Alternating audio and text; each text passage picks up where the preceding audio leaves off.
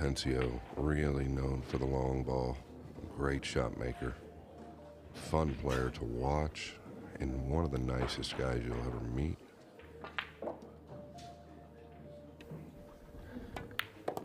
Yeah, they talk about $1 million smile, don't they? That's something in Atencio's locker. A smile that lights up the room. He plays in a sort of carefree manner, although that's the impression he gives. Clearly, he's desperate for success. Yeah, it's good to see him play, right? He had a baby not too long ago. Pretty big family. Been talking to him in Saudi. He's going to start playing quite a bit more. I think he's definitely a name that's going to be making the cut quite a bit. Notice the pace at which he plays. Shot clock will never be a factor.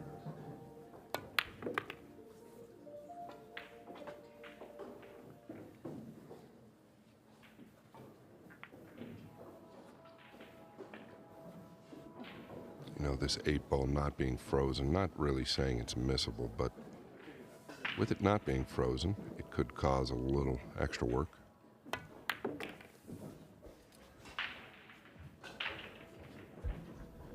The way he strikes the ball, to me, is very reminiscent of the young lad we saw in our first match yesterday, Albert Janawata. Authority.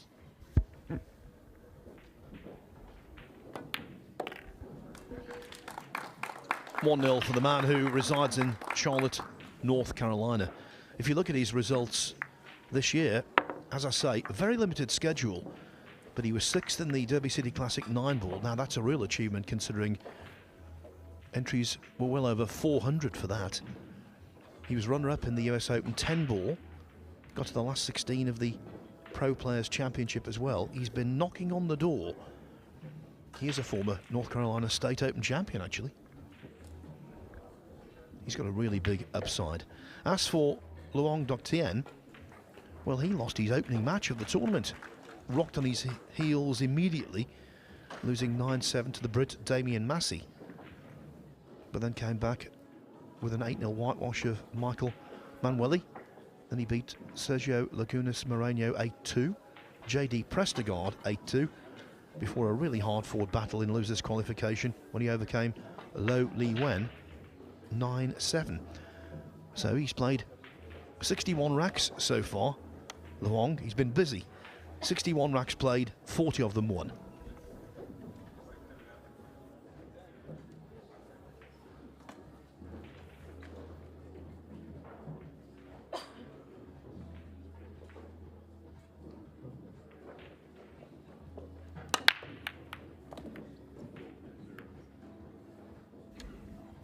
Yeah, it's a good sign. Cue ball come a little high though, maybe. As you saw, digging into the cue ball just a tick much. Like to get that cue ball to drop into the center diamond and then splash back towards the black and yellow 9.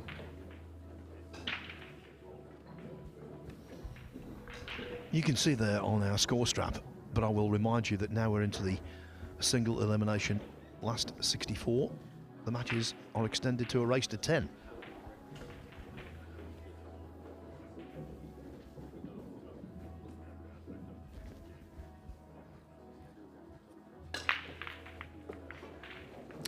Yeah, I mean, he's got to probably just chip the 2 up towards the 4 here, I think. Can he come all the way around and hit it thin enough, but still have room to carry the cue ball? Yeah, I was just wondering, I didn't feel like you could hit it thin enough, but the 3, wow. Wow. That is difficult. I did not imagine he played to get behind the 3 there.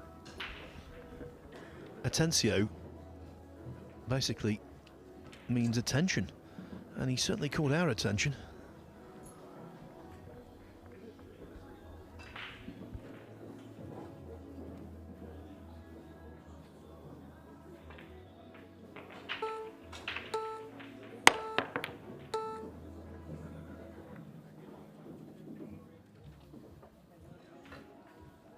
Yeah, actually a really good strike right there. He was trying to gain distance, wasn't trying to make that ball.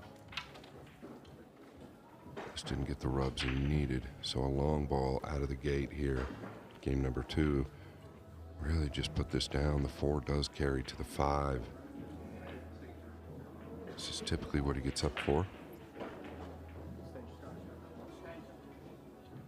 And he knows this is the shot of the rack.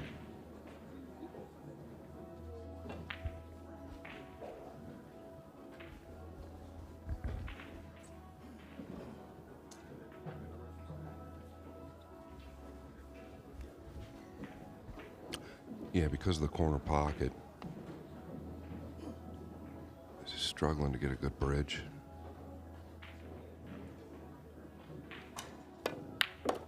Wow. Great strike. Long and strong.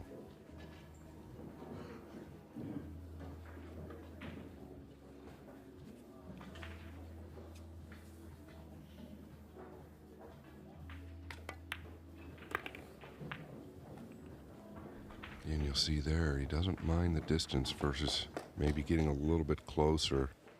Does that ever get him in trouble? I don't know. He's got to drag this in.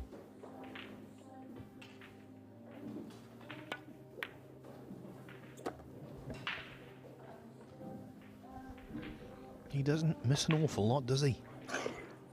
The way he completed his win over Gorst was really spectacular. He was hooked. He knocked in the 8 out of the hook across the short rail here. Added the 9 and a very notable scalp was claimed.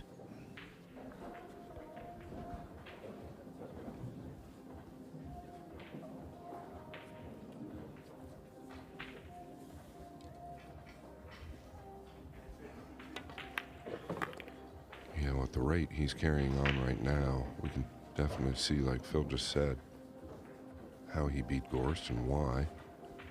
Speaking of Gorst, I believe he lost game number 1 here versus Robbie Capito. He is playing on the table just to our left.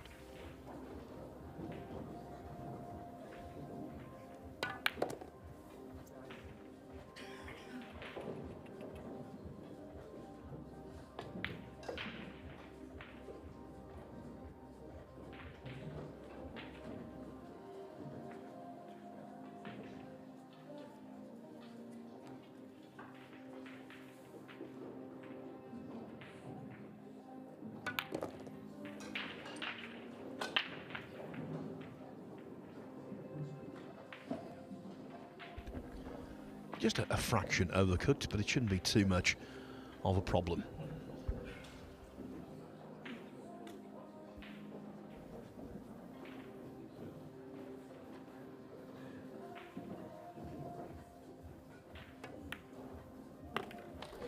Indeed, it was not. 2-0, just like that. So we've got, obviously, 32 matches in the last 64 of this Florida Open. 16 of those matches are going on right now. Yannick Pongas has made a quick start against Kasper Matikainen. He leads 2-0. The winner of Pongas and Matikainen will take on the winner of the match we're watching on table 1. Jan van Leerup, he's 1-0 up on John Morra. Just to confirm what Scott said, Robbie Capito has won the first rack against Fedor Gorst, and he's got a really good chance, actually, of making it 2-0 over Gorst. Marvin Assis, who was well ahead of Jason Shaw yesterday but fell victim to Eagle Eye's comeback. He's 2-0 up on 16-year-old Albert Januata. Conrad Yajushin and Tyler Steyer still in their first rack. Duan Kwok Wang and Chang Yulong 1-1. Mustafa Alna 2-0 up on Phuong Nam Pham. And the World 9-Ball champion Carlo Biardo on table 4. You can watch that match on the Matchroom Multisport YouTube channel. He's lost the opening rack to Vitaly Patsura.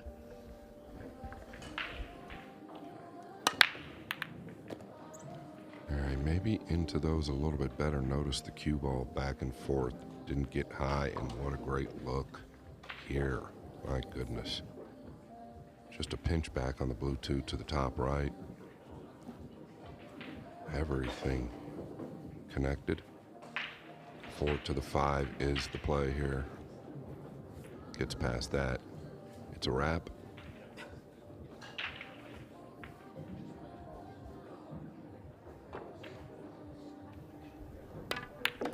So far this week, Scott, it's been more paninis than wraps for me.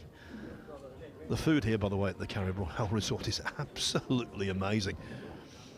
It's just a really tough decision every time you go into the deli. Do you get the Cuban panini or the Italian?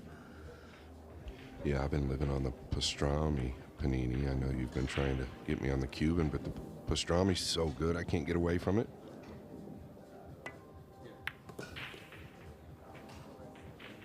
All right, a little awkward here. I believe he's going to want to go forward unless the angle's bigger than I think. Yeah, he's going to have to go forward here. And this is one where you can actually overjuice it or underhit it. So you just want to carry far enough here. Well, he didn't underjuice it, that's for sure. I think he's just fine. The 9 may be going to cause a problem with the bridge, but he can just smooth this in. Such a benefit to be a shot maker.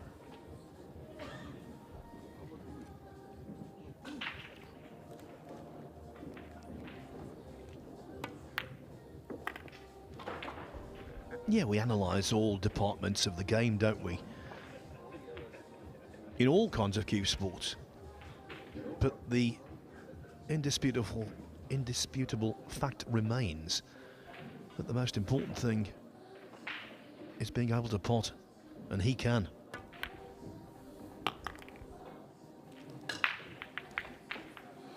He just seems extremely comfortable out there, right? Obviously, we touched on him beating Gorst. But I think just as powerful as having his family with him and how life has been going for him the last 6, 7, 8 months, because what happens outside the pool room is as important as what happens inside. And I think that's a reflection of what's happening right now for Atencio. Well, we talked about Torsten Homan becoming a US citizen recently. If the same thing happened with Atencio, again, that Mosconi Cub team is going to be greatly enhanced.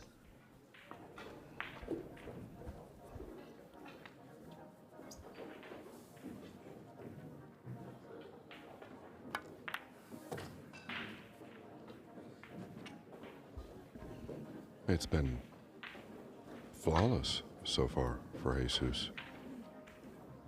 His talent is just shining.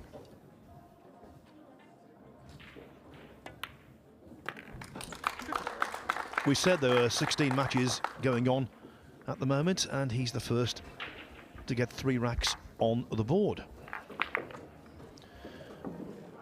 A little spot of early bother for Gorst on table 2. 2-0 down to Robbie Capito, and we know that he's capable of great things. The youngster from Hong Kong who won the UK Open last year. Such a cool customer though, Gorst. He will not be overly concerned about being 2 down in a race to 10.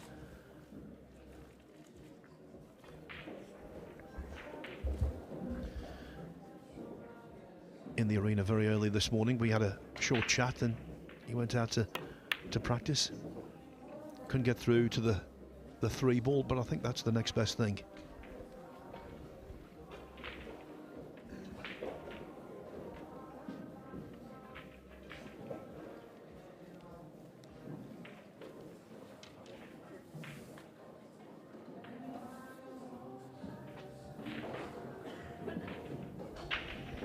There is another player actually at 3.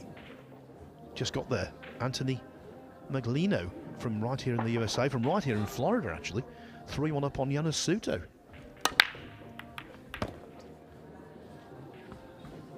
Yeah, check the cue ball out again. Back and forth. He's got a sliver on the blue 2 to the lower right.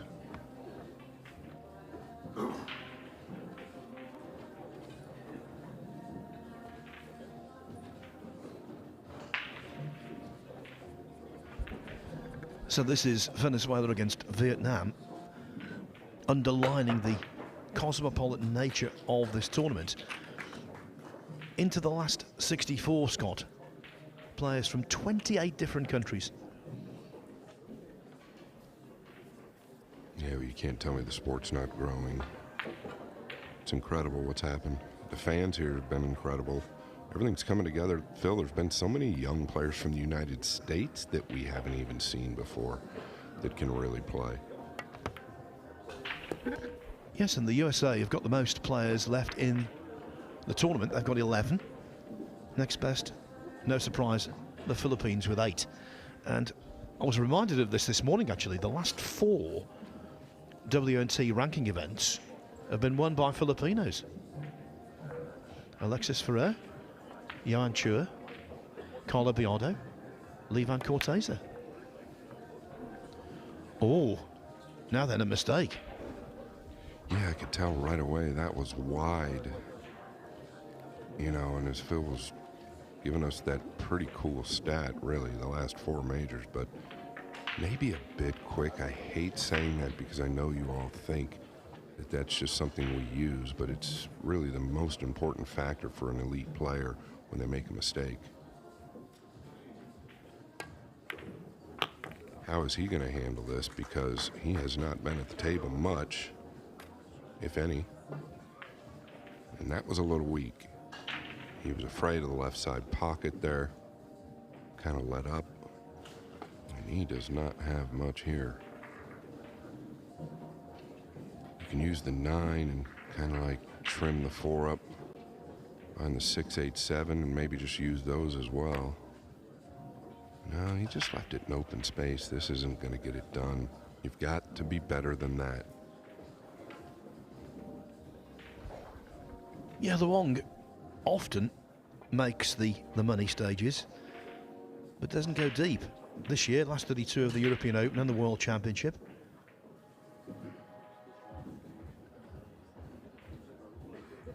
Yeah, I think he's shaving the left side here and coming around using those balls I just touched on. And that's why you can't leave the pink in open space.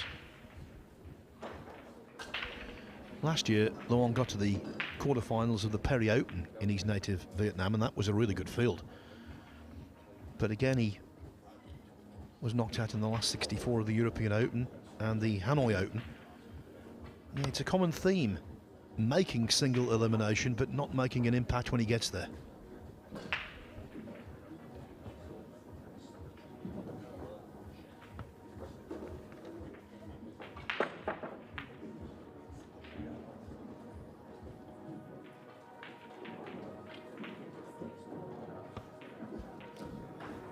Yeah, he's looking like he's going right of the 7, but boy, if you're elevating here, I don't think you can. You've got to avoid the 8. And the scratch. That's the problem. If you don't elevate, that corner pocket becomes massive. If you do elevate, the 8 becomes big.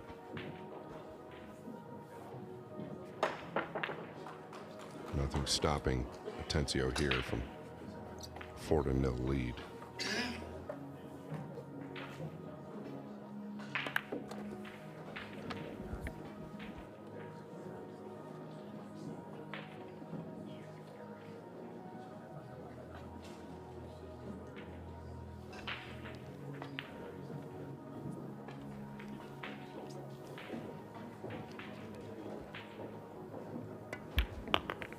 Yeah, so one blunder on the 3. Long Duc Dien did not take advantage and had a real chance to take advantage, and it was go time. Atencio off to the races one more time.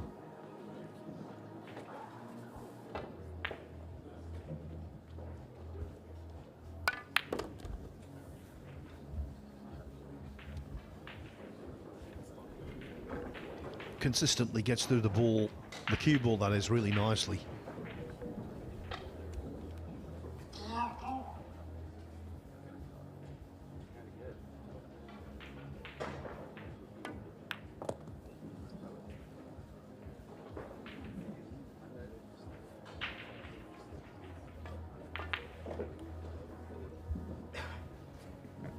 Yeah, this is the only ball here you don't want to overcut.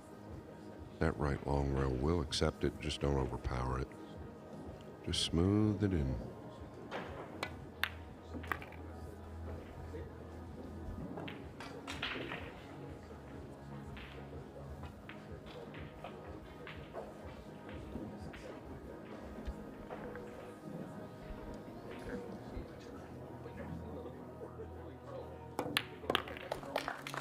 Concerning times for Luong Doc Tien.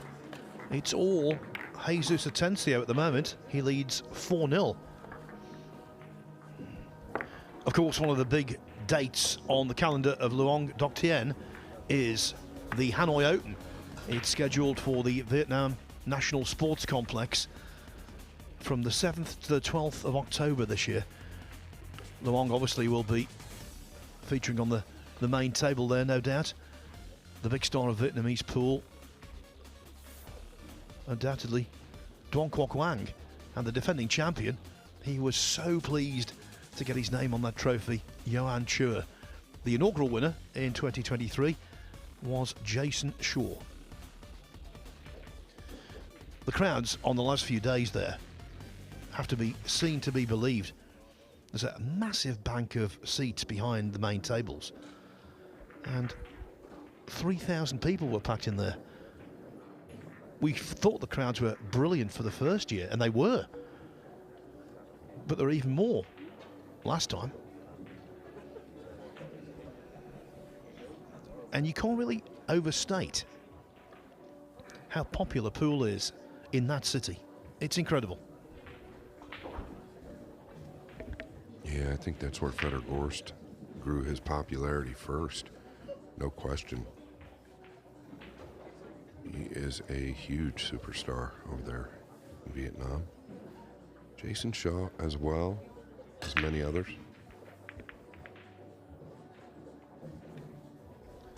Yeah, I think the Vietnamese pool fans would get behind Atencio as well, because he plays the game in a very attractive manner. There though, nothing doing. Yeah, I don't know what went wrong there. Notice the 9 coming clear out of the magic rack. I felt like that was one of the better hits he's made due to how the cue ball tracked. So maybe something loose there.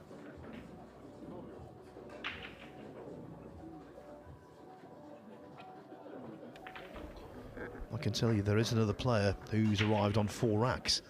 It is Petri Makinen of Finland, who's 4-1 up on Donnie Mills. All right, elevated here as he's swerving. Yeah, this is tough. Smart play. No matter how this finishes, he's probably going to get the window. All right, it was the red 3 that Atencio missed in the lower right corner, last rack.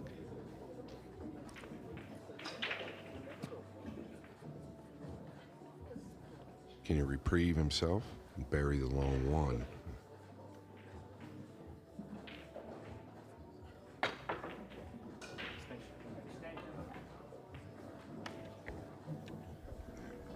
As he walks around the table, that gives me the opportunity to tell you that Fedor Gorst is 3-0 down to Robbie Capito. I felt like, you know, when I saw the draw last night, I was just kind of going through it. I felt like it's a pretty tough draw right there. I mean, obviously, Gorst is a slight favorite, but Capito, well, he's playing so well. Yeah, look at how he hit this ball. Just so smooth. Right in the heart. I don't think it's time to panic if you're in Gorst camp, but it's getting close.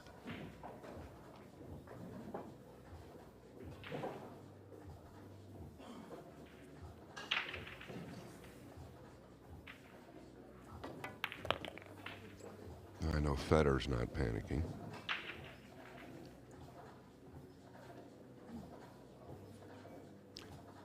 Can't say the same for Luong Doc Tien.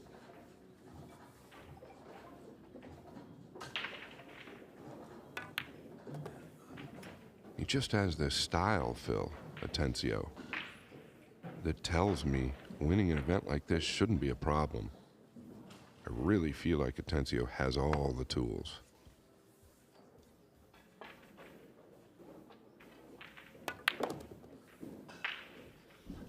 Yeah, the one thing that remains untested, how he would cope temperament-wise if he's in a high-stakes final or semi-final.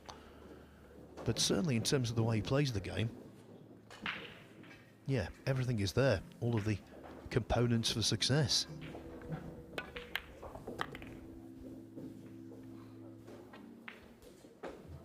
Yeah, you just love the way he doesn't force things. A lot of players there would have tried to pound off, but the 7 close enough. Just get... is he elevating the back of the cue a little bit to get closer to the 8 here? No, he did not. He just took what he could. Ended up really nice, I believe.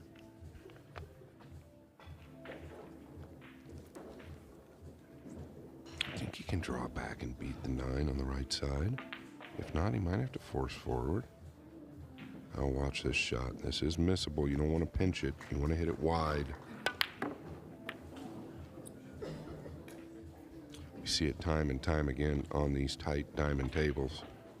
If you catch the rail going in with any power, it's not going.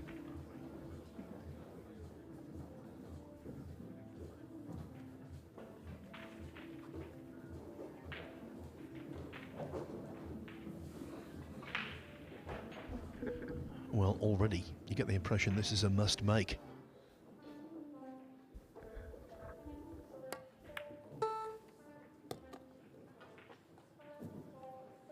It is made, but where's that cue ball going? Is it behind the jaw? Yeah, he's got knuckled. He is buried behind the knuckle. This ball will kick long 3 rails. He's got to catch right in front of the right-hand side pocket. And that's what he's looking at here. It's doable, Phil.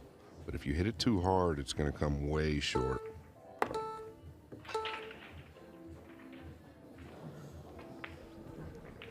Well, we know what's happening next. Ball in hand, and the formality of moving 5-0 ahead. Yeah, this is an unearned run here. Like the analogy, yeah, in snooker when a cue ball goes behind a jaw like that, we say they're angled. The player is angled. There it was knuckled, and it must feel like a bare knuckle punch to the face of Luong Dok Tien, because he was already in trouble and now he's in deeper trouble. He's halfway to defeat already, trailing 5-0. So many high quality exponents of the game of 9-ball out there right now. Chris Reinholdt's doing really well against Su Jua An, up by 4-1. I've noticed an improvement in Albin Ocean here, and he's 3-1 up on Mickey Krause at the moment. Yannick Pongers 4-1 over Kasper Matikainen. The winner of Pongers Matikainen will play Antencio if he comes through.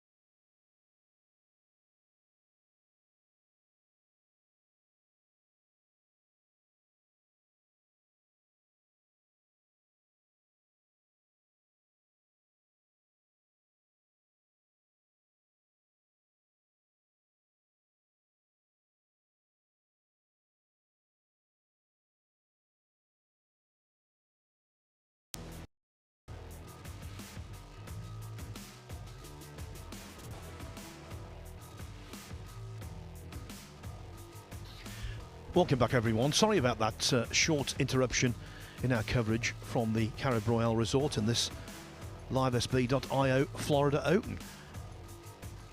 We had a few technical difficulties, so had to reset.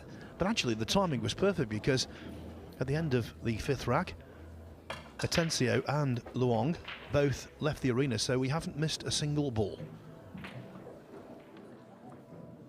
Atencio not missing a great deal either.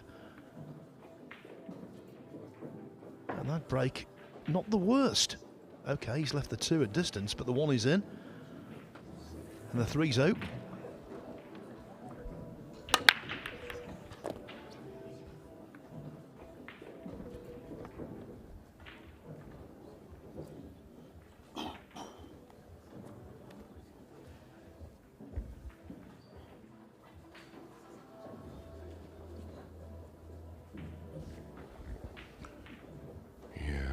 This is real thin if he's taking it on, but the green six is big.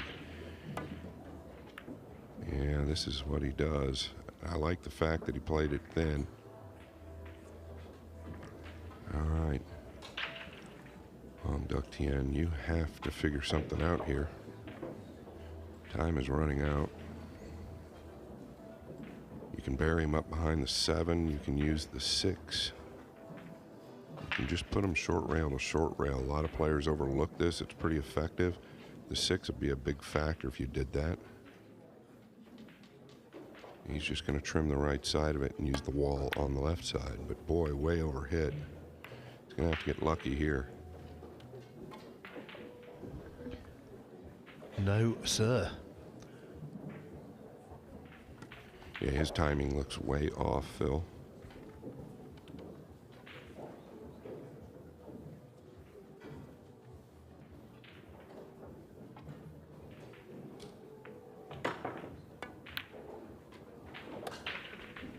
About missed that ball wide. It seems like he's gotten a little quicker as he's gone. He is a fast-paced player, but typically what these guys want to do is start out, you know, cautiously slow and work your way into that natural rhythm.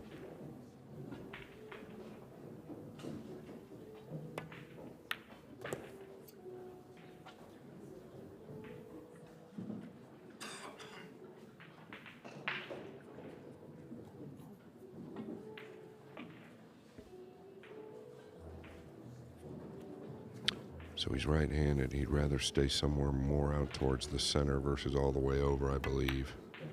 Yeah, so he needs a bounce. And he's going to have a big stretch here. When it comes to positional play, he seems quite uncomplicated. Just gets it into zones. He's so confident in his potting ability, he doesn't need to be too precise. Yeah, Filler-esque back in Filler's day, right? I think Filler's gotten so much better with his cue ball now, but that's what Josh Filler would get away with forever. Jason Shaw still kind of plays that way.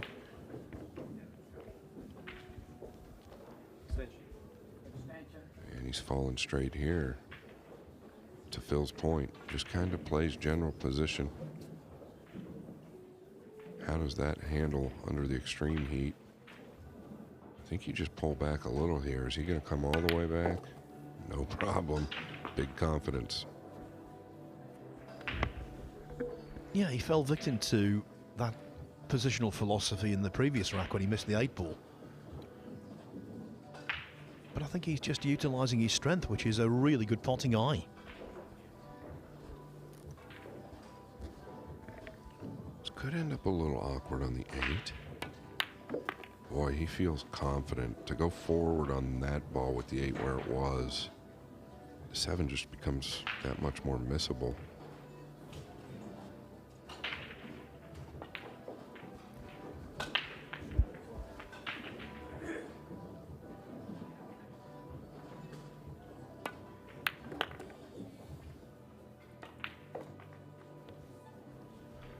It really is a dream start for Jesus Atencio.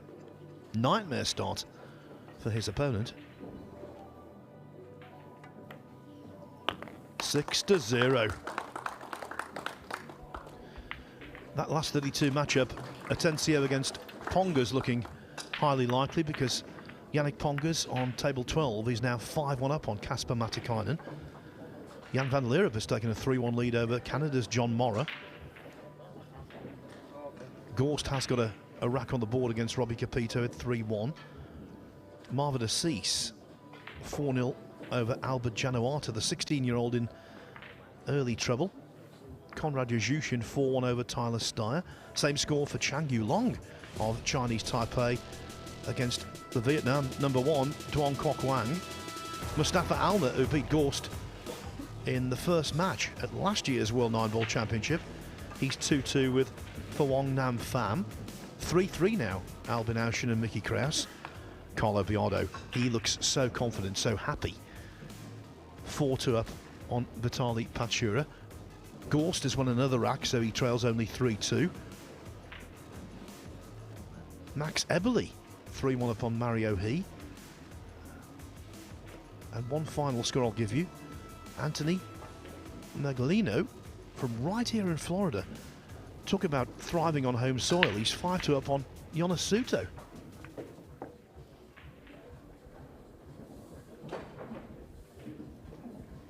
Yeah, if you don't know Anthony Maglino, you better get to know him. Great, great player. I don't know if there's any player out there that tries harder than Anthony. That's the flick you want right there off the 9. Nearly made it in the lower left.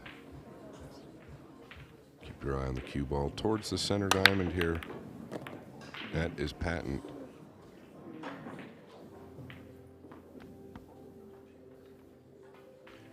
Boy, is he considering being aggressive here, and that takes guts if you want to cut the 2 in the lower left because of the 3-9, but gosh, you've got a huge wall to just drift behind with the cue ball. And I think that's what he'll end up doing.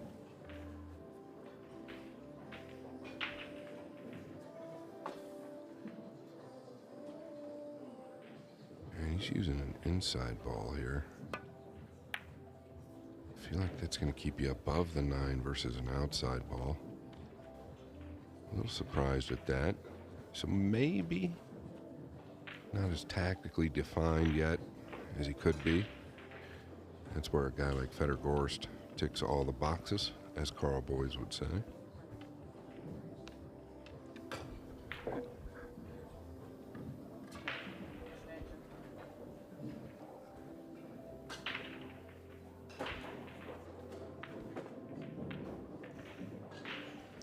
Has called his extension.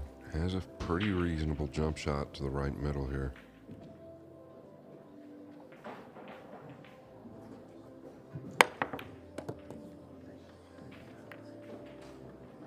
Is it going to get paid off? And I think he can make this. The 4-8 combination in the upper right is not out of the question.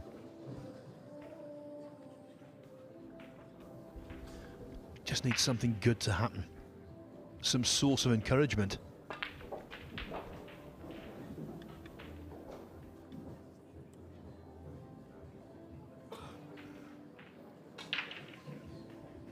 Watch the shot clock. Does it affect him at all? Watch out, upper left.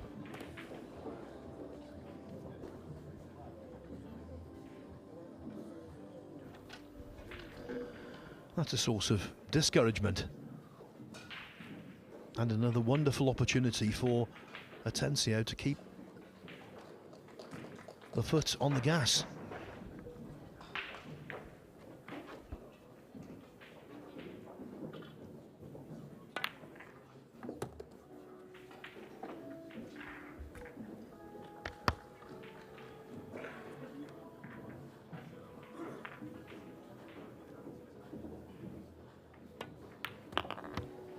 Playing good.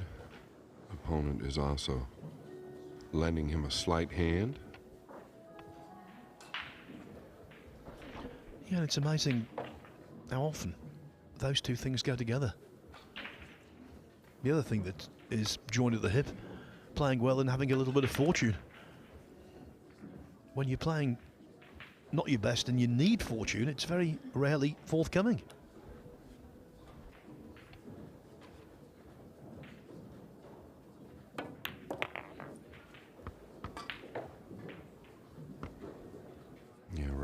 Capito also on the 8 and 9. I believe to go up 4 games to 2 versus Gorst. Easy work here for Atencio.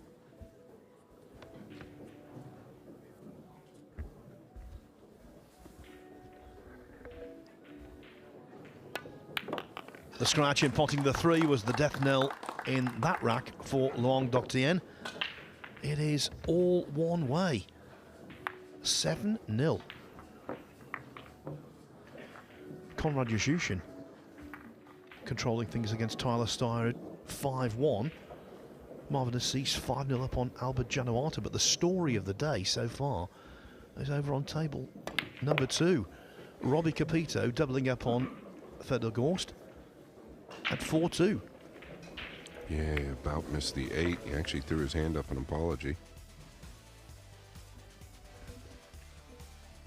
Not a good morning for the Vietnamese contingent. Duong Quoc Wang, much loved in that country. He's 6-1 down to Chang Yulong. A little further down the bracket, Aloysius Schaap 3-2 up on Roberto Gomez. We haven't mentioned that one before. Donny Mills trying to fight back against Petri Makinen. It's 5-3 now to the Finn. And Kostas Koukiadakis is 4-0 up on Naukioi. Koukiadakis, one of 4 Greek players into the last 64. Phil, you need a raise just saying that last name. Kostas Koukiadakis. There was a golfer I had to commentate on once called Pariah Janahasavastikal. And basically I realised I'd got to do it and just sat in the car on the way home from London one day back home to where I live in the West Midlands and just said the name repeatedly. And even now I can just reel it off. Well, he just reeled off a 9 on the left side, and first it was the lower left corner, narrowly missing, and this time the left middle. Well, we've had some stormy weather here in Florida over the past week, and that was a case of it never rains but it pours for poor old Luong Doc Tien. Golden break. He's not feeling golden, he's feeling rusty. Just sitting in his chair, unable to stop this torrent.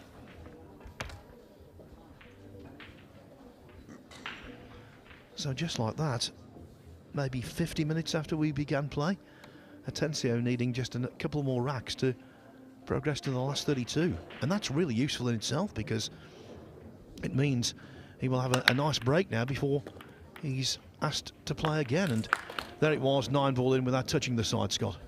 Yeah, and what was odd there, and I didn't notice, the 2 is what kicked the 9 in. I was thinking the cue ball, so a little less credit for Atencio, but nonetheless, it's on the scoreboard.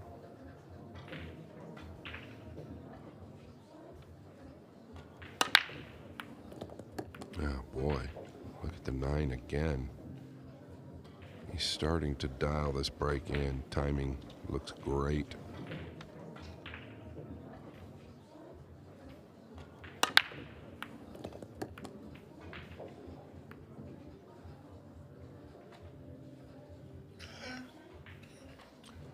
Do you feel good enough to bank the 3 towards the pink and just draw back behind the green 6? You could also do the same thing if you think you could draw straight back behind the 7, 1, 2. It's on that line. You never know with this guy. He might just cross it on the left side. All right, might be going back behind the 7 here, using the 6. How about just chop it in? No care in the world, Phil, about the cue ball. He tutted there. He was expecting more. He's in the zone. And he's almost in the last 32.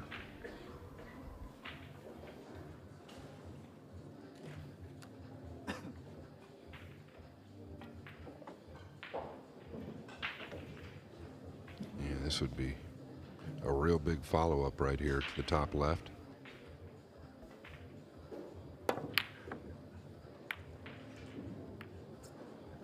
Too good to be true.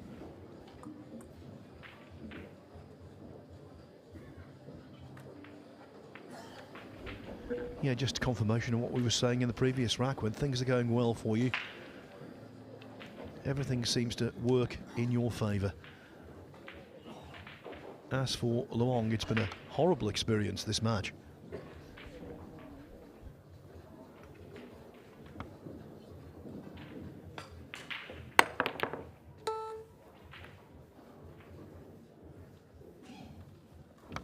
I actually thought he'd go at the side pocket there.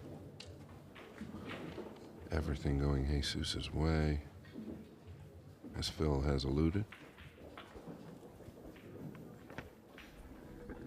Over on table 2, by the way, Robbie Capito sizing up an 8 ball, natural position on the 9 to go 5-2 up on Fedor Gorst, but he's missed the 8. He's left the 8 over the pocket, as we see Vitaly Patsyura fighting back against Carlo Biardo. All happening.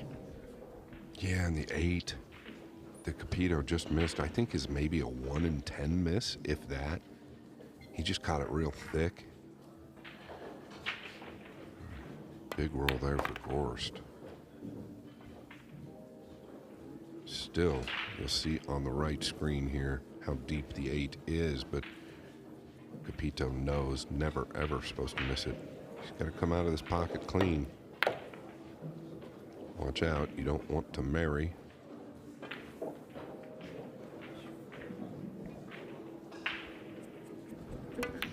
Cutting back into a semi-blind pocket.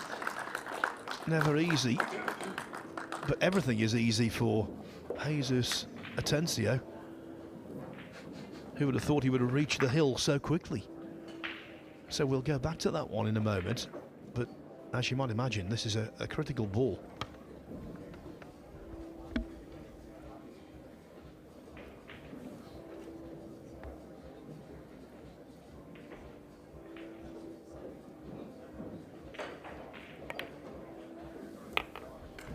Never in doubt. No jaw contacted. So what could have been quite easily 5-2 is only a 4-3 deficit for Fedor Gorst. Jan van Leeuwen 3-2 on John Morrow in a much slower moving contest than the one we've been concentrating on. Yannick Pongers 8-1 over Kasper Matikainen. Konrad Jajushin well down the road to victory against Tyler Steyer at 6-1. Same thing for Chang Yulong, 7-1 over Duong Kok Wang. Mickey Kraus 5-3 over Albin Auschen. We saw Vitaly Patsyura pop the 9 ball in rack 8. That was to get onto level terms at 4-4 with Carlo Biardo. Chris Reinholdt, former US Mosconi Cup player, leads Xu Jui An 4-2. Donny Mills fighting hard against Petri Makinen, now only 5-4 behind. And Roberto Gomez 4-3 up on Aloysius Yap.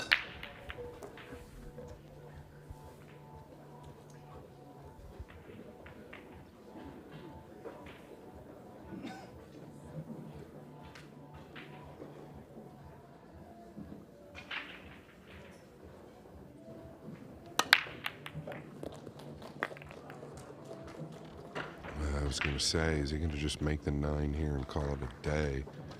Ended up scratching off the 9. His common scratch to the side. It's very similar to the scratch off the bottom of the 9 to the corner. Can one of Vietnam's greats get on the board? Stop the bleeding just a little. Yeah, just to put into perspective, he's a fine player, Luong. 2023 was his most lucrative year. He got to the semi-final of the Maldives Open. He was quarter-finalist in the China Open. Played in the Premier League that year. Finished 11th. Today, though, has been a pool disaster for him. Coming back from 9-0 down to win 10-9, that would seem unthinkable. I suppose here, just trying to avoid the ignominy of a whitewash. Yeah, I think he's got to crash into the purple here. And Phil, I've got a pretty good analogy that I'm going to have to touch on here in a minute as to how this match has gone. At this level, to win 10-0, not saying that Jesus is going to do that yet, but it is pretty incredible. How does this finish?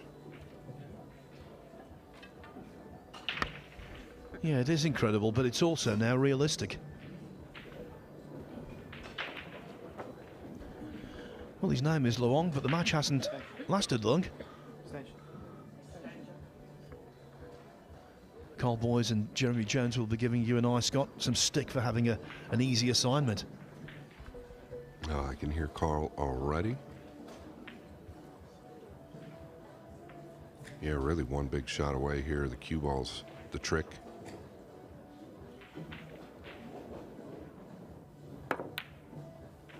Oh, that was off by some margin. Is he going to get away with this as well? I don't know. I think this combination is pretty easy, even though you've got to cut the purple just a bit. Cue ball will track 2 rails out back towards the center if played correctly. You don't want to have to hit it harder than you need to.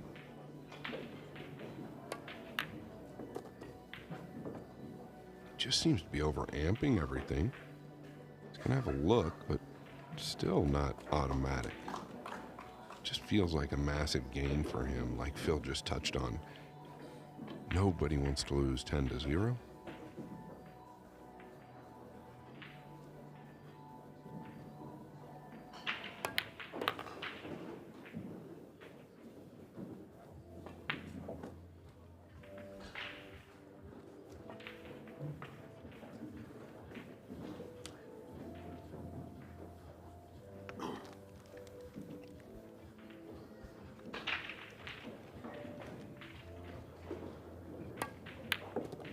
So the analogy I was about to make, Phil, is in professional world of poker, which I'm sure you're familiar of. There's a player named Michael Mizrachi who just won the World Series of Poker. He was down to 3 big blinds on the day prior to winning and went on a run that nobody's ever really seen. It felt kind of like Jesus was doing the same thing here in this race to 10, but Luong Duc Dien has other plans. When the chips are down, can he possibly come back? Well, he would need something remarkable on the river. It is 9-1, at least. He's avoided the bagel. But the right time of day to have a bagel, Scott. Keep talking about food because I didn't have any breakfast this morning, so maybe it's subliminal. Now, let's go over to table 2, where Fedor Gorst has a chance to get back onto level terms. A few moments ago, we were talking about the possibility, the probability of him being 5-2 down, but he calmly banks the 7, and it looks like being parity.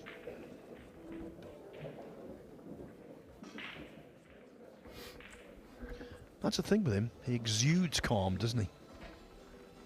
Yeah, and he has every trick in the bag, every single trick in the bag. Luong Duc Dien to break on the left. Okay. Got the 1 down, but nothing on the 2.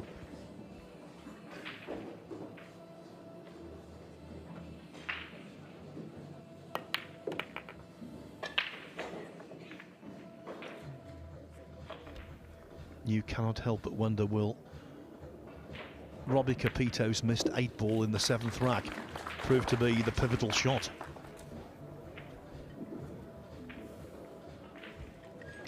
Rolling out here.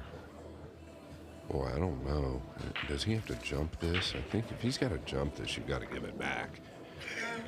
And I think that was kind of an error there. No matter how this turns out, you just can't take that type of a chance. I don't have a problem pushing below the 7 to where you can flick the bottom of the 2, but this is just triple tough.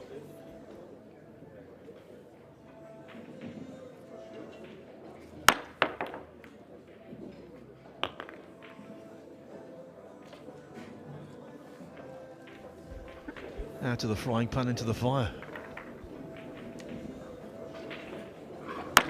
Gotta give him credit. He hit it almost exactly how he wanted to. He's got a big pocket here.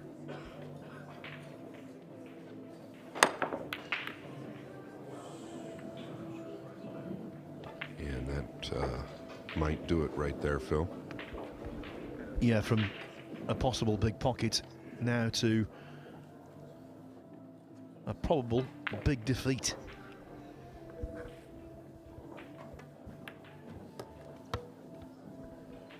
Just keep his concentration, Atencio.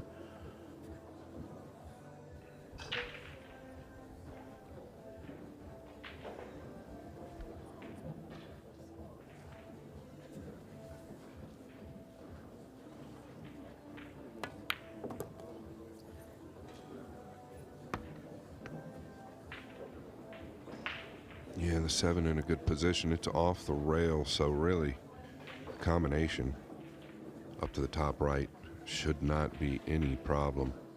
And the credit really to Atencio, because right out of the gate is when the steam is really on you. And he performed flawlessly the first 3 games. Had a couple of mistakes in this match, but boy, I'll tell you what, hard to discredit anything he's done here. He's turned this Florida Open into a family affair, as Scott was saying. He's here with his wife and his child. His parents are here also. He's fueled by pride because of their attendance. And he's channeling that pride into some formidable pool. Yeah, if I were to say anything to Jesus, is maybe just tighten up the tactical side just a tick. But boy, the shot making, unbelievable. Well, when this 9-ball goes in, he will have won in the tournament 37 racks for the loss of 14.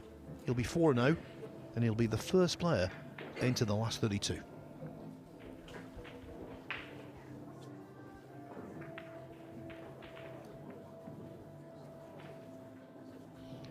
Taking absolutely no risk, calling the extension on the 9. A job very well done. Luong Duc-Tien defeated by Jesus Atencio by 10 racks to 1. Atencio, as I said, has the distinction of being the first player into the last 32 of the LiveSB.io Florida Open. Coming up in around 5 minutes' time, our second match of the day, more last 64 action. It is a couple of European Mosconi Cup stars, Eklund Kachi against David Alcady.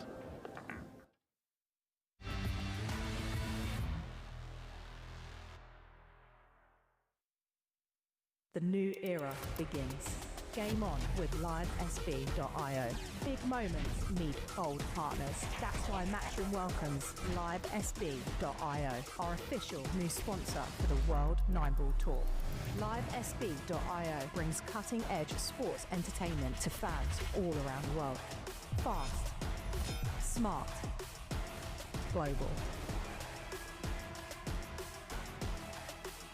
Same fire, same energy, new partnership. LiveSB.io World 9-Ball Tour. Let's play.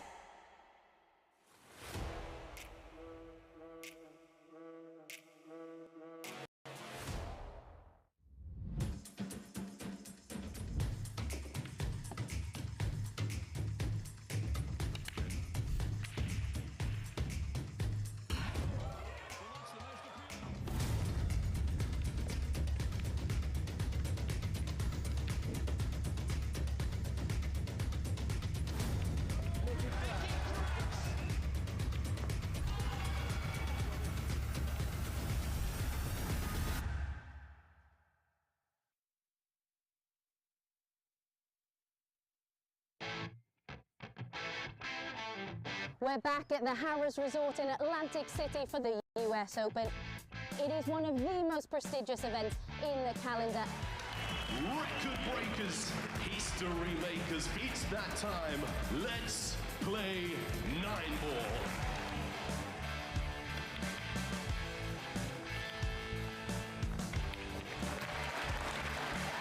9 ball pulls on the growth. On the Governor gets on the board. Next year's prize money in the US Open is going to be $500,000.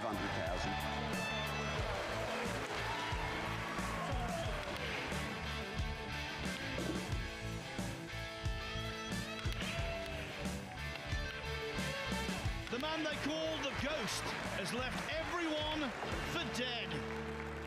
We will take this sport to places it's never been, and that's a bloody guarantee.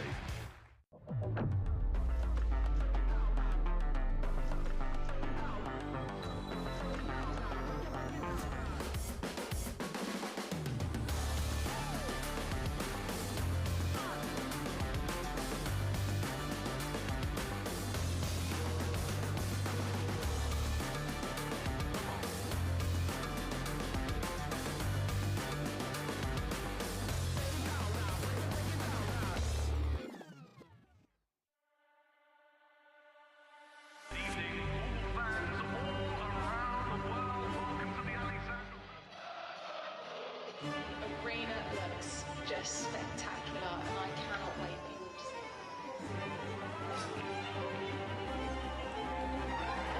Lulus, don't worry. Yeah, there's plenty of guys that need to be ready. We're the champions. You need to come take it from me. You want to follow me in there next? Yeah, I know you're ready. All we've been doing is Can you speak English, but please speak? Because I ain't not sure what you said.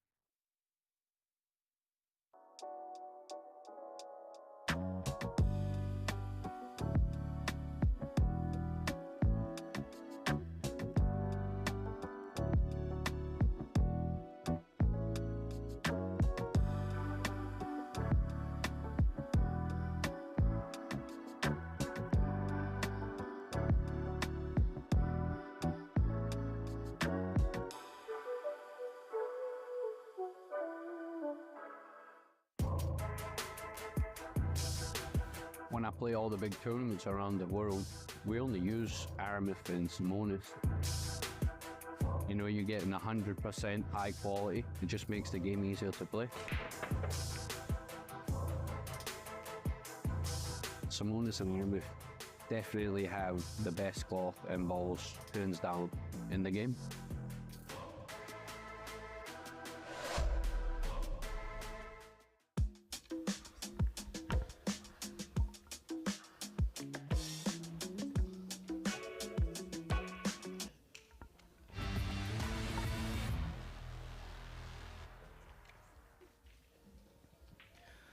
Welcome back to this year's inaugural Florida Open. This is where we are. We're at the Caribe Royale. We're kind of just behind them big buildings in the conference center at the back. Beautiful setting, beautiful arena. This is the format. We are now at single elimination. After last night's play, just 64 players remain. We're going to play the last 64 and the last 32 today. All a race to 10. And the semi-finals will be a race to 11. And then the final, as always, a race to 13. Table 2 action has been an interesting match between the world number 1 and a certain Mr. Robbie Capito. Capito had a little lead. Ghost has been clawing it back. It's tied at 4 apiece and Ghost is at the table.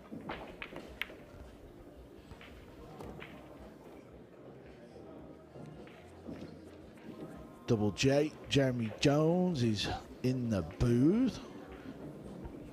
Yeah, I hadn't seen you all week, Carl. Well, you've been busy playing. Yeah. Not for long. That's not the excuse, I know that, but yeah. But watching these matches, of course, we saw a very lopsided score. in the opening TV round, but there are some other lopsided scores, and some you may not expect. Some guys doing some things that haven't played a ton of these events. One that sticks out to me is Maglino up 8-3 over Pseudo. Maglino always seems to make some noise when he plays in one of these events in some way or some fashion. Yeah, another result that I'm not saying it's completely unusual, but the scoreline's a little bit one-sided. Marvin Aziz is 8-up over the young Indonesian. Yeah, Kostas Koukiakis up 6-1 over Naoki Oi also. The world number one has took the lead 5-4. It was just a couple of weeks ago where he nearly defended his crown, but he lost it to this man right here, Carlo Biardo. Also in a close match, he's 5-4 up over Vitali Patsora. Vitali, very good friends with Fedor Gorst, playing side by side today. Yeah, another youth, Yannick Pongers, 9-2 over Kasper Matkinen. Kind of an odd shot here, even though a simple pot, really, but near the rail. Doesn't really want to jack up. Can he push by the 8? Or does he have to go into the 8? May stun into the 8 if he has to go into it. I don't know if he shaves the 8 the wrong way. Yeah, went ahead and played into it and got enough speed to open it up.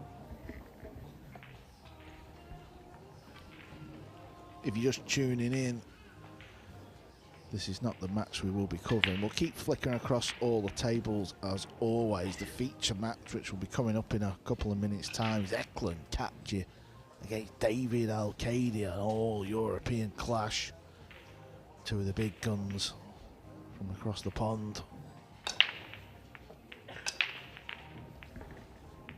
Yeah, I really liked what I've seen from David so far. I'm actually trying to look up and see who he lost to, because I didn't realize he had lost a match.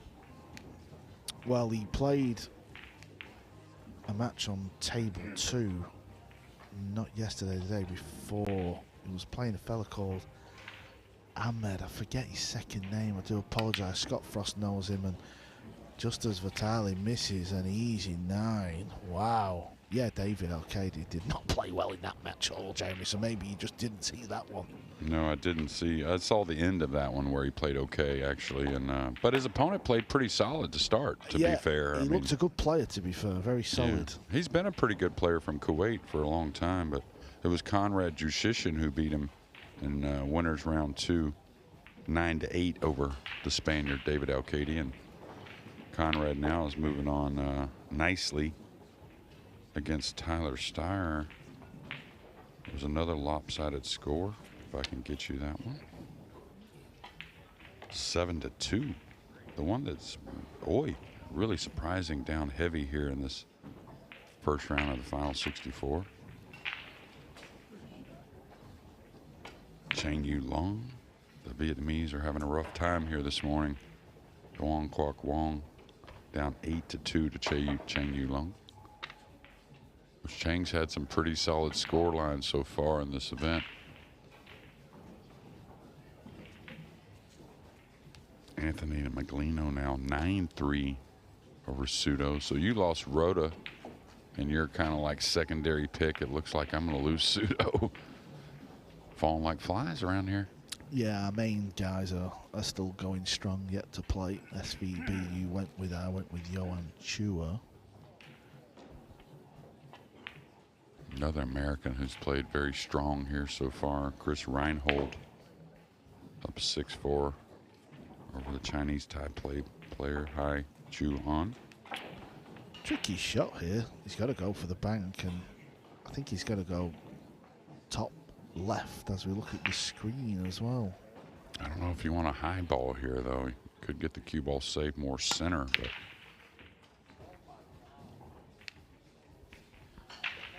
wasn't his finest shot of this match.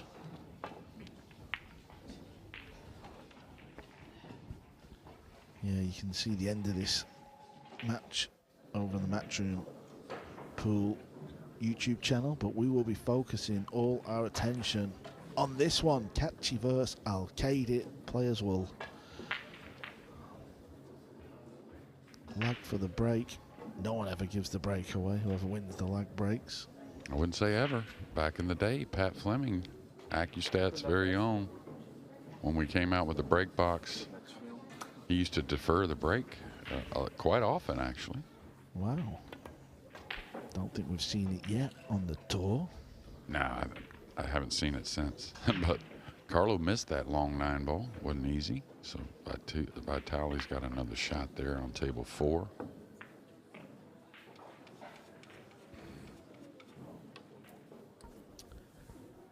It's going to be the Spaniard to open up this match.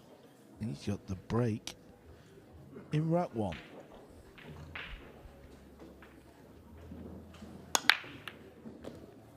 Yeah, some players still commenting about, you know, some soft breaks out there or questionable ones. David had some of those in question when this break rule first changed, but one thing I liked is he's learned how to pick up the speed, which I think in all is going to not only break better, but I think you just play better behind it. Well, he's got a pot here, but potting the ball is not just the problem. He's got to get back down for the pink 4.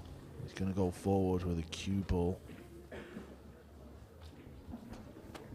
Yeah, it's really in between. May just take a high ball rather than trying to stun 2 rails and come all the way down. There's not a lot of angle here. You got to really warp it, I think, to come 2 rails.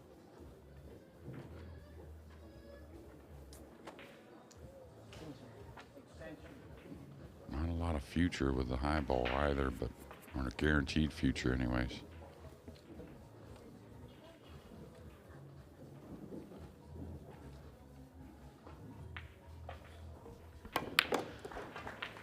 This is a great shot, JJ. Yeah, really good. Deserves a friendly bump. Still a nice one to knock in to start the match. 2 of the best tactical guys out there, wouldn't you say? Yeah, big fan of the safety game of Al-Qaeda. Carlo Biado was the player on table number 4 who actually potted the 9 in the end. Both players had a couple of swipes here, so Biado takes a 6-4 lead. David lays a good safety. Yeah, he's either got to go underneath the 7 or really swerve from above. Looks like underneath is doable.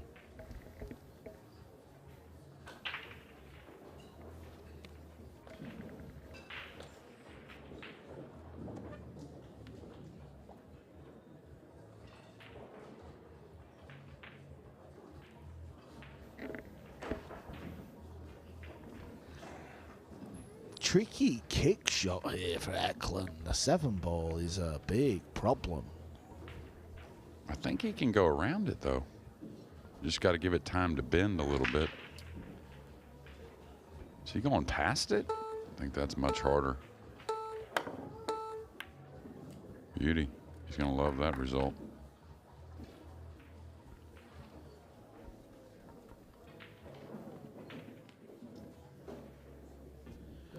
Yeah, that was just one of them shots where he just had to make sure he hit the pink ball. There were no real kind of kick, safe idea behind it, no real options, just hit the ball and hope.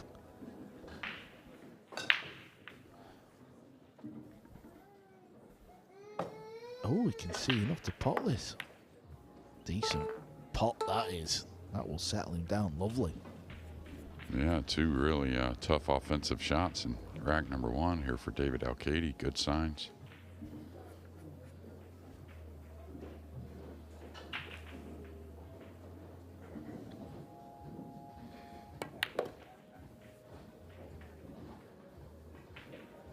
Just getting there, really. Now he's got to figure out the speed coming back and forth, though, with 2 side pockets. He's got to worry about just a little bit anyways. Maybe 3 rails back and forth.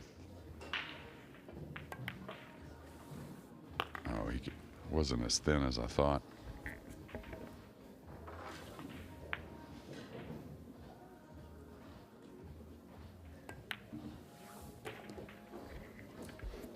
We know we're in the final 64. Some things have changed. Carl Boyd's keeping stats over here.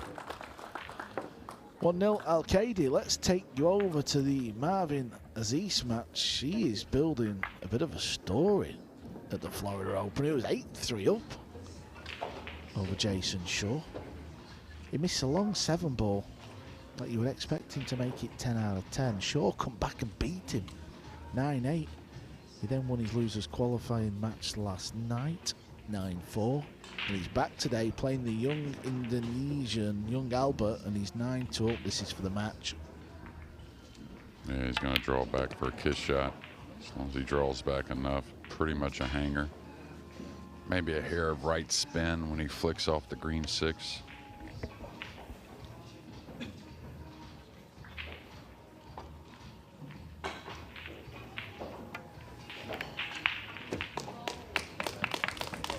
So we've lost the young Albert, but man, what a pleasure to watch him play this week. True talent. Yeah, he's got plenty of more years ahead. He will learn a lot from this tournament. It's been a good week for young Albert. 9-ball and a bit of movement. But you can see getting more into the ball and into the rack. And again, I think that's going to bode well for David. Yeah, if he keeps breaking like this, there'll be no referee word in the ear telling him to pick up the speed on the break. This is good stuff. And this 2-ball does sneak past the red 3 in the upper corner. Yeah, he's got to take on a long 1-ball first, though. Yeah, that was me still in bed. Well spotted. Had to call it out. Sorry, Carl. That might be the first time I've ever done that. Oh, come on. Oh, wow. What a nice one with the cue ball. Feeling good from distance, huh?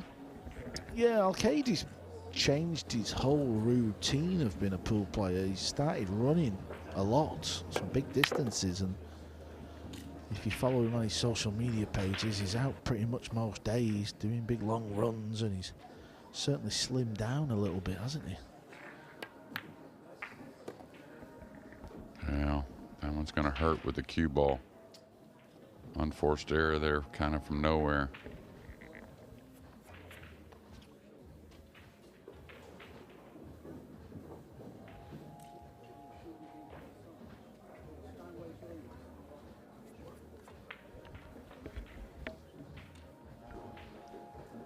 I can see Carl didn't put the order in for both of us, but that's all right. There's a reason behind it, JJ. He's alluding to the fact that one of our social media guys, Jack, has just brought me a coffee. He asked me about 10 minutes ago. I was on my own out somewhere. I do apologise, JJ. You don't respond to your text messages anyway. Still in bed. I could see that. All right, he's got to cross this. I don't think he can go for this, really. I don't think the 5 passes. I think he's got to cross it and try and come down the right towards the 5 and 6 with the cue ball. When you say cross it, explain to our viewers who may not understand, where's he trying to get the 4 ball? Pink 4, kind of cross it underneath the 9, just off the side rail and let it come back. Let the thin hit on the 4 naturally carry the cue ball back up the table off the bottom cushion. Well, I don't think he's doing that. I think he's thinning it the other way. Oh. Wasn't ever going to get the snooker here, though. I'm leaving it near other balls, so, He obviously saw something we didn't because he's awesome tactically. Decision time for Eklund Catchy. Does he go for the pot or does he play an up and down and try and get the cue ball in behind purple and green? Well, it's hard to argue either way he chooses, I think. I don't think jacking up is the order of the play. I think that would be the one I'd be steering away from. I think he sized up jacking up just for the safety, maybe banging it away, but I don't mind him going for the make, to be honest. I think because it's so early on, he can be forgiven for not going for it, but Yeah, this was the shot I was thinking about. Useful bump, but he played a good pink 4. Good shot. Kind of curious. That's why I was wondering why he put the pink down there near those other two. 3 or 4 racks in, if he, won a couple of racks and he cleared a few balls, he may be more tempted at going for the pot there, but you can sort of understand him refusing.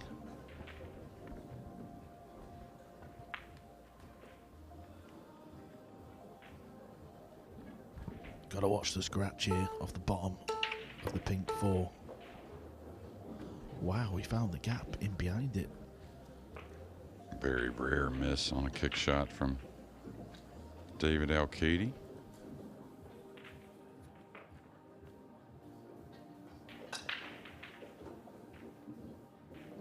Some matches tightening up out there, though. Always like to see. Your pick is about to get started against Hunter Lombardo, Johan Chua. Max Everly still rolling back the years a little bit, up 5-4 on Mario He. Always made a little comeback, cut it to 6-3, 8-4. Mickey Krause over Albin Ocean. Badr Alawadi just getting started against Candela. He's up 2-0. I'll tell you an American that may make a lot of noise and make some kind of captain think these next few weeks is Chris Reinhold. Really playing his best pool. Yeah, I like his game, I really do. I don't think he's played, that bad in the Mosconi Cup when he's been given his go. No, I mean, if you look at the overall entire racks in the Mosconi, yeah, he's let a few escape, but he's played overall, percentage-wise, pretty solid pool considering the situation. Yeah, and he looks a really decent cueist down on the ball, and having played in it yourself, Jeremy, that's going to get you a long way in that tournament. Yeah, and I'll tell you another thing, he's not afraid. He's really kind of built himself into that position instead of just kind of assuming it.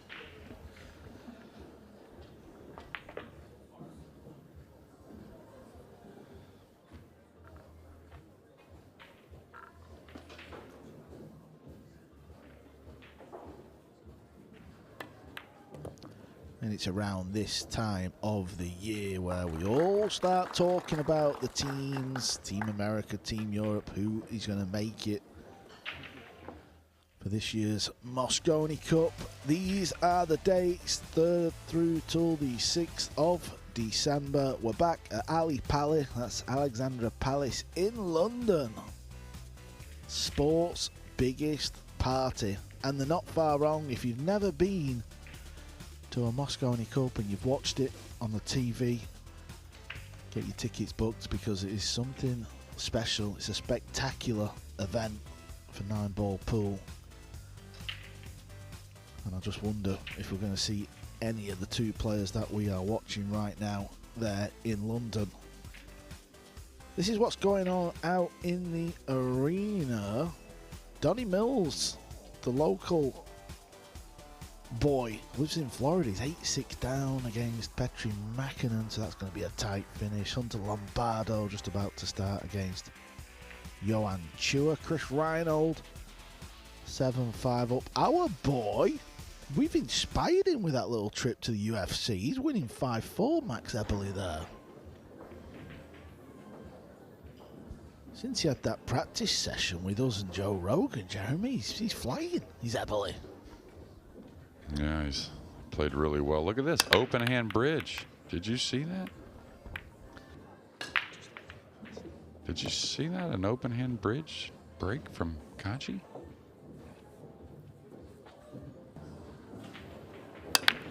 Open hand bridge? Now, okay. Did you see the 9-ball flat out of the rack, too? That's got to be addressed there. Make sure that's all tightened up. Lucky to get the 3 downs. Got a great shot on the 1. Yeah, Max, I watched a few racks over there with him and Mario, and Max has knocked in a lot of long balls, a lot of tough ones. Breaking the balls pretty well. I think it really comes down to getting out when you're supposed to in these situations, and that's what Max is doing.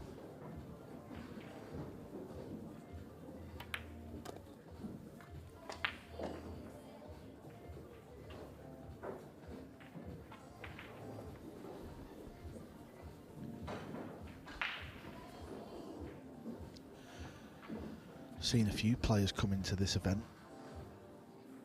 with a little bit of a tweak on the break. We've seen SVB breaking more central. I've done 2 matches of Shane, and I've watched about half of his other match where we're in comms. I've not seen him miss the 1 ball on the break yet. Yeah, I don't recall one either. I know I've done some of his matches as well, and not a whole lot of mistakes so far for him, 3 matches in. What do you do here? Does the 5 pass the 9? Can he go back and forth and get on anything? Maybe an outside carom, depending on where the cue ball lands.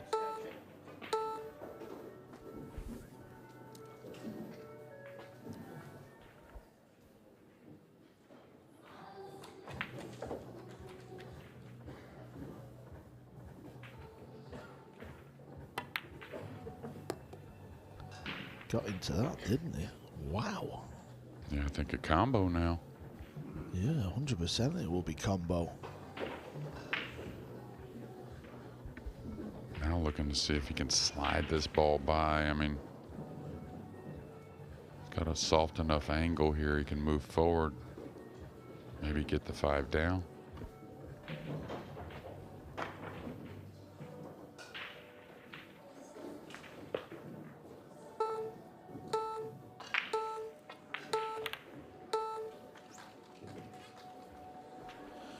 At this level, it was a bad miss, that one. Look at the overhead, Jeremy. It wasn't difficult, was it? He was obviously so concerned with missing it, and that is probably is the cause of why he's missed it. If he'd have just gone full-blooded and maybe not worry about the cue ball and the 5, I think he makes it. Yeah, and I really think the 5's up on the top cushion regardless. May not get the snooker, but these guys get really motivated when they don't think they're going to get back to the table and they get that chance. So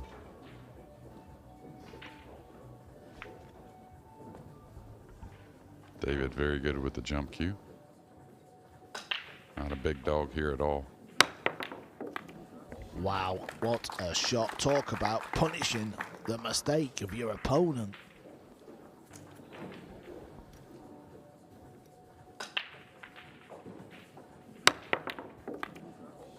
Yeah, I got a lot of dig on the cue ball also to make this combo a bit more playable. Well, Eklund missed his combo. Al-Kaidi didn't. Takes the lead.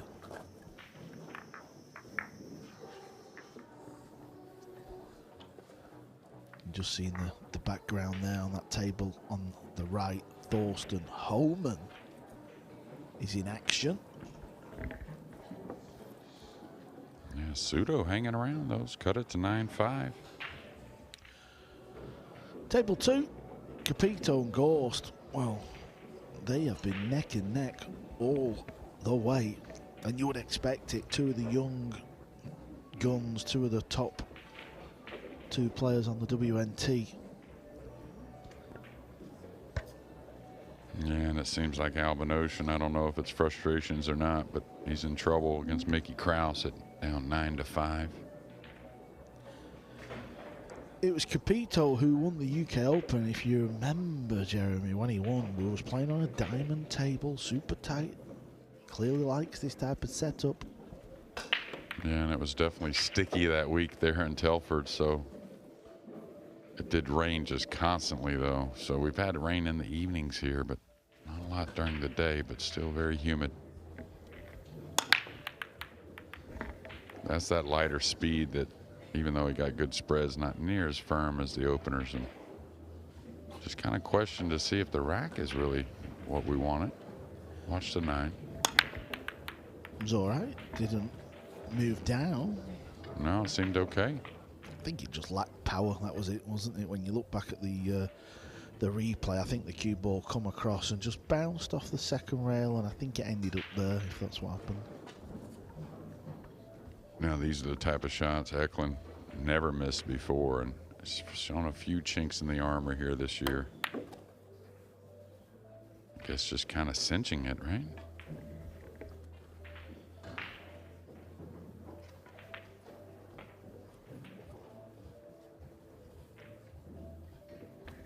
Can he go behind the 4 here, knocking the 2 over? Go up behind the 3 maybe. Wrap the corner 2 rails. Yeah, he's got a couple of options, hasn't he? I don't know if he can play the 2 railer behind the 8 as well. I don't know if that's on. Yeah, I'd have to hit it really slowly, right? Yeah, I don't think you're protecting the 2 ball playing that version, are you? Can he go over behind the 9 as well? Is that an option? I didn't think he had that side, but Okay. problem is David's knocked in the long ball. He's knocked in the jump shot.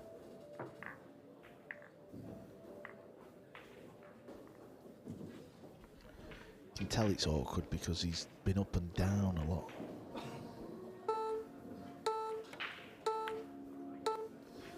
That was the shot I thought he could just manufacture, and he has done. Now we'll see probably a swerve, I think. Swerve trying to pot it? Is that what you're saying? Yeah, if he feels like he can get enough speed on it. I always like the feeling of the swerves myself overall. I don't feel too bad about them.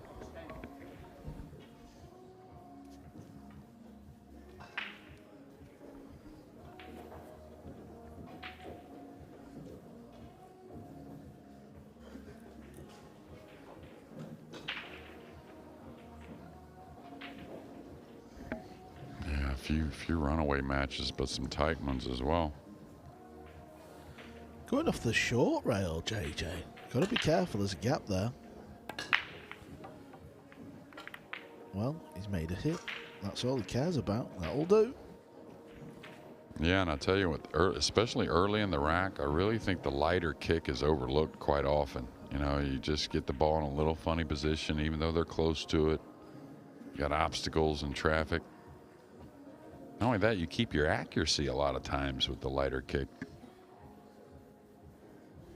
What's going on here? Is he shaving this, trying to bump the 9? Just use the 7 as a snooker. He caught the 7, so a little off so far. Needs help with the 7 here, and he's got a little bit of it. You see where it's nestled on the green 6? He's cut off the 6 going into that corner. David clocks it straight away. That's a pool player's instinct. Yeah, the 5's not too far away though, so I feel like as crafty as he is, he'll figure something pretty slick.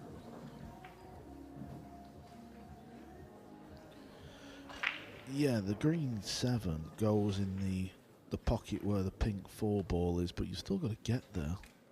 If he doesn't try and do that, is he going to try and knock something out? But at least it gives Eklund a bit of hope. Yeah, there's a lot of angles. You can play the 5 to go 2 cushions into the 6-7 around the 8, right?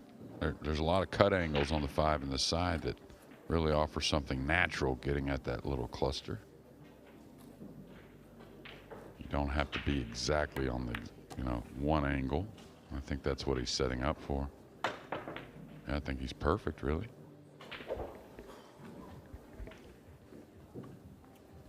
Now here you don't want to crash into him heavy, but maybe feel like you're bumping the 7 a foot away. The 7 may get a little congested on the side rail with the 9, but first things first, you got to open them.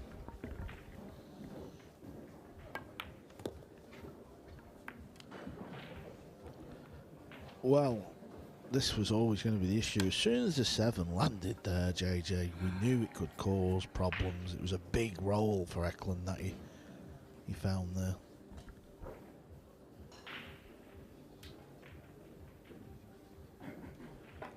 You know, David had no option. He had no choice. He just had to go into it and hope it was his day. He'll hit the green 6. Can he fluke it? Wants it to keep rolling. Okay. I suppose Eklund's going to be playing for the combo. It might actually sneak past the 9.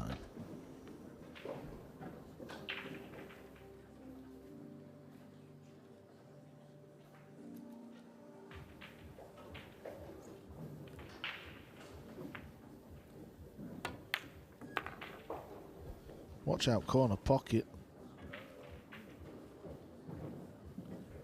Gonna need a good pot here. Yeah, can he push through, or is he going towards the side pocket? Not the type of shot you want to elevate.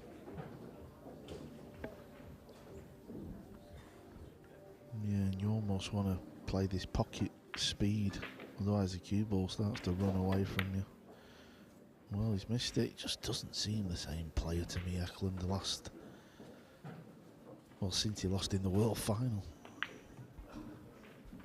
I know he chose to kind of take his foot off the pedal a little bit. And, you know, I suppose we've got to remember he had that horrific injury, didn't he?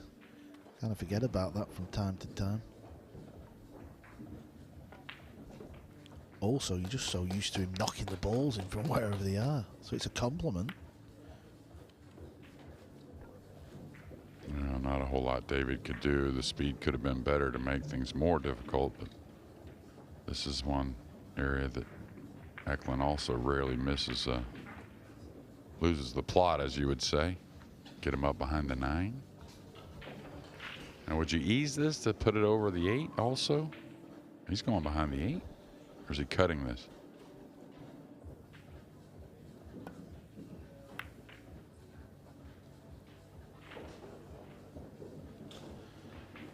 Brave shot, because you knew the 7 was going to go above the 9.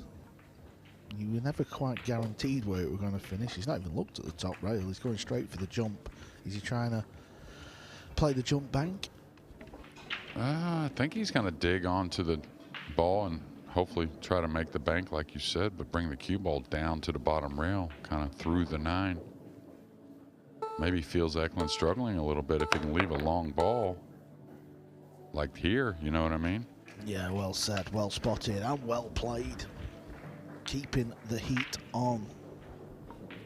Yeah, it's going to be hard to edge this ball. This is one he'll probably have to go for.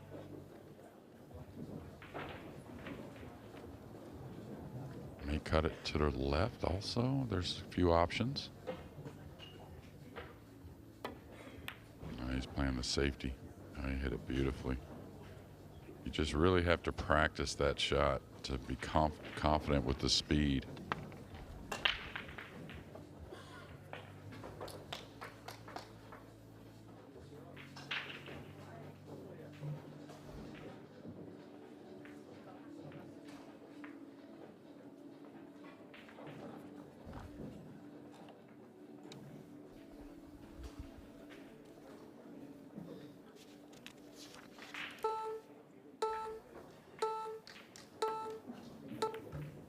Wow, what a shot. What a shot. Well, he is looking very handy indeed.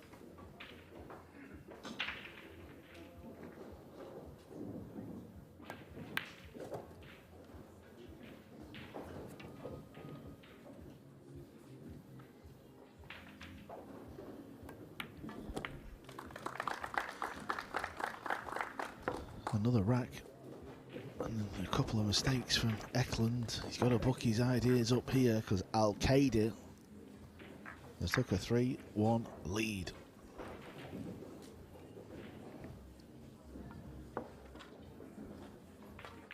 Well, yesterday we had a little bit of fun because professional boxer Amari Jones was in the building. He's a former Olympian. He won a bronze medal Oh, you said that corner. I thought you at the said Paris that corner. Olympics, and we had a bit of fun with him yesterday. Jason Shaw was showing him a few tricks, and we were trying to get Jason set up in a fight with him, but I think Mr. Shaw's a little bit scared in the end. Good to see him down here at the Florida Open. This is what's going on out on the floor. Table 2, Gorst and Capito are locked at 6 apiece. Gomez, Filipino, got to a world final all the way back in 2007. He's 8-6 down against Aloysius Yap. Good match about to start on table 5. Levan Corteza against FSR.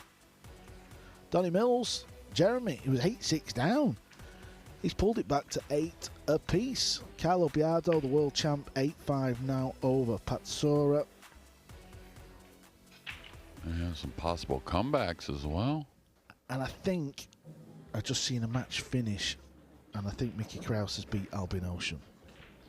Yeah, it was 9-6, but tell you, this break looks a lot better overall. Maglino 9-6 now. Sudo got another one back. Tell you who else is making a big comeback is Naoki Oi. He was down 7-1 to Kostas Kukiadakis, and now it's 7-6. Wow, the Japanese funny man means business today. Never count Oi out. He has a real knack of going deep, doesn't he, in these tournaments? He's always thereabouts. Yeah, and if you couldn't pick your best buddy and, of course, yourself to win the tournament, I think the entire room wouldn't mind seeing him win. Yeah, got to the final European Open at the beginning of the season. Got absolutely drummed in the final by Filler, 13-1. Couldn't do much. It was all Filler, that final. Yeah, not the safety that David wanted. A miss hit there, caught it quite heavy. He's trying to get back behind the brown 7 and the 5 and 9. Capito takes a lead at 7-6. There's been some lead changes in that match.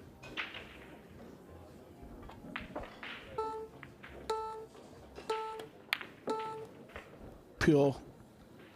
That was pure. Had to play a little stun run through. That's where you stun the cue ball and it just moves through a couple of inches. It's one of my favourite shots, actually. Used to love playing that one.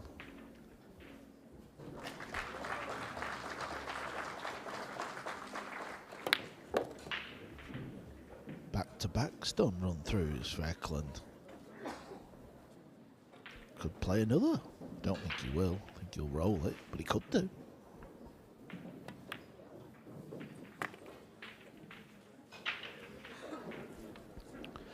It's important he finishes high here on the green 6. Anything low puts himself with a few problems to solve. That's why he's come round to have a look. He'll try and pick a point. Did you ever do this, Jeremy? Pick a point on the table? I used to try and find a bit of chalk, or maybe, you know, use the kitchen line as a reference. Yeah, I mean, I'd look at that area for sure. I don't know if I ever got crazy specific, and this is going to be way off. I mean, this is off by a good foot or so. Yeah, he seemed to roll it. I thought you had to stun that ball. Well, I thought he would open it up with some left spin and just kind of crawl across that angle, but the 7 has 2 pockets, you know what I mean? So you can handle a lot. You just don't want to handle this right here. Yeah, now whatever shot he decides to play is bringing the 8 and the 9 into play now. Could easily hook himself here. Yeah, sometimes you get into the ball a little much. You may even lose the cue ball somewhere. Doubt that, but.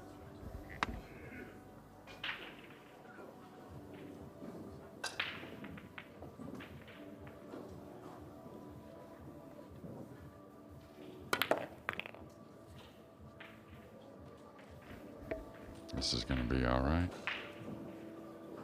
And he took a path that it was hard to get in a ton of trouble, which is really smart.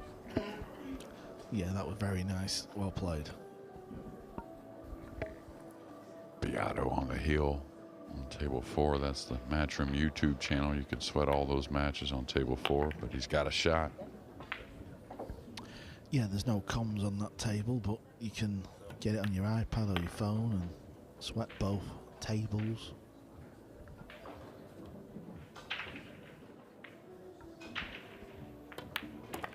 Yeah, well done. Didn't land right on the 6, but he pulled off a beauty. He now trails 3-2. Okay, where we're going, we're going to go over to table 4 and see the end of Biardo. This was close. The start of this match, it was 3-3, 4-3, 4-4, 5-4. But the second half, Biardo was pulled away. Yeah, he missed an easy 6 ball to go up 9-4. Got it back, got on the hill. Now to clear up. Yeah, let's not forget today is the round of 64 and 32. So if Biado takes care of business here, he will be back a little later for his round of 32.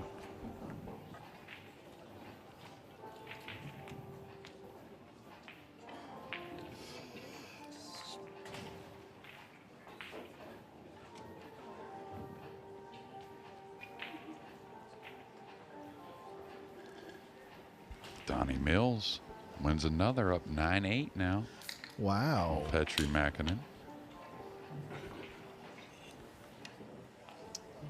It looks like Anthony Maglino has got the job done.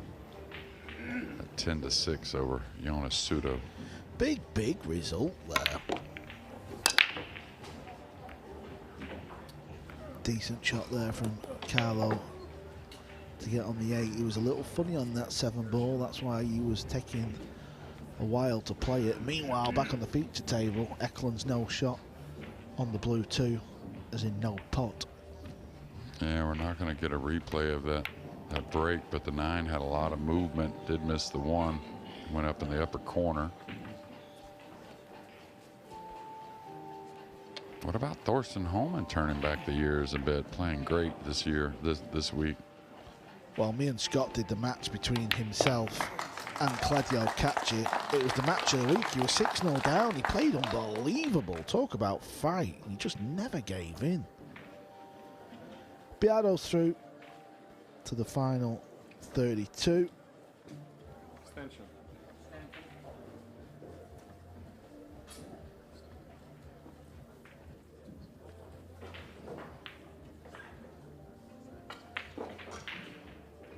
Yeah, going for the jump off the break shot here. Does have the push out. Carlo's going to be playing Mickey Kraus later on in the last 32. Kraus beat Albin Ocean.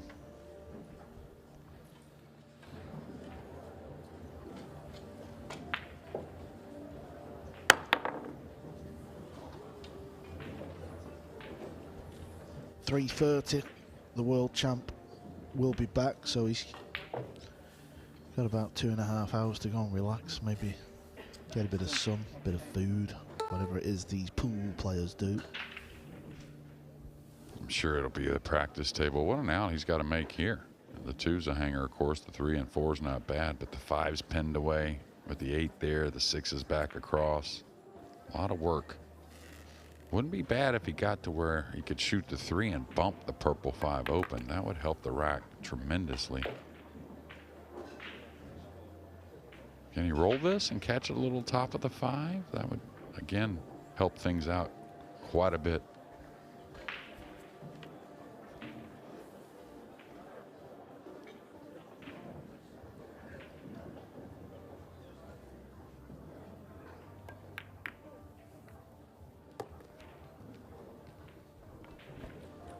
Yeah, that was very handy. He wants an angle here, though. If he's dead straight, it's one of them nasty ones. But you can see he does have angle. He can go forward off 2, back out into centre of the table. Seems to have a spring in his step for me, Arcadia. Maybe this is down to the new fitness regime. Oh, wow. What was that? Yeah, Carl, he had no chance. Yeah, a little bit of movement. Yeah, which we used to see from David a little bit more often, but not as much of late. And he's good buddy Fran, by the way. He doesn't mind moving on the shot. This guy doesn't move.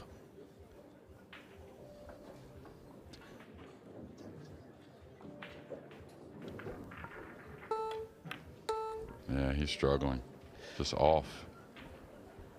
Yeah, what is it, Jeremy? What are we going to put this down to? Eklund was one of the coolest cats on a pool table. He just didn't miss balls. He was fearless, and just these mistakes and misses. You know, we've seen it in the last 2 team events he's played in, the Mosconi and the Reyes Cup, just away with it. Just not quite there.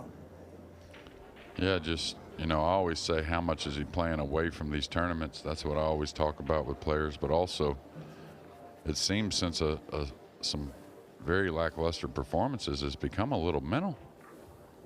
I was just looking at the jump shot after the break, and knowing Eklund, of course, hard to fault the jump shot, taking it on, but a lot of times is the grind there.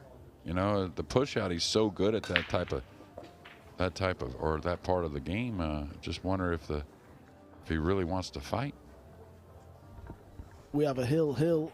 It's Donnie Mills and Petri Mäkinen. It's 9 apiece over there.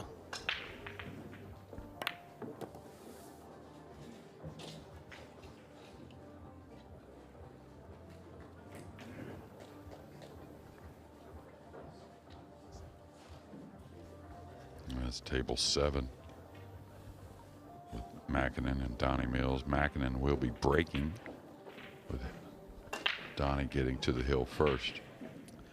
Yeah, that's an intriguing setup because Donnie Mills lives in Florida. He's a local lad. Yeah, really good player. I mean, I think he made it. Did he get a 3rd one time in the U.S. Open? I know he's gotten a top 6 once or twice. Yeah, he's not a full-time player, but listen, he's given many a player problems.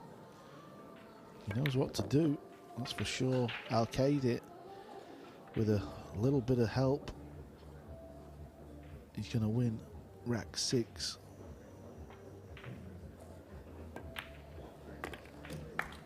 Yeah, some other Americans doing well. Chris Reinhold on the hill at 9-6. Max Eberle 8-4 over Mario He.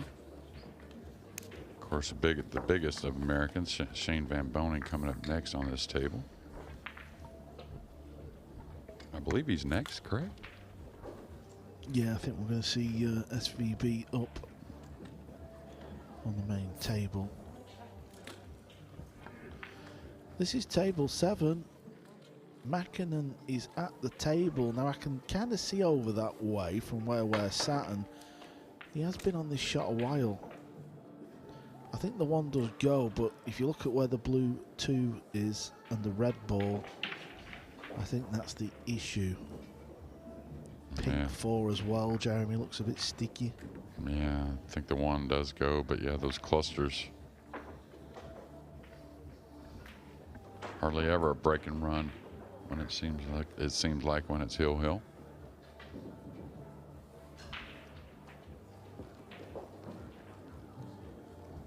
Young Bernie Regulario about to get started against another fellow Filipino. Okay, he's missed the opening shot. Donnie Mills will come to the table.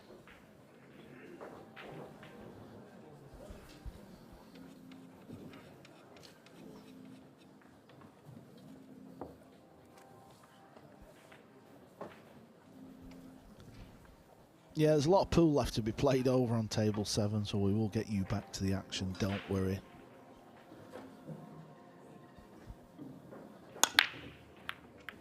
Nine ball moved out of the rack there. That's like 3 out of the last 4 of the 9s moved quite a bit. These guys haven't made the 1 either, so. JJ, what we're talking about when we see the 9 move down here, you see it move out of the diamond, what's happened, what's gone wrong?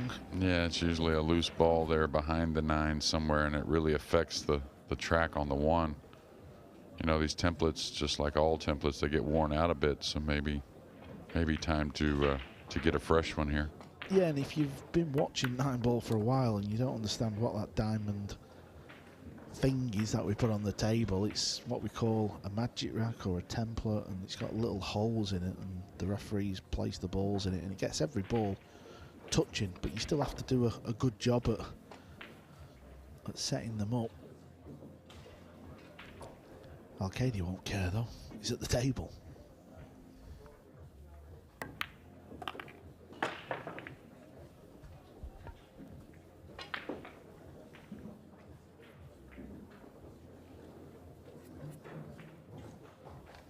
Is this a little tricky?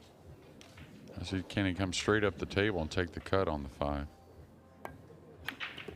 Okay, nice shot. Got a lot out of the cue ball.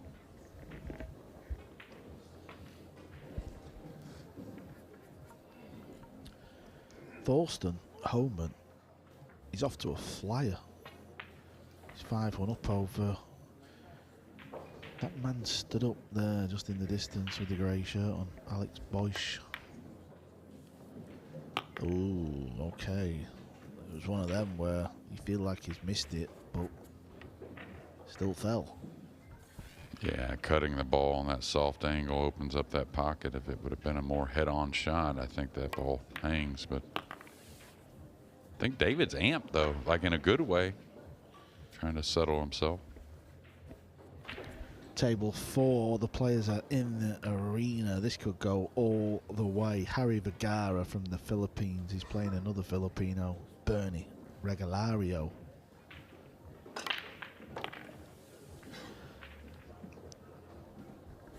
He certainly looks the stronger of the two.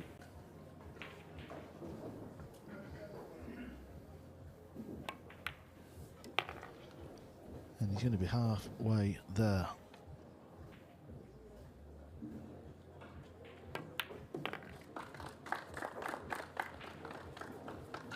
(5-2) it is. Eklund Katchit gets himself out of the arena, and you can't fault that decision. He's taking his time out. He'll go and wash his face, maybe get a bit of sun. He needs to buck up, otherwise he won't be lifting that trophy there. You can see table 7 is still 9 apiece. FSR takes the opening rack against LVC. Levan Corteza, Capito and Gores, they're playing just to mine and Jeremy's left. All the balls are on the table. It's been a real nip and tuck rack over there, 7 apiece. Take a look at table 24. Kostas Koukigidasis was winning. Had a big lead over Nukio. It's now 8-7. Max Eberle, 8-5 over Mario He. There's life for us old men on tour, JJ. Maybe it's not over. Eberle's showing us how it's done. Yeah, turning back the clock. Here we get back to that Hill match. I think he may be a hair snookered here. Yeah, we do love it when a rack's like this. I'm sure the players don't, but I always enjoy it when it's Hill, Jeremy, and we don't see the break and run. And the reason why that has gone a little bit more scarce is the fact that this break rule does offer that. Back in the day when the one ball was on the spot and the wing ball flew in, there were just a lot more break and runs. Now, does this sneak past the 7? And if it does, obviously from the camera angle we can show you, we don't know what's going on with the 4 ball. Yeah, I don't think it easily goes by, but I think it does play. FSR coming in to say hello.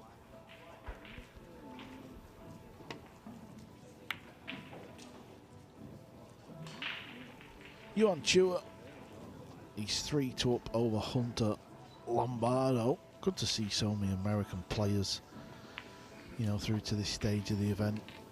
For a few years it always seemed to be SVB who you were kind of relying on, and then obviously Skylar Woodward came to play, but you would expect here at the Florida Open a few more. Okay, what we got here, is it going to be the safety? We don't know if the caram's on. We don't know how close the 9 is to the side. I think that's why he went for the position play, really, because the caram's an option. And of course, the safety's easier from behind as well. I think it's a flick shot on the 9, really. Flick for the win. Is he playing the carom? Oh, he's butchered that one, JJ. That was not good. He seemed to get down pretty quick, didn't he? And just kind of hit it. I kind of feel like it was there, though. Donnie, pretty savvy player. Got to go for this bank, maybe? What a rack to finish this match off. Yeah, 2 more Americans later, by the way. Billy Thorpe and Skylar Woodward. They both got through. Yeah, SVB as well. That's right. Who looks to be playing as good as I've ever seen him play, to be fair. He just looks zoned in. He's took the extension off the cue.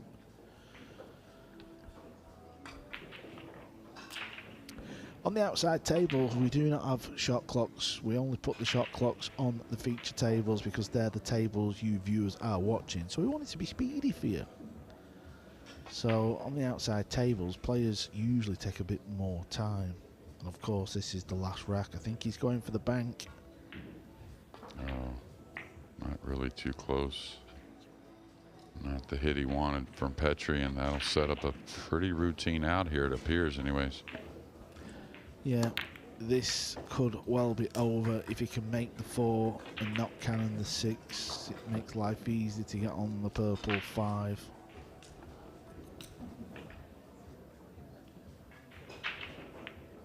Yeah, I love it. Shane having the extension off, of course, can't take away. Oh no, he did catch. He caught it a few times, and now he's on the rail, shooting a long, straightish kind of 5. So maybe some nerves flowing for both players there in that case game. But I really like what I've always seen from Shane when he took the extension off. I think it just matter if he gives it enough time.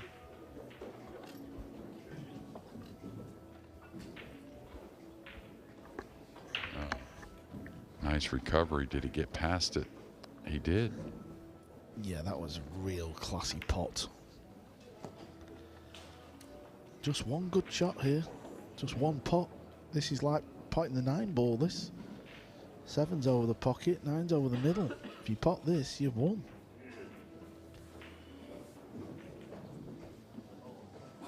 Well, Danny Mills will have a chance to lift that trophy up because he's got 2 balls over the pocket. Yeah, you see the 9 not moving, 1 down. 2's going to come out. Sit a little on the 50, but he'll certainly attack. Danny Mills got the job done. We didn't see the end of the match, but both balls are over the pocket. He wins 10-9. He's through to the final 32.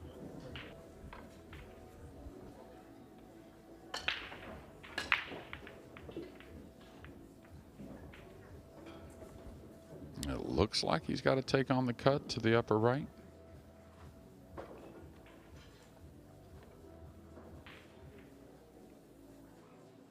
Just kind of come 2 cushions at the 8. Danny Mills will be playing the winner of Aloysius Yap and Roberto Gomez. Yap is 9-7 up, but so far, JJ, we've got 1, 2, 3, 4, 5, 6, 7, 8, 9 players through to the final 32.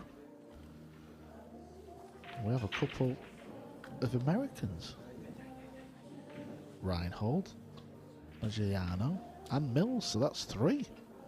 Yeah, and 3 that you wouldn't necessarily pick out first, you know, if you're going to talk about Americans making it through to that final 32. And good stuff. I'm surprised he ended up short here on that thin of a cut on the 2. Really, really shocked, to be fair. Not saying he hit it bad or anything. I just thought the cut shot would allow the cue ball to run more. Ravi Capito gets back to lead at 8-7 and at the table against Fedor Gorst.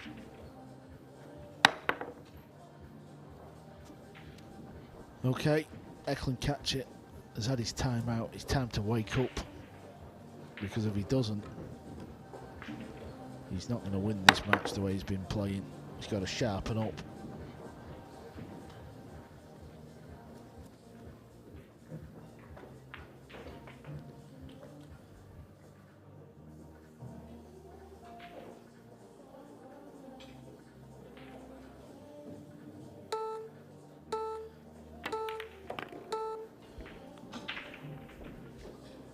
Needs to hold up, isn't going to. You can never guarantee where that cue ball's gonna finish when you're crashing into balls the way he did.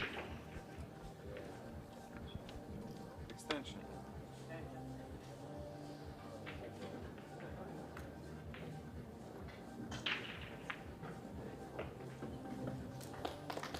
Well, I was going to say, is he even going to entertain the jump? But there he is going for the short cue. Don't think he goes for any kind of bank or make here. Just kind of knocks this away, trying to bring the cue ball below the 8.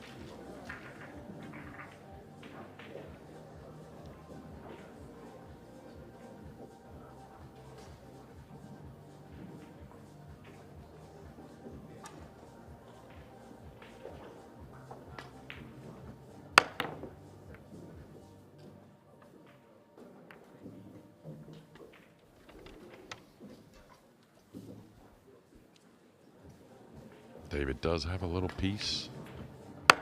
Don't think he can get at the the look to make the ball, but certainly grind some kind of tactical shot, I would think. He's maybe looking at it to make it, actually. Thought he was cut off.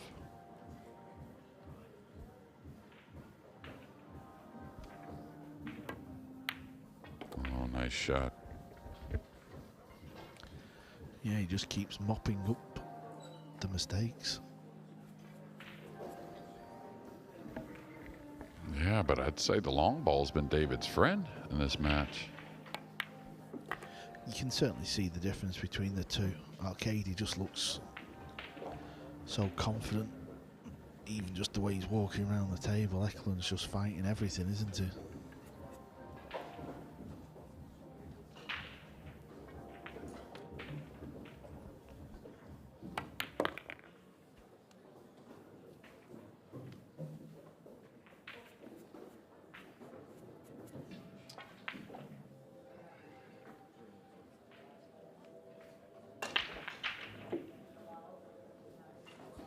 Tell you one thing, if he can keep what he's doing, Thorsten Holman can really break the balls, I'll tell you, and he can keep it together, stay confident with what he's doing. I think he's got a real chance in this event. Yeah, he's a winner. He knows how to win pool tournaments. Do not count him out. Yeah, Arcady, 6-2.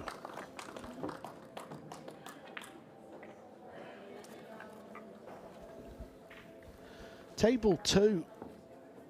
Robbie Capito against Gorst.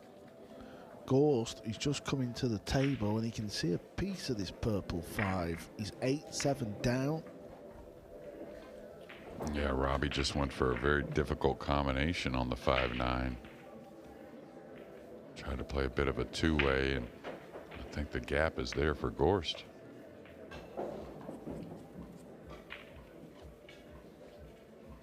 Our juniors got kicked off today. They're at it here for the Florida Junior Open.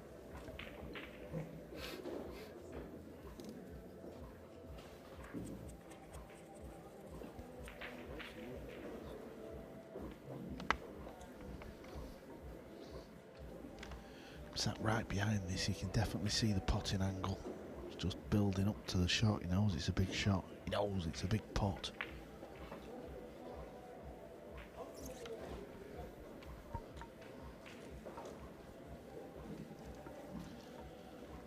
Well, I've had another look actually. I've stood up. He's about 2 feet to my left. It's actually pretty tight, JJ. You might have to play it with a bit of left.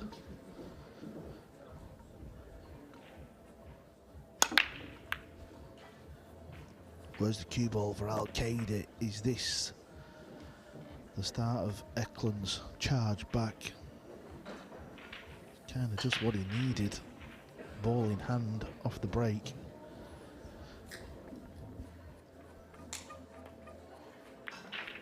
Gorst refused the pot. The only way you could have potted that ball was to play it with a bit of left.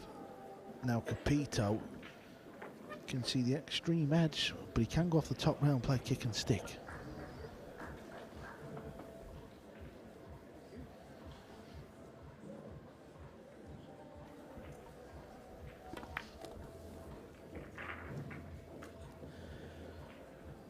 Well, Eklund's put himself in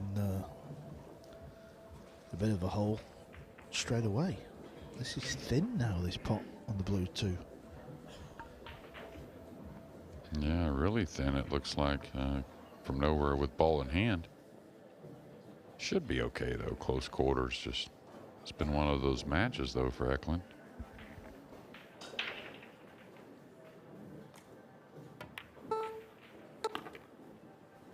Yeah, good recovery.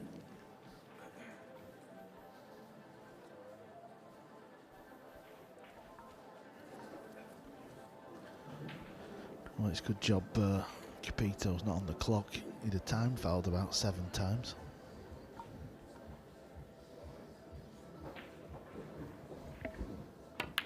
Yeah, our final 16 will have a clock on all the matches. Yeah, and listen, you know, joking aside, it's near the end of the match. He's playing the world #1.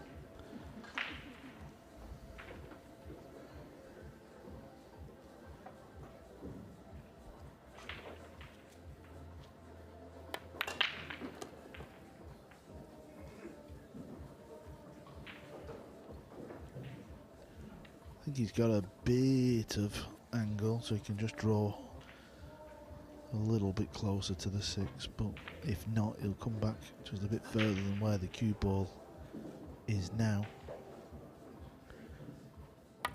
Oh, he's got into it, JJ.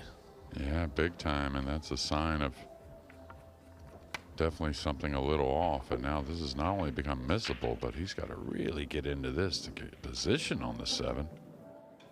One of his kind of bread and butters when he's playing his best.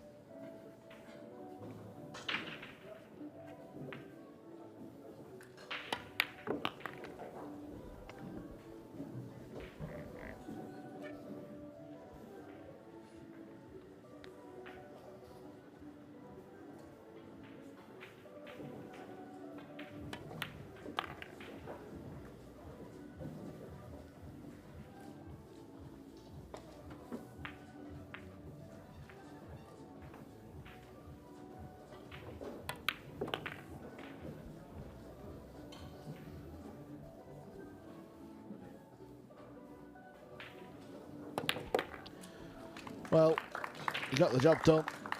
That's all that matters. And he's got another rack. You can see he's just a little bit frustrated, even when he pulls the balls out the pockets. 6-3. We're still on the same rack here. Outside chance of potting this. The 8 ball made it a big pocket. Where's the cue ball going to finish?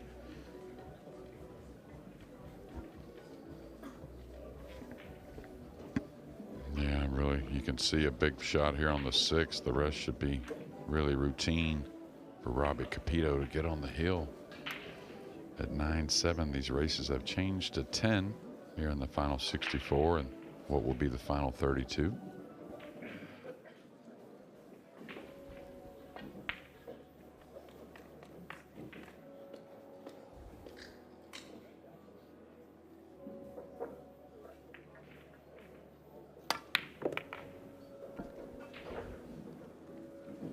Good pot.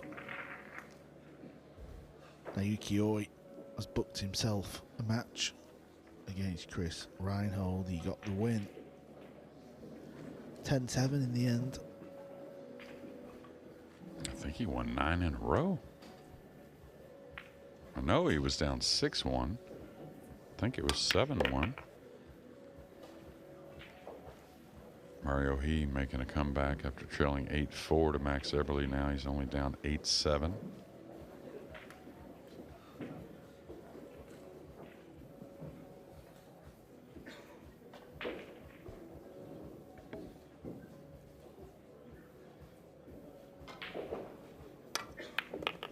The cue of Capito does not sound healthy to me. You know, when he hits the cue ball, it just makes a weird sound. Yeah, a little clanky sounding, right?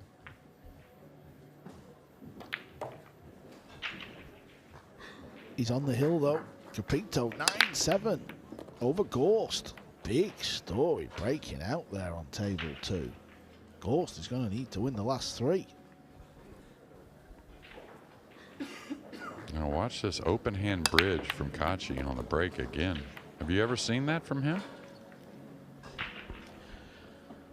No, I haven't.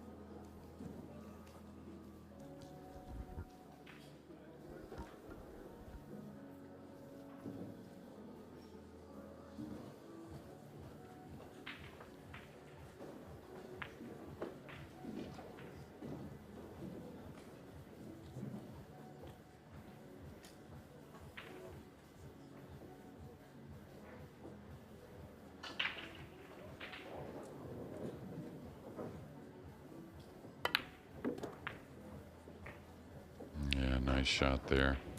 That'll make you feel good.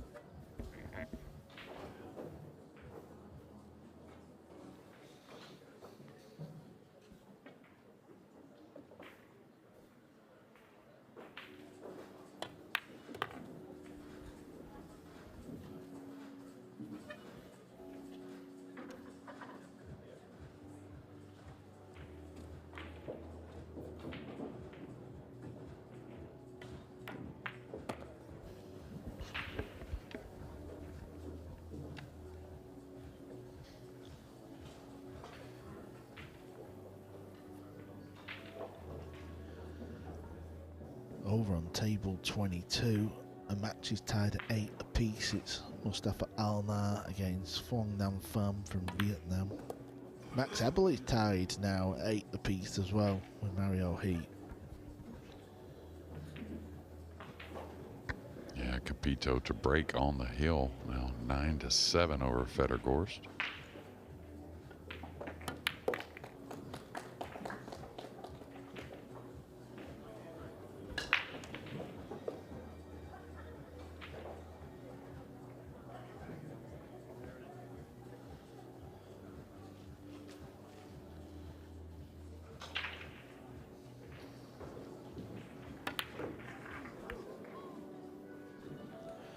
Eklund catch it from nowhere. Misses the 7 ball. Fair enough, he's trying to power through. But even still, you expect these to be knocked in. Yeah, and you'd look at mentally not only making the mistake, but 6-4 compared to 7-3. Huge gain.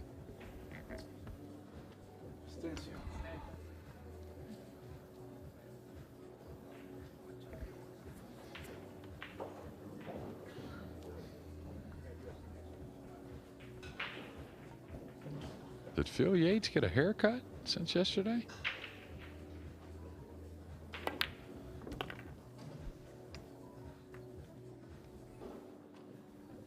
Maybe he washed it. Yeah, something's different. Combed it a little different. Something.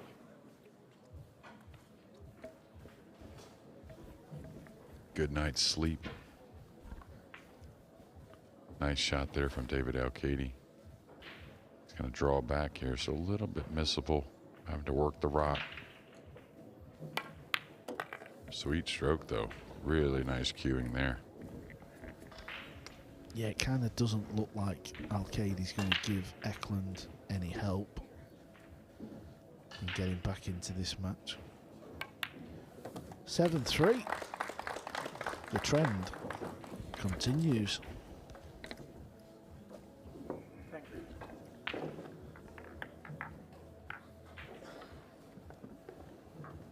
There you can see Thorsten Homan in the distance. He's playing American Alex Boyce. She's 8-1 up, Homan. 3-1 FSR over Corteza. Regalario, he's won the opening 3 in that all-Filipino battle on table 4. Hunter Lombardo sticking with Chua, 4 apiece.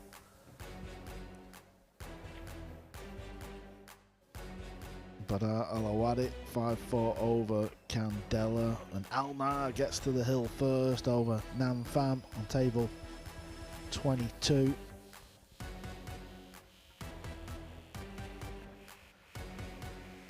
Over on table 2, Federgorst is at the table and he's eyeing up a pot on a longish 2 ball.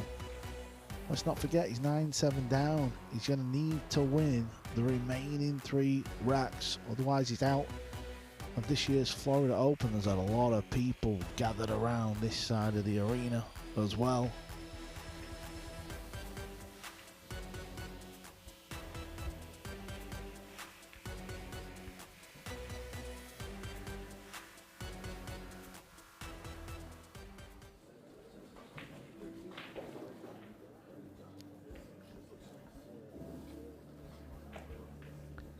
Been here all week.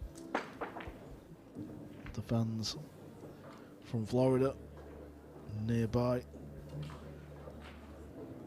It's expected to get even busier. Now we're coming up to the weekend.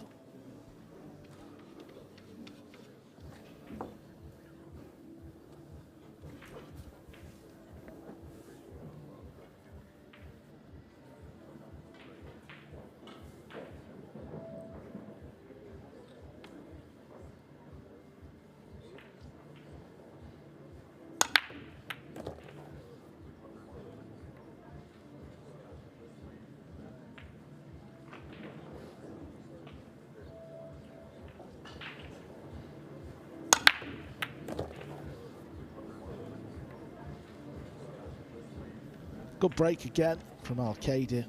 He is in a bit of trouble though. Jacked up. There you see, he's got them balls to avoid. Oh, you think the 2 passes the round 7 as well, so it's going to be a safety. Better Gorst has made a combo, by the way, on the 9. He's won the rack. He's now 9-8. He trails 9-8.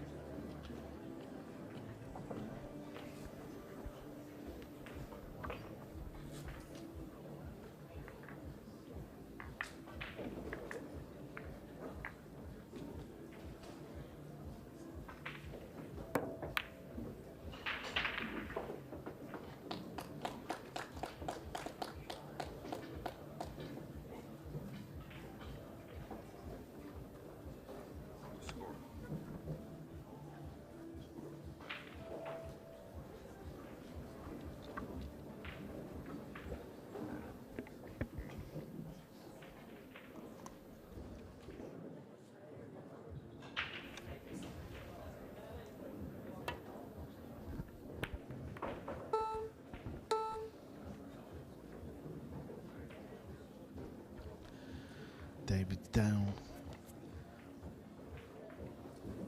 Table height, there you see, looking to see if this 2-ball goes. Well, initially, I would have said yes for sure, but he's inspecting it and expressing like it doesn't. Oh, this isn't going to be any good, is it? Did he get the snooker there? This is an easy jump, huh? Yeah, I think he got the hook, but like you say, he's got the short cue, he's even got the kick shot behind it. So it wasn't great from David, usually so sound in that department.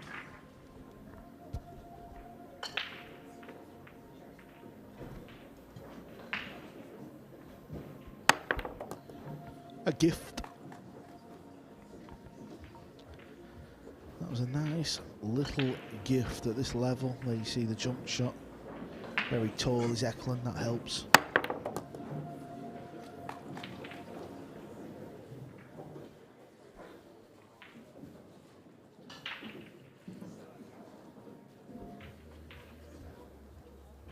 Extension.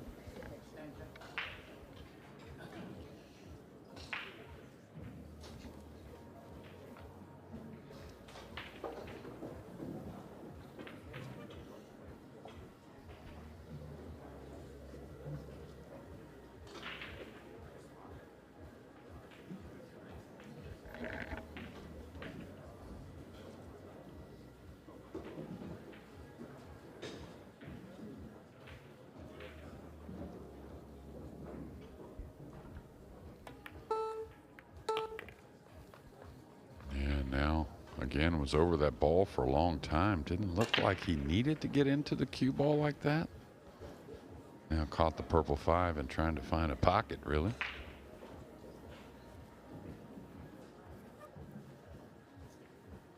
So you can't say it's been one thing or another, right? It's been a few things in this match for Eklund. Yeah, he's just not sharp, is he? He's got to move this quite a bit to go float behind the 6. Is that going to be enough? Doesn't appear so. That's a tricky shot at any time, even if you're playing wonderful. Them little touchy ones where you got to float the cue ball up behind one ball. But he should have been clearing the table, not playing safe. Yeah, I don't know if David can get the snooker here without taking a chance, trying to separate these balls. And may leave a gap. No, he's all right. He'll be going back for the jump cue here. Thorsten Holman, 9-1 quickly over a very solid Alex Bosch. So tells me that he didn't allow Bosch a whole lot of time at the table. Yeah, you picked up on it for me, Jeremy, when you said he breaks the balls really good. Listen, you don't always get a look at the lowest ball, but you certainly stay at the table. He needs something here, doesn't he? He needs the pool gods to help him.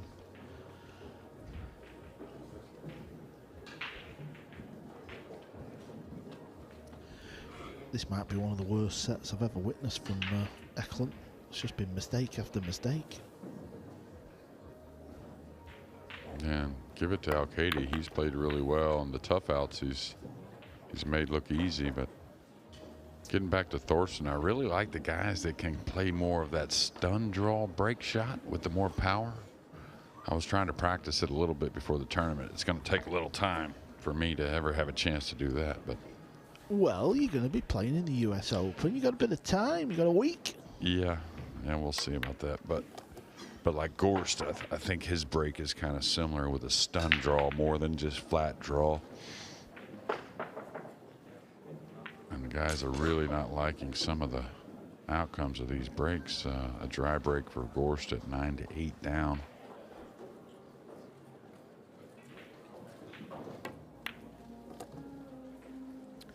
Yeah, even that shot there from Al-Kaidi, I'm not saying it was the world's most difficult shot, but it's easy to de-sell.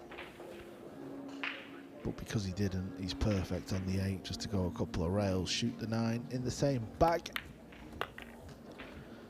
It's going to be 8-3. That is a big old lead at this level. But winner breaks, if Al-Kaidi can not get a shot on the lowest ball and Eklund can win a rack, he's got to look to be putting a 3-pack together or a 4-pack to get back in to the match. It's 8-3 Al-Kaidi.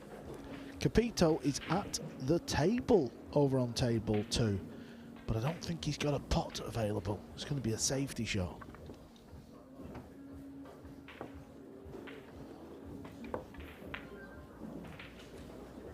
Yeah, and it was a safety shot, but it was a poor one from Capito.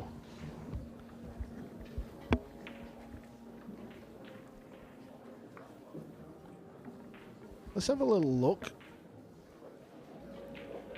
So Gorst could have been in a spot of bother here, but he's not. Now he's got the opportunity to lay a decent hook.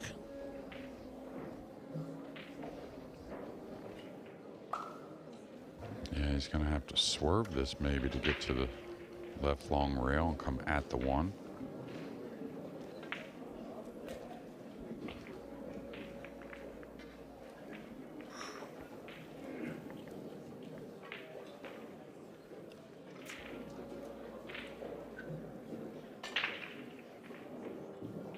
Could fluke the 5 maybe. Kind of catch the 1 and kind of nip the 5 in the lower left corner. Possibility. Could cut the 1 right on in.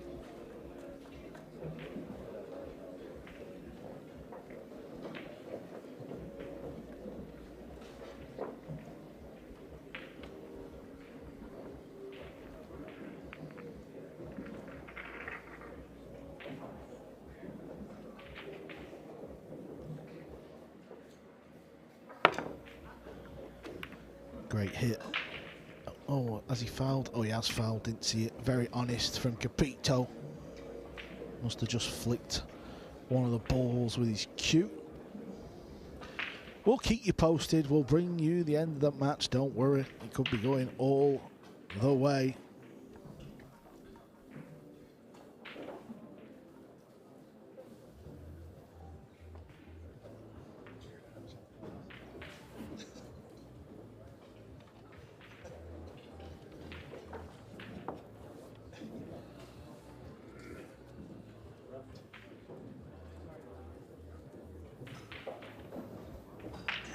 Here we go, Al-Kaidi to break. He's been hitting them good. Yeah, this is going to be a little punishment for another mistake in the previous rack. And if Al-Kaidi plays like he's been playing in this match, should get to the hill. Gorst taking a lot of time with ball in hand over here on table 2. Just not the first shot. It must be something about getting on the 2 to get to the 3. Fairly open. Another match should go hill. Yeah, he's just taking his time to make sure he gets it right. Myself and Jeremy, we have the luxury of seeing all the tables on another screen. So I know if you're not watching it, you're thinking, what are we going on about? Al-Kaidi finds a nice little gap there. to get back on the pink 4. Yeah, he's going to come twice here. I may consider just coming over and taking the cut on the purple to the lower right. Looks like short side is pretty easy to gain. But he's feeling good, working the ball back and forth. Shouldn't be an issue. Is it going to go a little bit? It's got to go a little bit. Just enough. And that's where I've seen these tables sometimes not, I think sluggish is the wrong word, but just not quite getting that extra roll at times. The hitman, Thorsten Holman, is rolling back the clock. This is how you do it, Jeremy. That's right. Yeah, just a lot of breaking runs, playing with a lot of authority and a lot of confidence. Another one that everyone in the room wouldn't mind seeing win one of these events. The hitman absolutely destroys the American. 10 racks to 1. It was all Holman in that one as he books his spot into the final. 32. Now just becoming an American citizen also, Thorsten Holman. That's right, as he got the Mosconi Cup for Team USA in his sights. And Holman is waiting for the winner of the match we are covering. He will play either Al-Qaedi or Eklund Catcher. And let's be honest, it's looking like Al-Qaedi. Yeah, this shot here will really kind of not totally seal the deal, but should get him on 9 with 3 to clear here with the 7, 8, 9. Gorst missed that 3 ball. Kind of shocking, really. Don't think he's left Capito a shot. We'll go back over to table 2 after this rack is cleared. Thorsten Holman, Jeremy, he's late 40s. Must be a similar age to Al-Qaedi, right? Yeah, he's 47? Yeah, I would say Al-Qaedi's around that, maybe a tiny bit older, so that's going to be an interesting matchup. Listen, Al-Qaedi's still got a win, but it'd be the wildest turnaround I've ever seen if Eklund Catcher can come back and win this one, because this 9 ball makes it 9-3. Al-Qaedi is on the hill. By the way, took my eyes off table 2. What happened, Jeremy? Do you know? Yeah, Gorst missed an easy 3 ball. Where did he shoot it? In the side? Yeah, no, I think he tried to shoot it by the 9 in the corner, I thought. Wow. There you can see anyway. Table 2, 9, 8. To Capito. We'll try and get you across there soon. Regalario over on table 4. 4-1 over Vergara. Lechner and Simon Corral just about to start in their game. Hunter Lombardo is giving it to Chua. It's 5 apiece. Yeah, and I guess we lost Max Everly. He had trailed 9-8 against Mario He, and don't see that matched on the board. So hats off to Max. So keep doing it. You're playing great. Table 21 is just come on the screens. A battle of youth. Mika van Berkel. He was the best junior on the junior circuit last year. He's playing the young Maurice Neuhausen.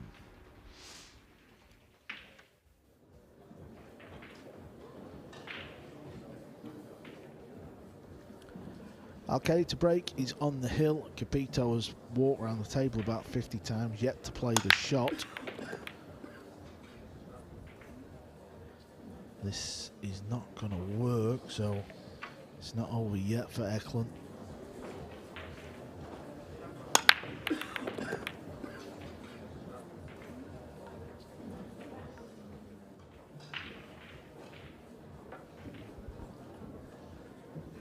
Yeah, maybe a little excessive with Robbie. It's been about 6 or 7 minutes on this 3 ball, really.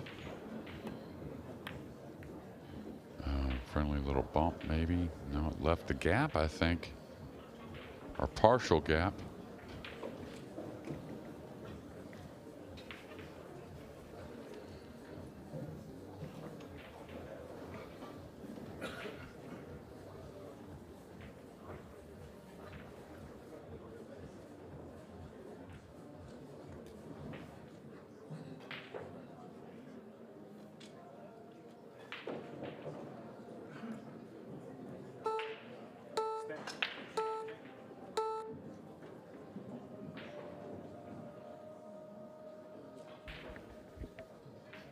think it's a safety here behind, trying to float behind the 7.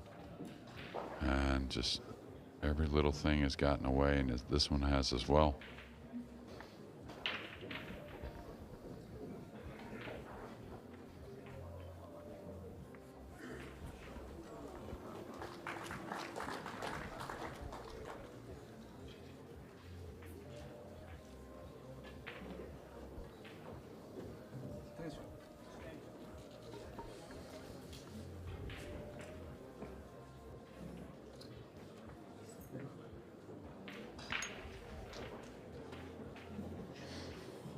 Yeah, I don't know if I would jack up here. I think I would level out, even if I'm going towards the pink or towards the 9. Like icing this ball here. Well, the just take my referee, Jeremy, chances. look at this. The referee's in shot here. Look at the shot Gorst he's attempting. Oh, he's made the purple 5. That was not the intention. One of the best jump shots, probably the best jumper we've got on the circuit, and boy, did he have to get that cue ball up high quick. Yeah, he made a similar one, if you remember, at the Worlds off the bottom cushion. May have been even tighter. Of course, this one he fluked in the ball he was going over, but probably had a hair of inclination of that happening, possibly. Now, we did see Gorst against Atencio, didn't we, on the main table, and Gorst didn't get out, and he ended up losing that match. That was in the qualification rounds. He had another life. He beat Gazia from Italy to get through to this stage, and he's in a similar spot here. He's got his back up against the wall, but he doesn't have a life left. The loser of this match is out. The winner goes through to the final 32. Yeah, and now Katie has played a fine match here on our main table. One shot away, really, probably from getting through. One positional shot on the 7. It's going to be a hair light, but it should be okay. This pink 4 in the corner, I think you got to shoot it for Fedor Gorst, is definitely missable. Now he's looking at the side to go up and down.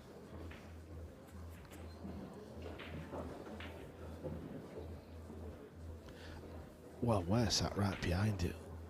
I'd shoot it in the corner, Jeremy. I agree. I mean, I guess he likes the route between the 7-8 or between the 7-9. Which way is he going? Yeah, I know, but he's just off straight. You just have to play a stop shot, and you're on the 6. Yeah, nerves are flowing.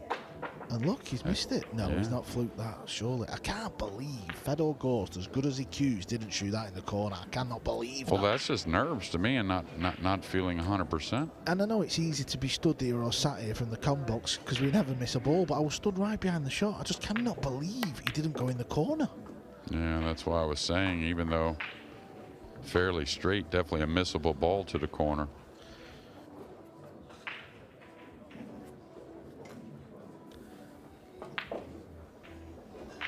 Al-Kaidi, meanwhile, to knock Eklund out. And it's there. Al-Kaidi wins the match, 10 racks to 3. And he sets up a date with Thorsten Homan in the last 32. We're going to stay with the action because this is nail-biting stuff. Fedor Gorst has just missed the pink in the side. And Jeremy, knocking it in the side pocket was just as tough as knocking it in the corner. And I think you were gambling with the cue ball as well for the side. That's the other part of the equation, really. The corner really ices it, right? You make the pink in the corner, you're set on the 6, 7, 8, 9, and breaking the balls. And we're talking about one of the best potters and cueists under the gun, aren't we? He's got to be because of what he's achieved, but that was a complete mental error for me there from Gorst. And I wonder if it was like a last-second decision. Was he sizing up the corner and then last second decides to go to the side? He's got to hit this clean. He won't scratch if he hits this clean. Oh, beautiful cueing from Capito. Yeah, you know how it works, Carl. You get a little motivated when you see something funny from your opponent, even though you've maybe had a couple struggles yourself.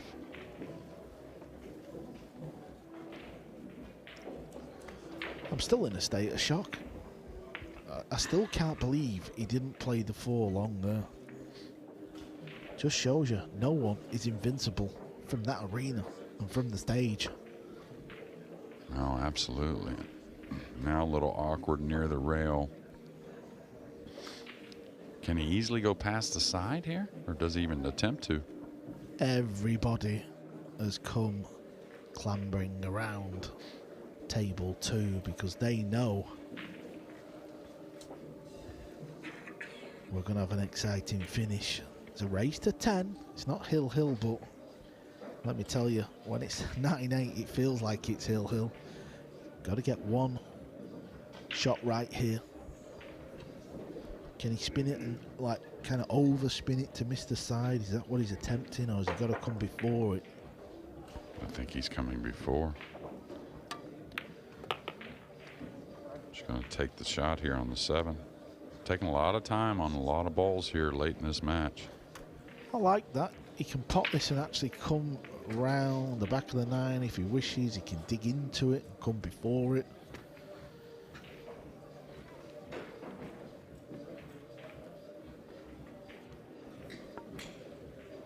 It's all about this shot now. If he gets this one shot right, Ghost could be out. Let me tell you, Jeremy, the other players, they know SVB just walked in the main arena. That's going to be the next match up. And he's having a little nosy at the shot of Capito. Yeah, not my favorite shot to stun 2 rails when the pressure's on. I may roll this and go around the 9. Yeah, I'm with you. I like that shot. He looks like he's aiming low, but I think upon delivery he does move his Q-tip. Wow. So, not backing down, and again, a questionable decision there at 9-8 for Fedor Gorst. Well, we've seen it twice. He did the same against the Tensio. He was in the balls and he made a mistake to tie it up. He's done the same again here. Okay. Capito has got this 9 ball to knock the world number 1 out.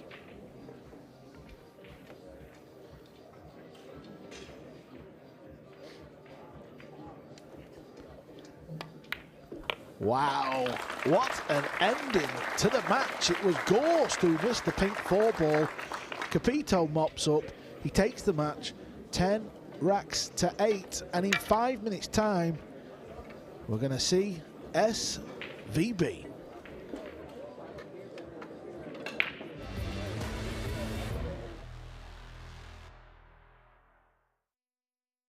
The new era begins. Game on with LiveSB.io. Big moments meet bold partners. That's why Matchroom welcomes LiveSB.io, our official new sponsor for the World 9-Ball Tour. LiveSB.io brings cutting-edge sports entertainment to fans all around the world. Fast, smart, global. Same fire, same energy, new partnership. LiveSB.io, World 9-Ball Tour. Let's play.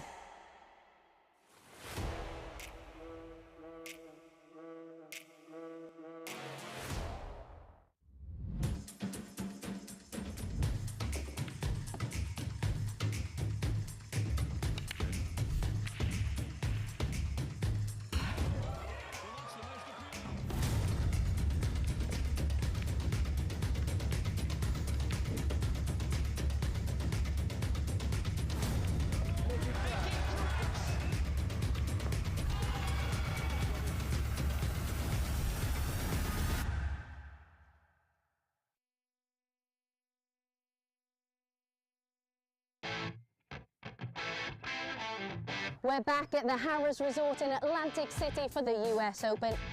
It is one of the most prestigious events in the calendar. Record breakers, history makers, it's that time. Let's play 9-ball.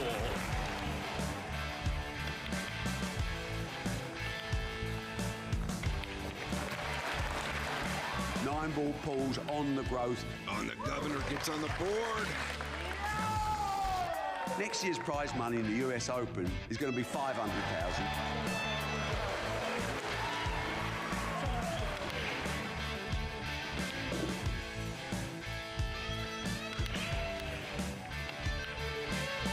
The man they call the Ghost has left everyone for dead. We will take this sport to places it's never been, and that's a bloody guarantee.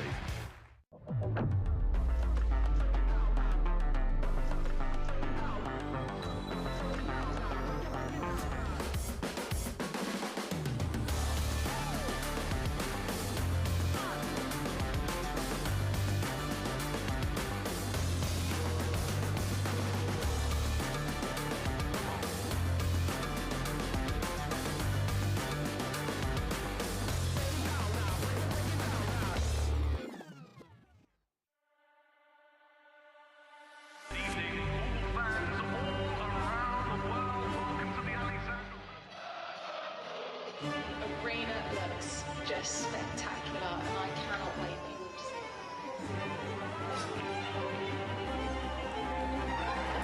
Julius, don't worry. Yeah, but plenty of the guys that need to be ready. We're the champions. You need to come take it from me. You want to follow me in there now? Yeah, I know you're ready. All we've been doing is Can you speak English, but please speak? Because I ain't sure what you said.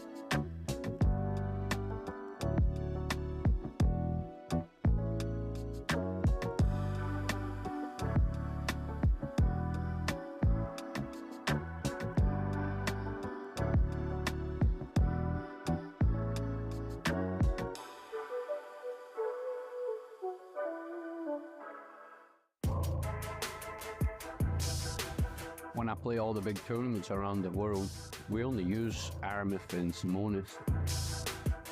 You know, you're getting 100% high quality. It just makes the game easier to play. Simonis and Aramith definitely have the best cloth and balls, hands down, in the game.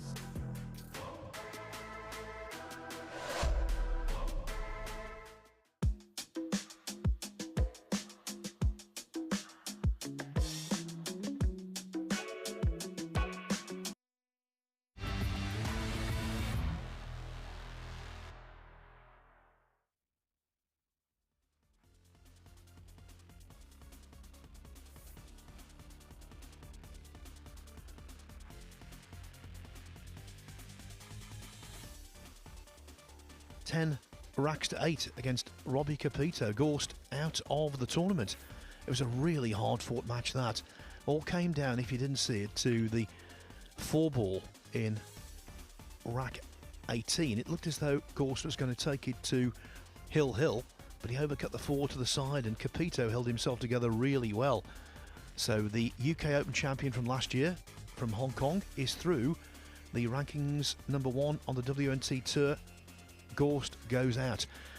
Eklund Kachi also defeated, together with Luong Doc Tien, both heavily defeated on table 1. So we've arrived quite quickly at our third match of the day centre stage, and it features USA against Japan. Masato Yoshioka, Japanese World Cup player, who's partnered Naoki Oi on several occasions, up against the might of Shane Van Boening. And talking about mighty, I'm sitting next to a mighty talent.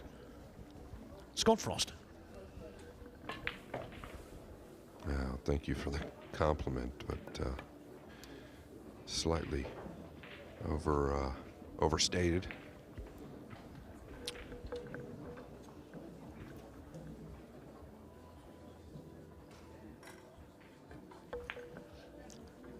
The pool we've seen so far has been really varied and really interesting, actually. Jesus Atencio. Just saw him outside about half an hour ago. He was smiling from ear to ear. No wonder the way he's playing.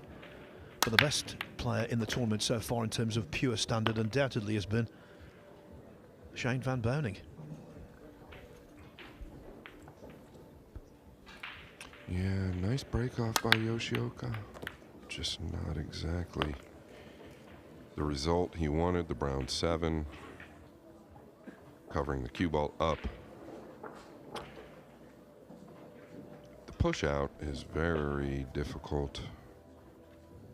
I guess you could push out to a jump, but he could already jump from the position he's in. I don't think he's snookered. There's a look at the fans.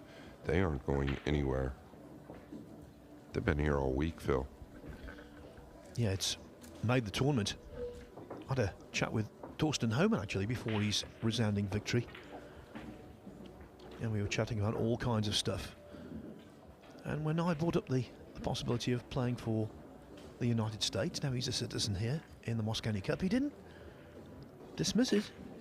Be interesting to see how that develops over the months, and who knows, maybe if it isn't this year, it might be next.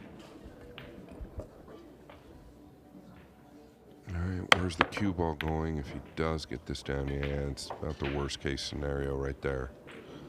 Had to get so high over the 7, you couldn't get a lot out of the cue ball, meaning if you don't make the 2, it's going to stick around somewhere. Now, this guy has caught my attention since match number 1 this week. Something he told me right away is that he is playing without his extension.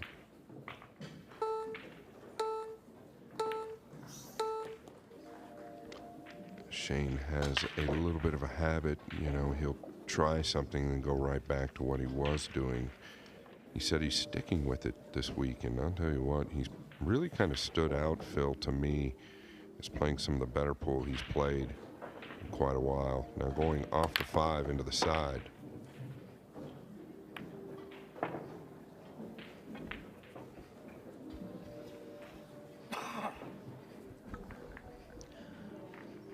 The biggest upset in UK sport was when Leicester City won the Premier League Soccer as 5,000 to 1 outsiders before the season began. Their manager was called Claudio Ranieri.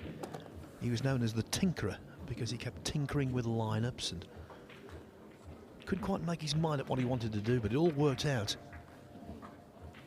And I think SVB is a tinkerer, always looking for not just winning pool, but perfect pool. Yeah, that's really well said. I guess it was obviously Earl Strickland that started the extension. He's got a lot more than an extension on his cue now. But more and more players, especially playing 9-ball, are getting away from the extension. There's so much power in these cues as it is.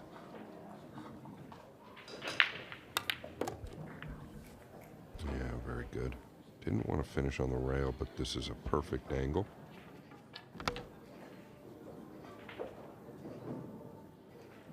A lot of guys will catch this object ball a little bit thicker and maybe just put half a tip of outside on it to help the 8 towards the pocket.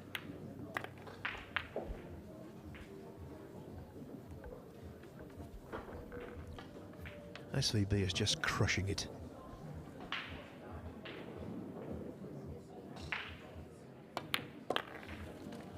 Progress through this tournament so far has been nothing short of serene. He beat Juan Carlos Exposito. Not an easy first round draw, actually. Won that 9-4. Then he beat JD Prestegard 9-0 before overcoming Hunter Lombardo 9-1. So add in the rack he's just won there. He's won 28 racks in this tournament for the loss of 5. Now that wishing to write off Yoshioka's chances after just a single rack. You could also see this being a runaway.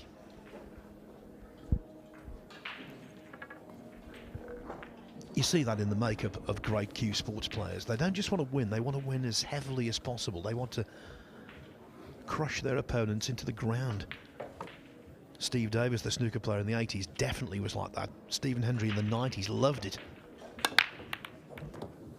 Yeah, watch the upper left. This is a huge break for Yoshioka, but to Phil's point there, I think that that's probably the greatest sign of any elite player. So when they get a lead, there is no let up. They just continue to drive the screw in deeper. Yeah, they take great pride in winning by as many racks as possible. Now Yoshioka has to make his presence felt. He has to try and exert some form of pressure. Yeah, already kind of a little funny. Could have traveled 2 or 3 more rotations onto the 3. So the cue ball kind of tracking left. I don't know if he can just pinch and maybe hold a couple inches to the left here. Pink 4 next. Now he's got to find the gap, I believe, either between the 9 and 5 or the 8 and 9. I think the 8 and 9 is probably the safer gap. You could fall below the 5 if you're not careful coming between the 9 and 5. Now he has gotten real quick there and overcut it.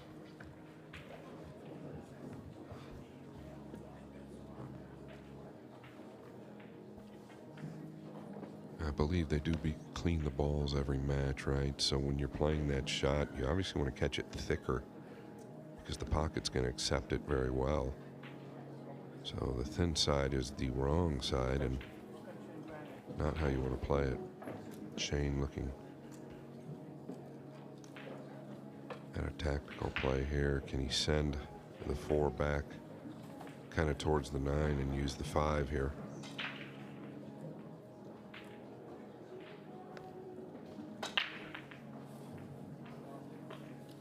I don't know how much of the 4 he can see.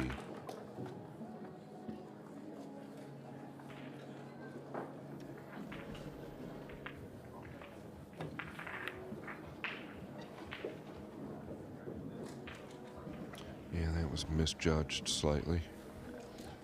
Over on table 3, Billy Thorpe has just gone 3-0 up on Victor Zielinski via a golden break. Jan Chua on the hill against Hunter Lombardo at 9-5. Yeah, I've been watching Billy Thorpe so far this week. He is really playing solid. Yeah, that's long. Good cue ball.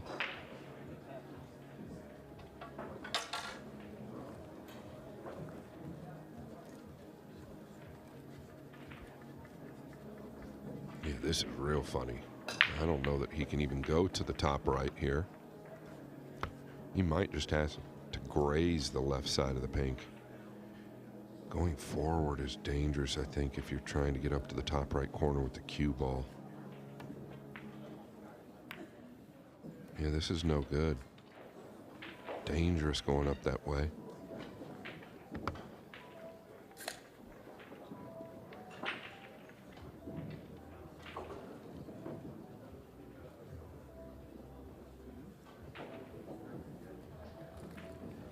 He's elevated. Is he going to have to draw out here? Oh my. Did not expect the miscue. You know, when you try and explain to someone the most irritating sound in the world, and it's often said, you know, fingernails on a chalkboard. I think it's, for us, the sound of those miscues. Horrible sound. Horrible. Yeah, and a horrible feeling as well. And I thought he could go forward there, and I'm pretty certain he could go forward there, especially if he's just trying to draw that back. Much higher percentage. Listen, these pros will tell you anytime you're drawing the cue ball, it shrinks the object ball. Because typically when we're using a low cue ball, we've got to hit it harder, so your accuracy better be much better.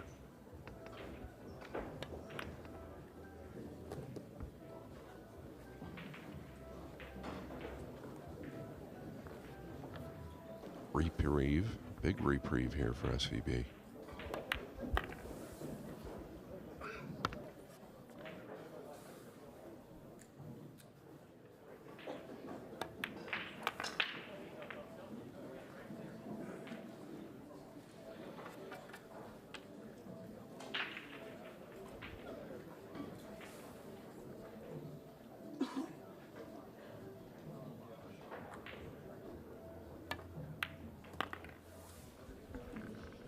He's the darling of the crowd in the United States, and for every valid reason. What a narrative it would be if Shane Van Boening were to win this tournament and go to the US Open in his quest for number 6 with a massive title behind him. Well, everything's going his way. He's playing some very nice stress-free pool. By the way, congratulations to Naoki Oi, who is Masato Yoshioka's fellow countryman and World Cup partner, beating Kostas Koukiadakis after a very slow start, 10-7, was a really good achievement. Max Eberle was well in front against Mario He, but he got the verdict in the end, 10-8. Alexander Kazakis edging in front against Trung Quang Lee at 7-6.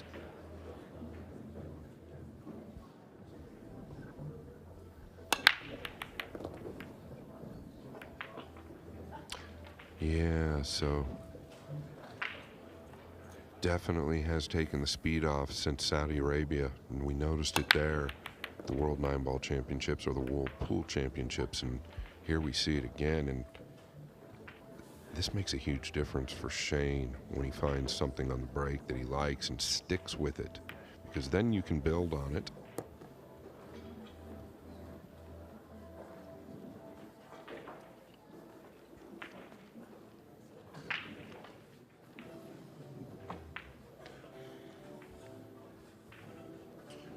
Looking at the 5 to the 6, really trying to figure out how he wants to get on the 4 to track to the 6, because the 6 in a little bit of a funny position if you want to track 2 to 3 rails, so you might want to stay to the left side of the table with the 5.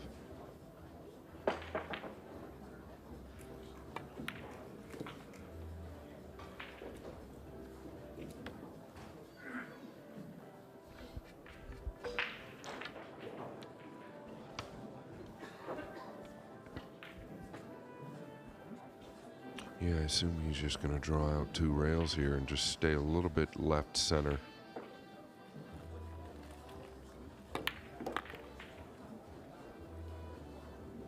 Might have been a little better if he was more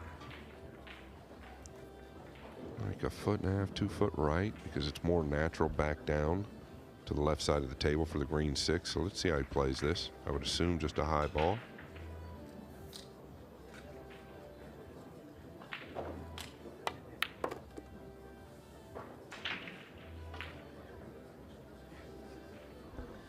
The hitch in the cue action is almost unique, isn't it? But it just repeats and repeats. Yeah, it's something we try not to teach. You can't really replicate how SVB delivers the cue. He stops it on impact most of the time, which is kind of like what Phil was just touching about. There is a hitch there, but don't worry, it works for him. Probably the best American to ever live.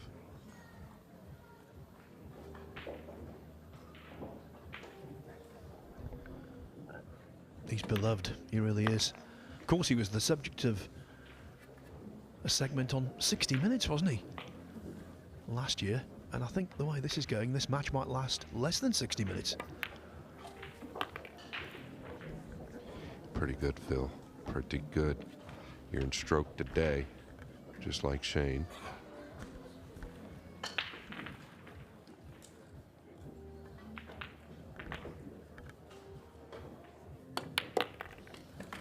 .3-0, quality all the way, and that's the case for our lineup here on table 1.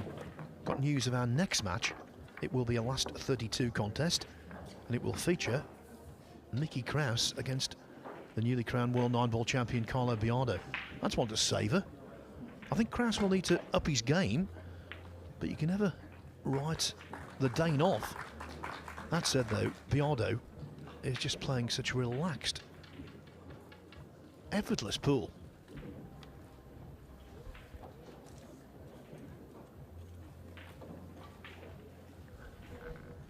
There's Billy Thorpe in the background. If Van Boening comes through this, which is looking more and more likely with every rack, he will face in the last 32 either Patrick Gonzalez or Elliot Sanderson. And it's Sanderson who leads 3-0 in that one as the 9 ball, oh, doesn't quite reach. The 9 stops in the nick of time for Yoshioka, but the bad news, SVB has a look in the top left corner with the 2. If he can bury it, it's most likely curtains this rack. I don't even mind if he elevates a little and just stays somewhere below the 4 and 5 if he wants to. Yeah, and that's what he's going to do. You can carom the 9 from just about anywhere or combination.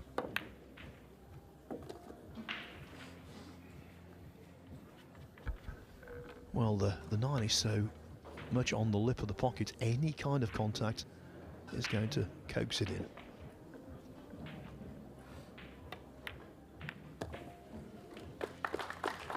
That was as sure as death in taxes.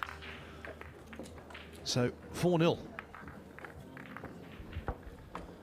I can tell you Patrick Gonzalez has just won the 4th rack against the shouter, Sanderson, so Elliot 3-1 up.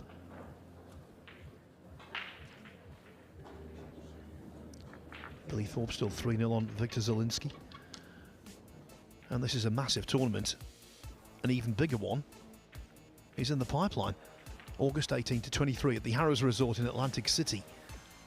It is the LiveSB.io US Open. What a great history that event has. Our colleague Jeremy Jones has won it. Earl Strickland, who provided such bizarre entertainment here last night, he's won it 5 times. And so is the man breaking off, Shane Van Boening.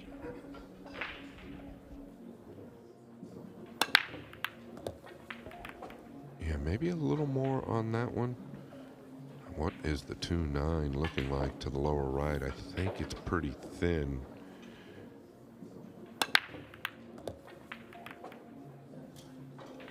Yeah, it's pretty thin. I don't believe this is makeable.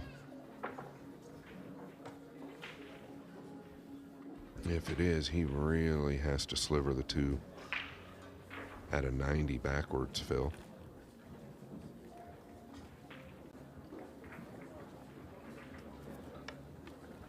Boy, this is thin. He's going to spin this 2 backwards, try and trickle the 9 in.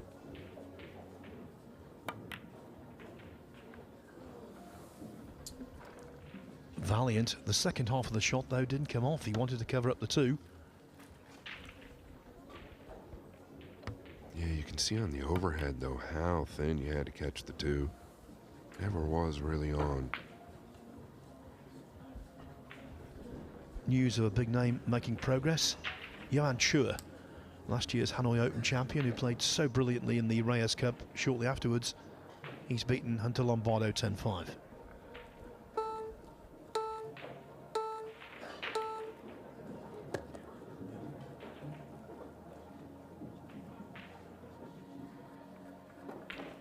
Okay, Masato would love to get on the board here. He's had a couple of chances.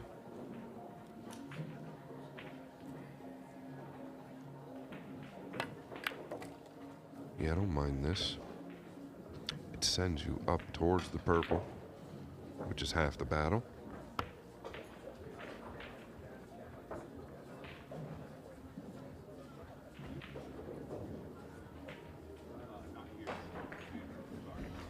When I think of Masato Yoshioka, I always think of the World Cup.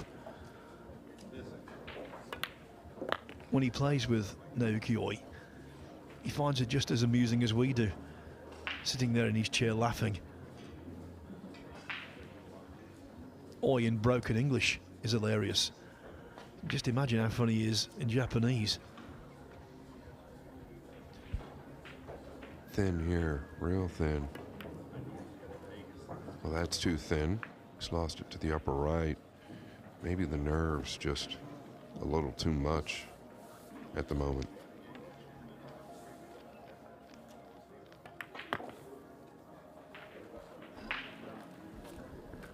I'm getting nervous, Scott. We did a 10-1 first thing this morning. If this is 10-0, JJ and box office will be all over us.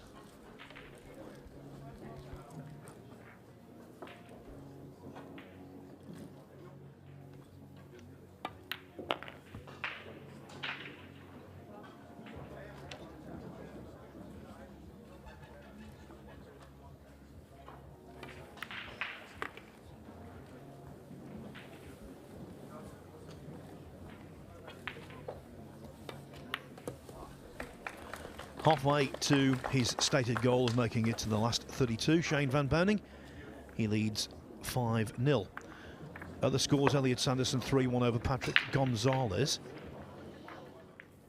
3-1 Thorpe over Zielinski. It's 4-1 for Emil Gangflow over Dimitris Lakatos. Francisco Sanchez Ruiz, who ended the tournament of Earl Strickland last night, he leads Lee Van Corteza 7-5. Alexa Pachelch 3-1 up on Gregorio Sanchez of Venezuela. Moritz Neuhausen 4-0 over the youngster Mika van Berkel. Bernie Regalario, don't discount his chances, 7-4 up on fellow Filipino Harry Vergara. And Francesco Candela and Bada Alawadi having a right old battle. It's 7-7 there. Simon Corral 3-0 up on Max Lechner, and Jason Shaw and Sanyan Pilovanovic have shared the first two racks. He's caught him heavy.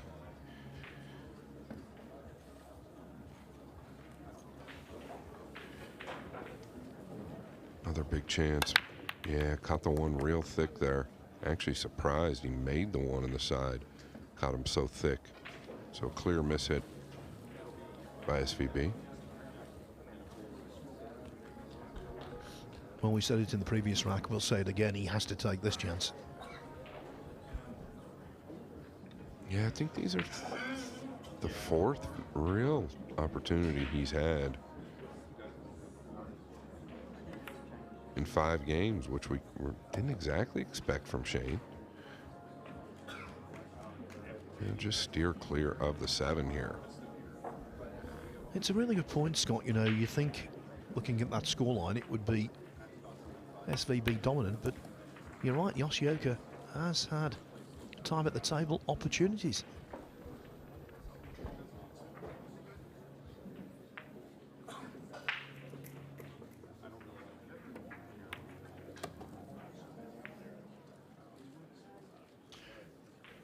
Yeah, now steer clear of the 8. You're gonna have to come 2 rails, I believe. Unless you think you can shave this thin enough and just hold out to the middle, which is very doable, I believe. He could just draw under the 8 2 rails as well. Looks like he's going above the 8 here. Okay, just shaving it. Very good.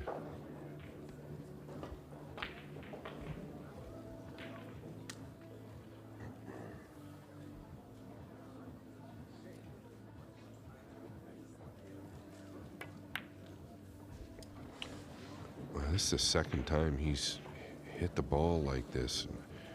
There's something there that just doesn't look right when that happens. Obviously, it's because he missed the ball, but I'm talking about the stroke and the timing. Yeah, he's number 147 in the World 9-Ball Tour rankings, and the way he's playing, that's flattering. Normally much better than this.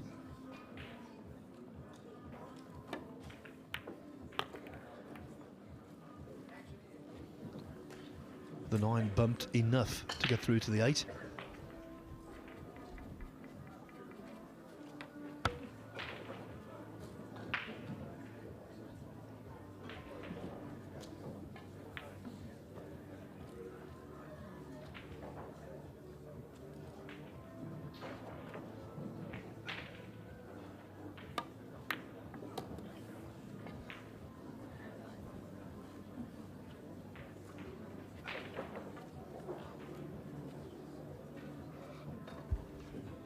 This 9-ball reminiscent 2 years ago of a 9-ball missed at Ali Pali by the guy at the table. But he didn't shoot it like that, Phil. That was with total conviction. One of those shots where you're glad your fingers weren't hanging over the back of the pocket as he played it. It would have been the same amount of pain as the pain that Yoshioka's feeling. He's 6-0 down. So a lot of the last 32 matches now coming into focus, and still plenty of last 64 action as well. Billy Thorpe, an opportunity here to go 4-1 up on the very talented Pole, Victor Zielinski. Yeah, one of the most talented in the business, Zielinski. Ah, Billy. Just didn't look settled over the ball there and just chipped it thin. We've seen that a lot today. Well, the only consolation for Thorpe, he's left horrible queuing over the 8.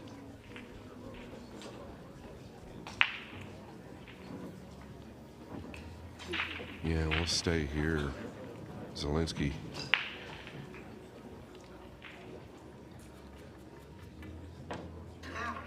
Either wiping the cue down or putting a glove on. Like Phil said, this queuing though, obviously if you get it down, it's a win.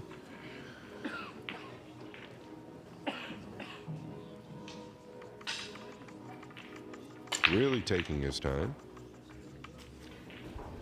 By the way, our graphics department is perfectly correct not to have a flag next to the name of Victor Zielinski. He's decided he doesn't want to be known as representing Poland, so that's why the flag doesn't appear. So, full marks to the graphics department. They've made the perfect strap at the bottom there on the scorings. Yeah, he is Polish and he's from Poland, but he's had some issues with the governing body there, and so has decided not to be a representative of his nation. Lone wolf, maybe. A lone wolf who's capable of some big kills. My goodness gracious, he comes with the 7. How do you miss the 8 there? All a result of just trying to get the cue ball back out to the center, but took it for granted. Wow. Billy Thorpe with a bank to the side if you'd like. And SVB looking to run out, Phil. He's got the carom.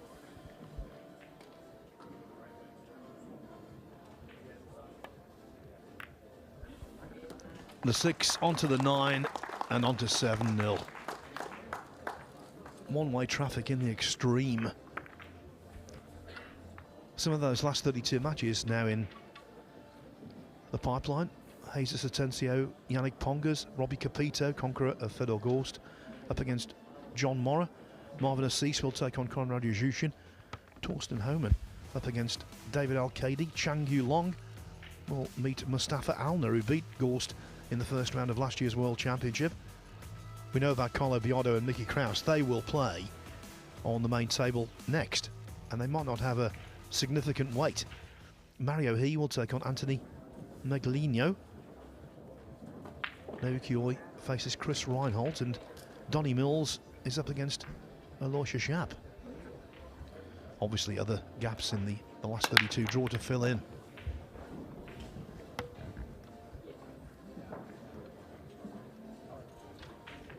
Yeah, so this really setting up to be a whitewash.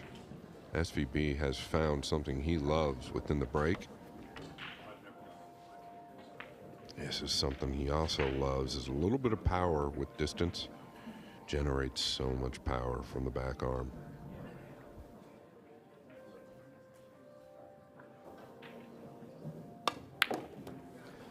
Got to tell you this, despite somehow contriving to miss that 8 ball, Zielinski did win rack 5. Yeah, Billy Thorpe missed the cross side. Set Zielinski up for the kill.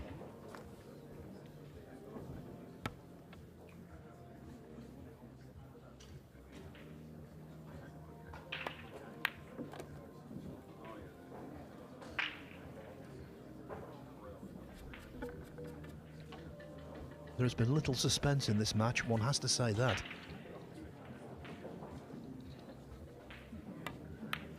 When it went 2-0, I certainly thought Van Boning's a guaranteed winner at 2-0. It was just the vibe I got.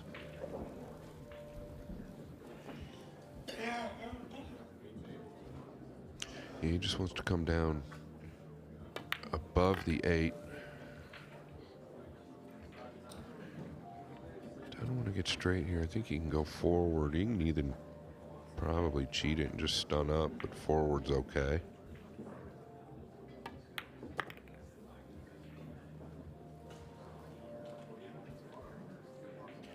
Yeah, he's got a certain flow to him.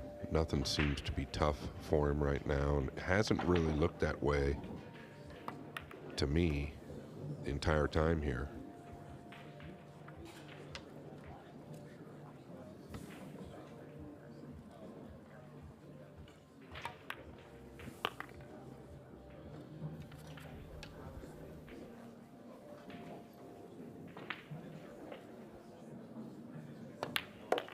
Total class, total command. 2 more racks needed for a very rapid victory. Now let's take a look over on table 2, where Fedor Gorst was beaten 10-8 by Robbie Capito a short while ago. So the table vacated for these two. Jason Shaw taking on Sanjan Pilovanovic. And the Bosnian number 1 looks set to draw level.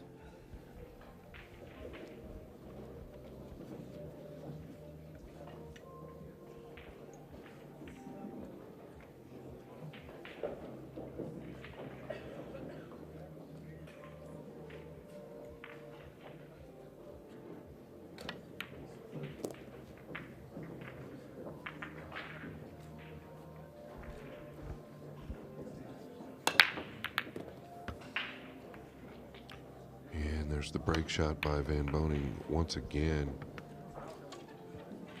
Does he have the lower left corner past the purple 5? Pilovanovic going to tie this up with Shaw, more than likely. Well, it's all about the lower left corner for Shane here. If it's available, he'll be on at least 3 racks.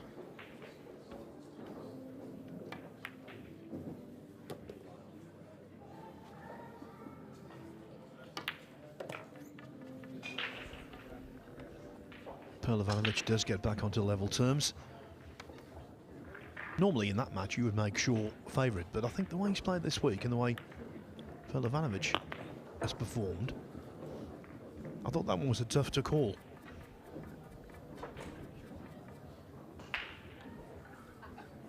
Yeah, I'd have to agree with that, Phil. And this one here doesn't seem to be too tough to call. Just pure domination by Shane.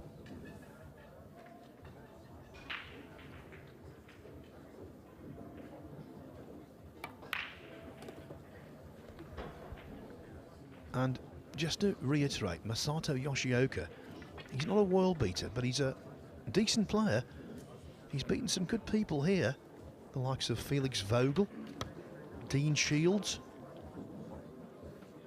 But there's been no resistance from him in this match.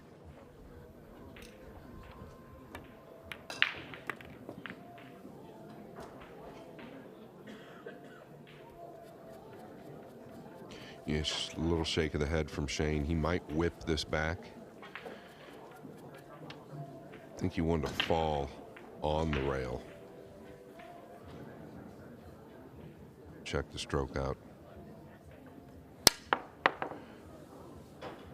Yeah, that's not the stroke I was expecting, Phil.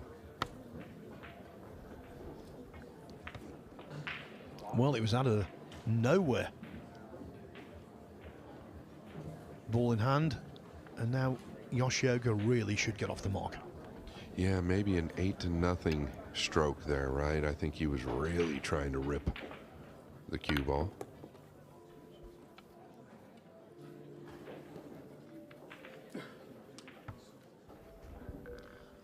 That will irritate Van Boening, though.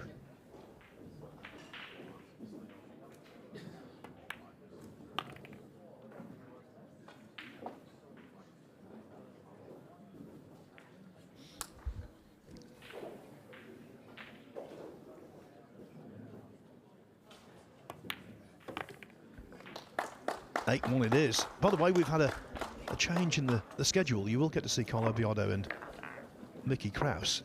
But next up on table 1, it will be Skylar Woodward playing his last 64 match against Antonius Kakaris, the man who sent Francisco Sanchez Ruiz to the one-loss side of the draw. So next up, Woodward against Kakaris.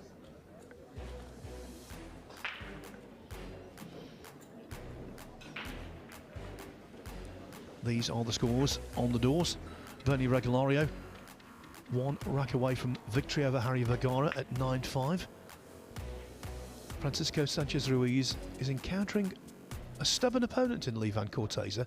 Levan Corteza won $10,000 last weekend at the Rally in Shenandoah Valley, the latest WNT ranking event, and he's had a good year, the veteran.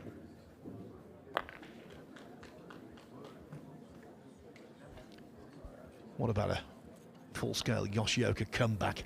That would be something. Well, I mean, this is typically by the book, right? SVB makes a pretty simple mistake and hands the game over. Now, Phil loves this term, roadmap. I don't want to say it's exactly a roadmap yet, but it is now. Scott, I was commentating with Jeremy Jones yesterday, and he said it before I did on one rack. If he says it, it must be. Yeah, I mean, here, really, I think, yeah, all he's got to do is stop. If he'd like to stop on the 5, but stop here on the 3, then the 4. Phil, I don't know. I don't drive much anymore, but even I could think this is a roadmap. Roadmap with stop signs.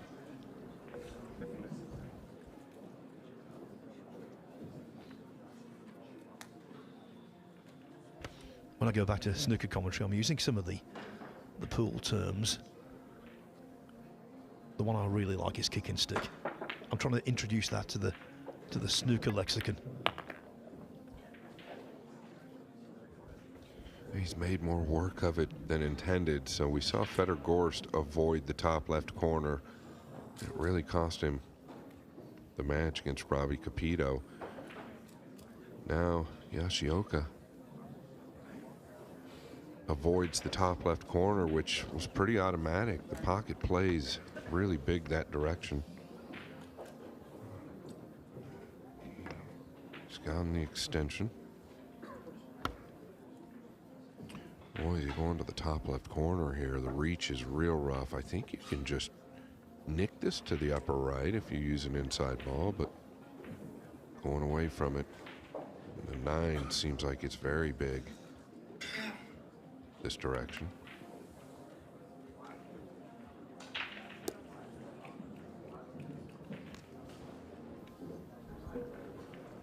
Yeah, good call, Scott. So it's proved.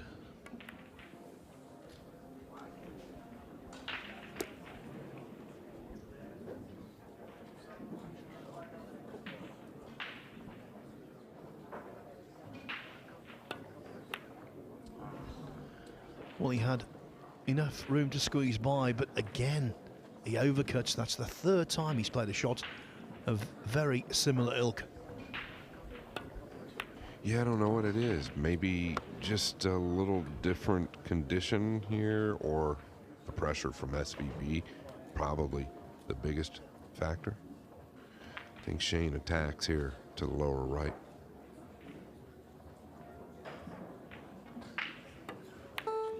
And that's overcooked.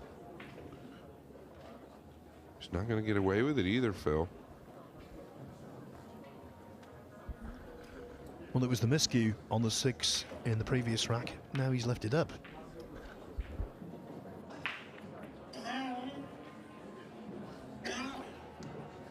Yeah, and here you see Regulario, one of my favorite players, table number 4, versus Harry Vergara. He's about to seal the deal, and it will be conceded. Yeah, what a few weeks for the youngster from the Philippines, Bernie Regulario, doubling up on Harry Vergara at 10-5. So Regulario will now play either Moritz Neuhausen or Mika van Berkel. It was 4-0 that to Neuhausen, now it's 4-3. Yeah, and Misato back here on the main table misses the 6, overcuts it again. He is just not comfortable, you can tell. Now, I don't know how far he's traveled. Jet lag is a real thing. Time zones. He just doesn't look to be right. As you can see him there in the chair, probably not happy. Like to catch the top side of this ball. Oh, look at this hit here. That's exactly what he wants if he doesn't make it.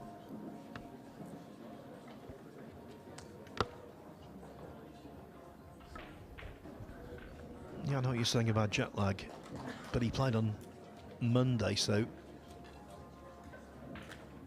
this is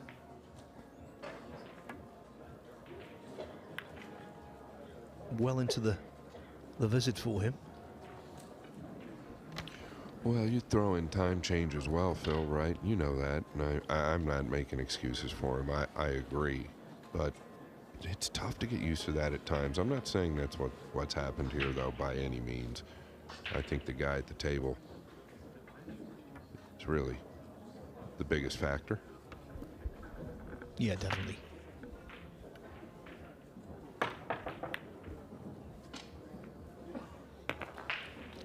Superb bank. When you get to a certain level in any sport, your reputation precedes you. And it is, in Shane Van Berning's case, often intimidatory. Yeah, is he dead straight here? Does he just stop?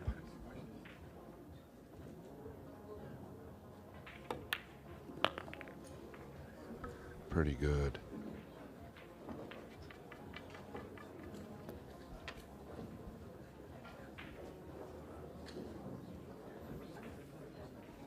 Thinner than it looks to this side. Obviously supposed to make it. Well, the miscue in the previous rack denied him the whitewash, but surely he's not going to be denied a very comfortable victory.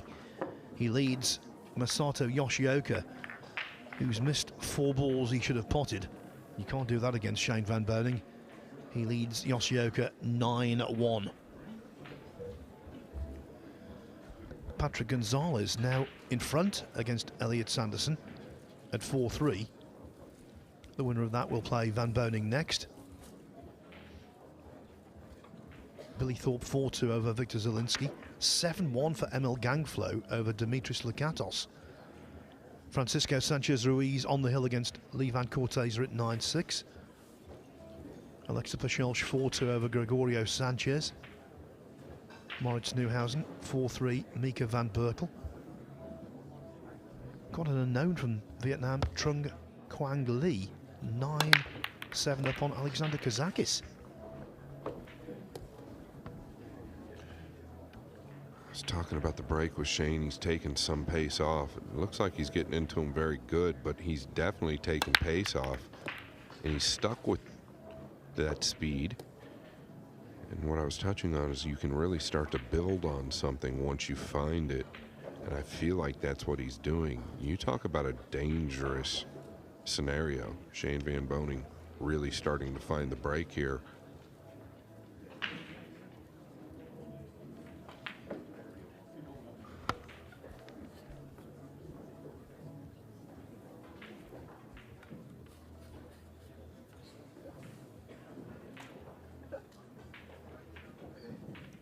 Yeah, is he looking to draw up under the 6? 1 rail. Sending the 2 up table.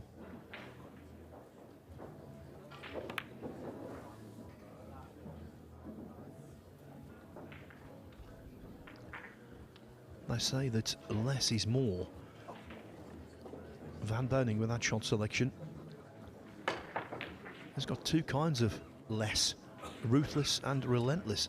Doesn't play it all that well, but the very fact he had the mindset to keep things quiet and not to take any liberties, even with a 9-1 lead, tells you a lot about the way he's thinking.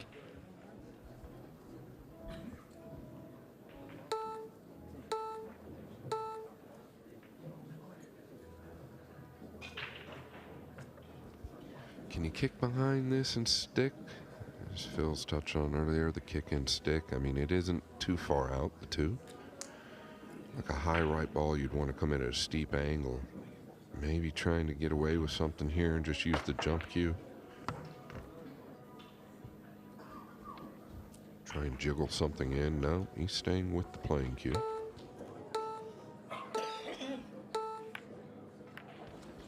Yeah, just came in way too steep. Shane with a look to close this out.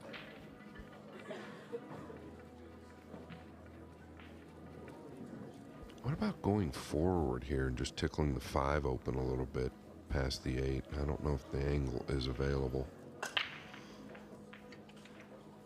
The only reason I say that is the 3 to the 5 could be a problem with the 7 where it's at. But I don't know that he's got the angle here to move the 5. Could move the 8, but that's more dangerous. I think he's going to avoid all of that.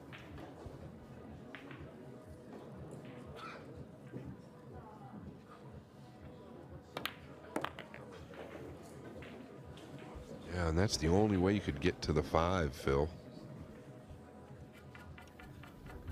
Well, he's doing Masato Yoshioka no favours, but he's doing all of our viewers an enormous favour because this match has been so quick.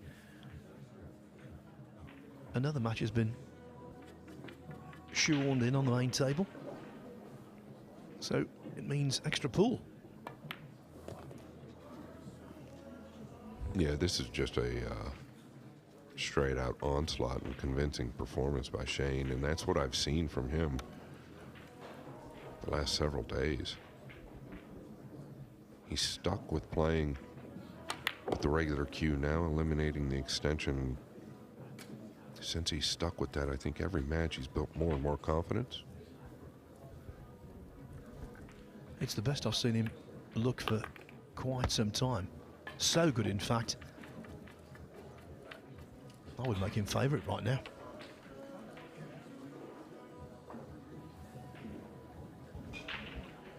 Yeah, that's been in the back of my mind as well. I hope you're right. Resounding, dominant, utterly comfortable.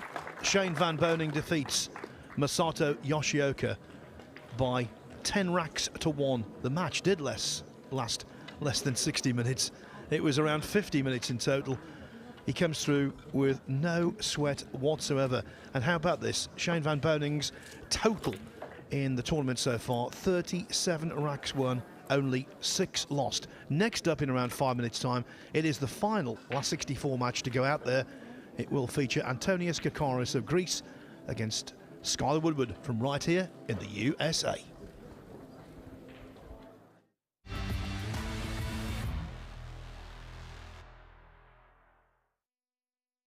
The new era begins. Game on with LiveSB.io. Big moments meet old partners. That's why Matchroom welcomes LiveSB.io, our official new sponsor for the World 9-Ball Tour. LiveSB.io brings cutting-edge sports entertainment to fans all around the world. Fast, smart, global.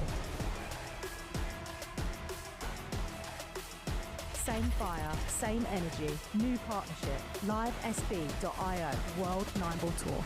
Let's play.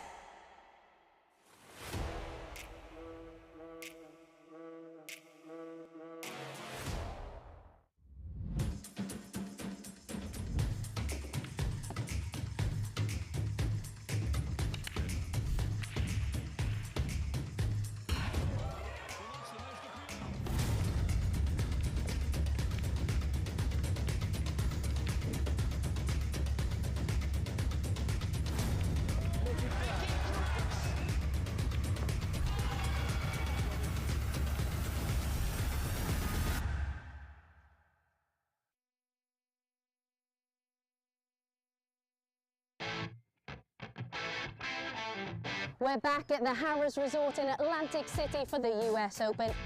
It is one of the most prestigious events in the calendar.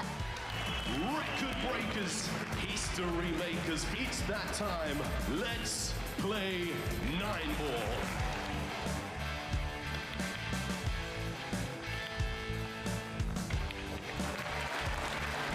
Nine-ball pulls on the growth. Oh, and the governor gets on the board. Next year's prize money in the US Open is going to be $500,000.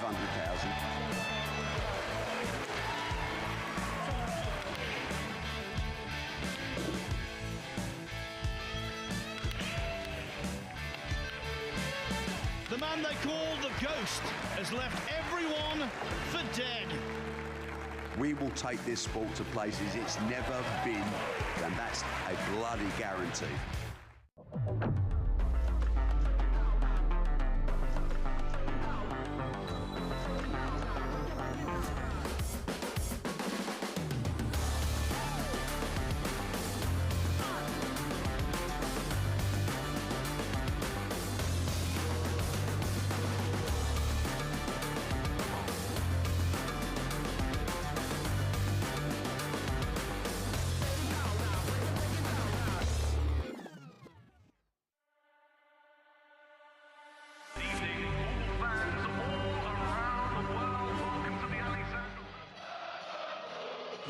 Arena looks just spectacular, and I cannot wait for you all to see it. Julius, don't worry. Yeah, but plenty of the guys that need to be ready. We're the champions. You need to come take your place. You want to follow me in there next? Yeah, I you're ready. All we've been doing some Can you speak English, but please speak? Because I ain't sure what you said.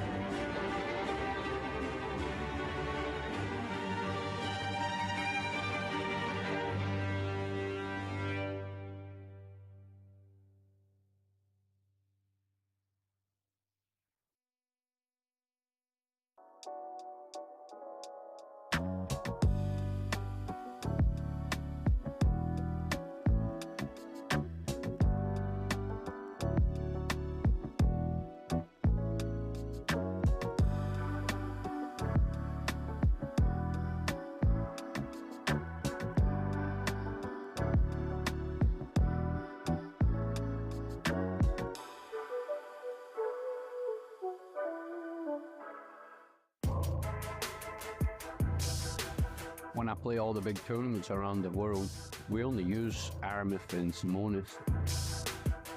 You know, you're getting 100% high quality. It just makes the game easier to play. Simonis and Aramith definitely have the best cloth and balls, hands down, in the game.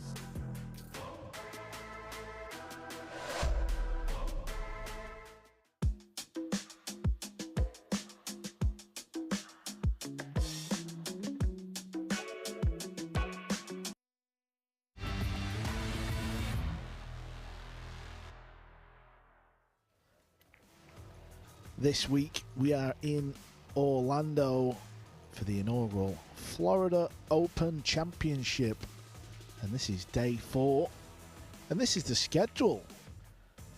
Look at the previous winners. We've had big names. We started off with a couple of Germans winning the European, and then Moritz winning the Premier League. Straight after the Florida Open, it's the big one, the US Open back in Atlantic City. Then we're over in Asia for the remainder of the season. We go to Hanoi, then it's the Reyes Cup, then the brand new Philippines Open. And then it's the big one in London. We finish up with the Mosconi Cup. Let's just have a look at table 3. Skylar Woodward's just come into the booth, if you heard him, saying he's a little bit rusty. Take it easy on him. 4-4, Zielinski and Thorpe. Yeah, and I was watching the scores. Thorpe was up 3-0, maybe even 4-0. I don't think this is going to be enough of what he really wanted. Does have enough angle to work the cue ball, though. Got all kinds of interesting matches coming up. A Chris Reinhold that I really think is playing his best pull ever. Not the jinx in him or anything like that. He looks very, very comfortable in his skin, in his pool skin, against Naoki Oi off a big comeback in the last round, trailing 6-1. He's going to need some help here.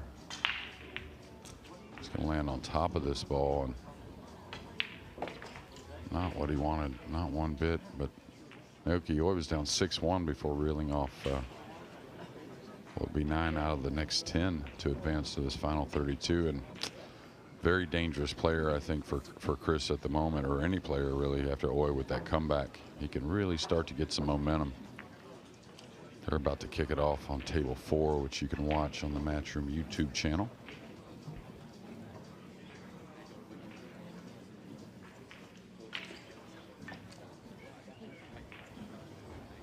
Good to see Sanjin playing well, I think, huh, Carl? I mean, we talked about at the PLP that really we saw a lot of issues physically, and it got a little mental for Sanjin, of course, being the kind of the host there. I think that was a little extra added pressure and demanding there, but good to see him playing well here in Florida. Yeah, 3 apiece against Mr. Shaw, and Sanjin is at the table with a chance to take a little lead. Of course, it was Shaw who beat Sanjin in the semi-finals over in Hanoi when Shaw won the title. Jump shot here. He'll fancy going real close to potting this ball as well.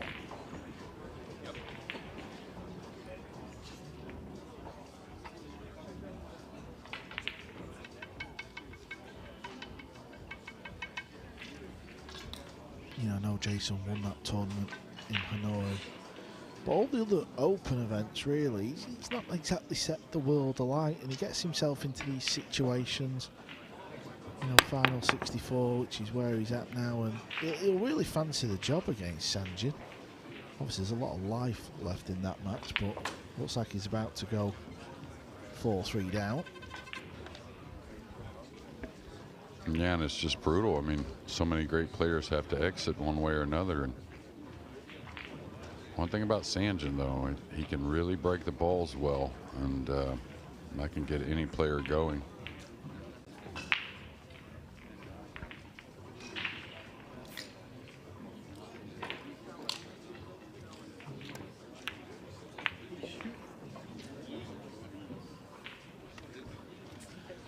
Well, we've not seen much of this match. I know you said he had the lead. Is this what's been going on? Is this why Zielinski's come back in the game?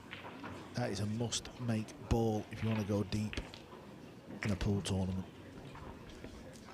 Yeah, if you just want to win matches, that's a must-make, and it wasn't really threatened too much, so I don't know.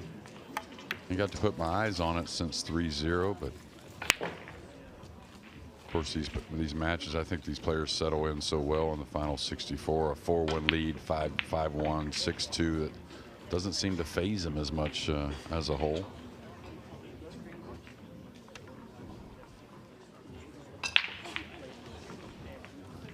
Sanjin with another smash break off.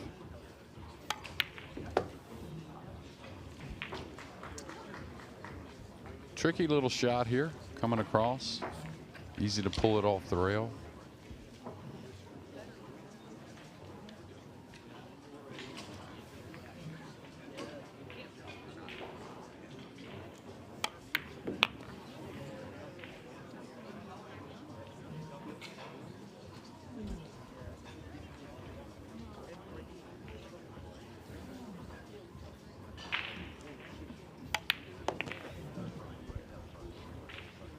So the miss 6. Let's give Zielinski the lead.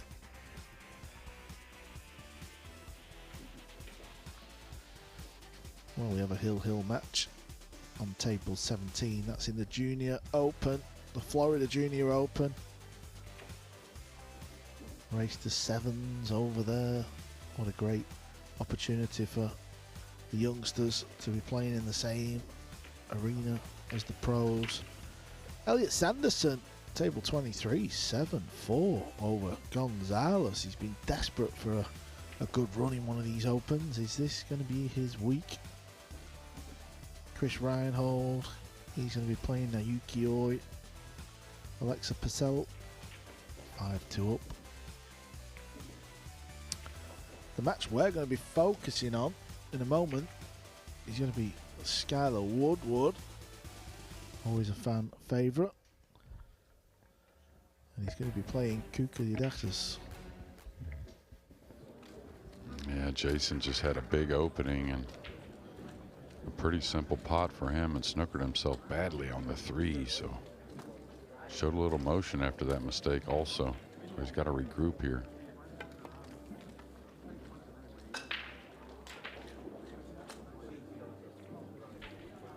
Woodward has won the lag. He will break first. It's a race to 10.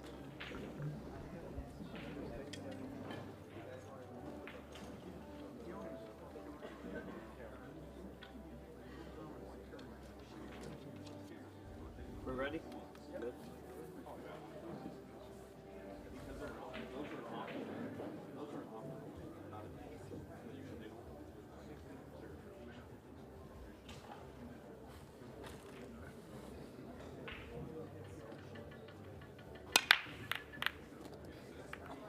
Yeah, made the odd ball, missed the 1. He's going to have a good look at the 1.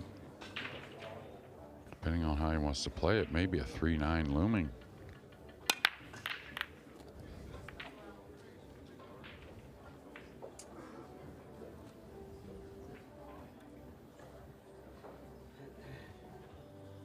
Yeah, it looks like the speed of the shot and the way he's got to get into it a little bit. He likes for the 3 in the left middle side pocket instead of the combination.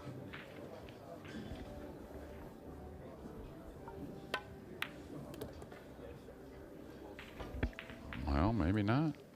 Maybe it's gotten a little 50-ish.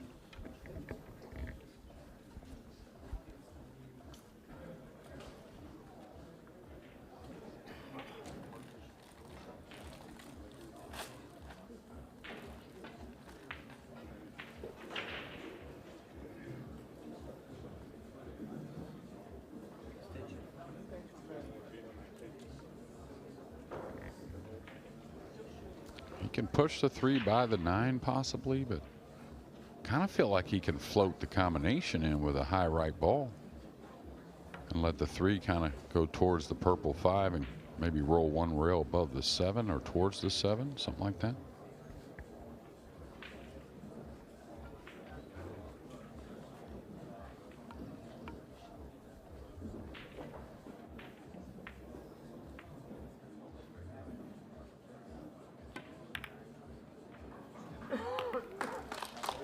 Great combo for Woodward to win the opening rack. You can see how thin he's got to hit the 3 here. Kind of cut it back onto the 9. Delighted to see that one disappear.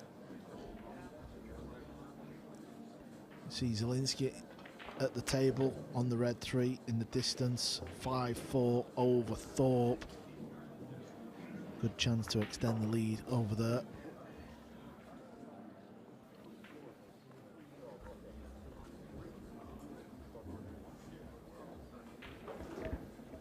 Yeah, Skyler wants to get a little better with the break shot, even though it did produce a clearance after the break, but wants to make that 1 on the side. I think he's feeling pretty good about where he's at, though. I mean, you know, just got married. Of course, that was awesome and had a lot to do prior to that, I'm sure.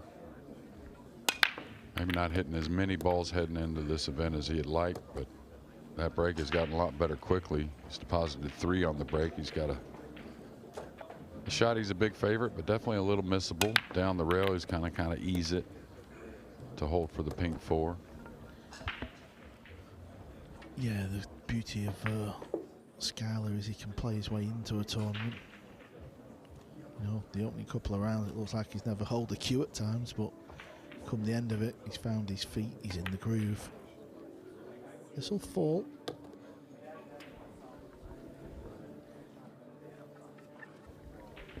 Yeah, and I think, you know, key for both players in different ways, though. I think Skyler maybe to put a little heat on Antonius here early in this match, I think could loom large, really. The FSR really didn't do that in that loss.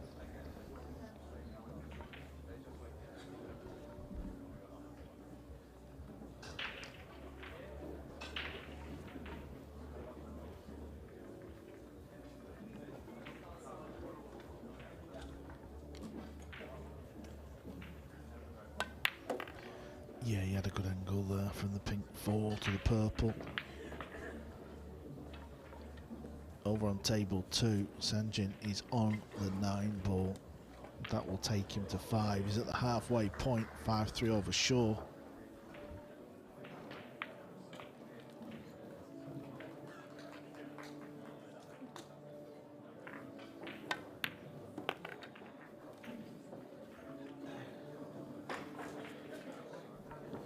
He'll go forward with the cue ball here.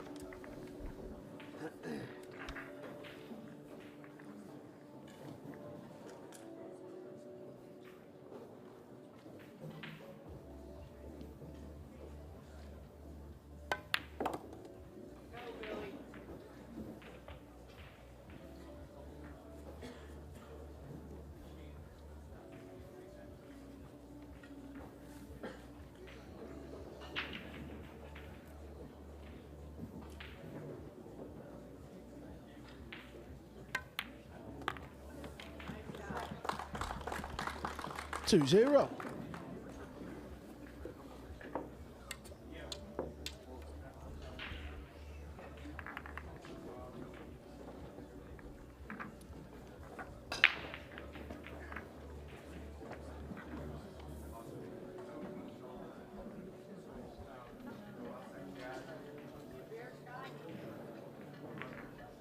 See Skyler just giving Thorpe a little shoulder rub. Side by side. That's because Thorpe is trailing 6-4.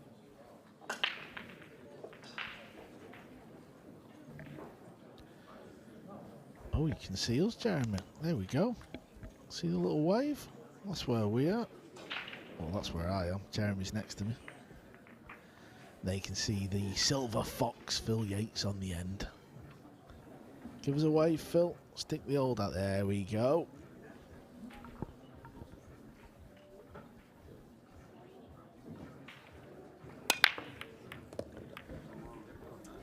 Yeah, he's loving what he's doing now on the break. He's got a great shot on the 2 and a very open rack. Yeah, finding the 1 ball early on. And I like seeing that little emotion, like a little, let me get a shot. Let me try and put some racks together. Everything kind of goes. 7's going to have to be handy to one side most likely, but first things first, a 2 and a 3 ball to get started.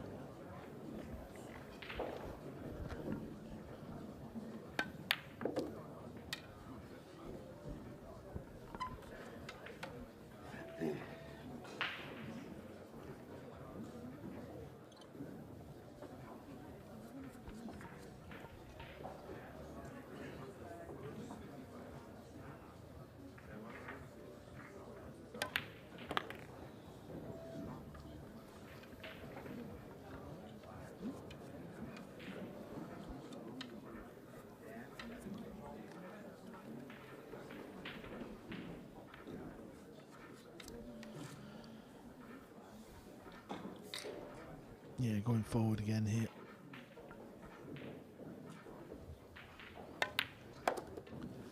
Five goals past the 9. Wants an angle so he can just get back up centre of the table. He won't even be looking at the 9 for anybody thinking he'll chase the 9. He won't. Yeah, definitely wants more towards the center, I would think. 7 only goes to one pocket, so really like keeping it simple, playing off the green 6 in a moment, just coming straight down the right side of the table.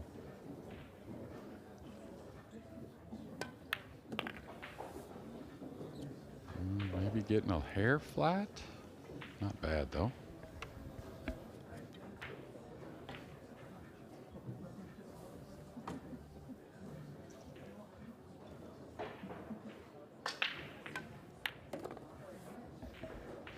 Yeah, that's what I kind of thought. I would love to have been a hair more left towards the center of the table when I played the 6, but smoothed it down here pretty well. Close enough. I mean, may go 4 cushions around the 8.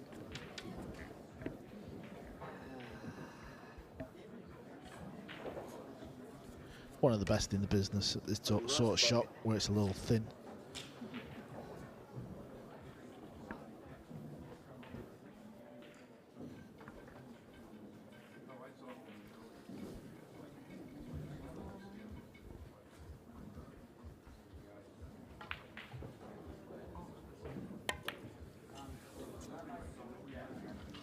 Amazing, isn't it? When it's not close to the rail, you know you can't cheat it from that angle. Yeah, I mean, he's at the table. I wasn't in love with the high ball as much on that as I thought maybe using a little outside and going around the 4 cushions, especially he's really good at that shot as well. You know, like where the 7 is now, Jeremy, you can afford to graze the rail here. Pocket should swallow it up. He's got to play the cue ball pretty hard. He wants to hit the top rail, back down. Yeah, and I watched a lot of his match with FSR and just watch for a little movement from time to time. And he's not afraid to thump him in, by the way.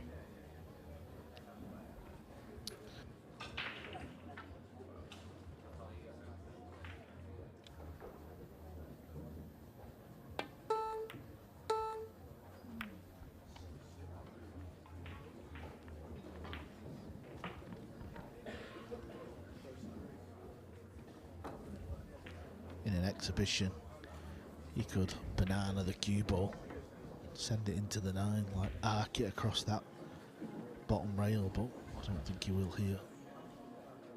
Just try to get the 7 somewhere below the 8 here. Let the cue ball just run a little bit. All about the object ball, really.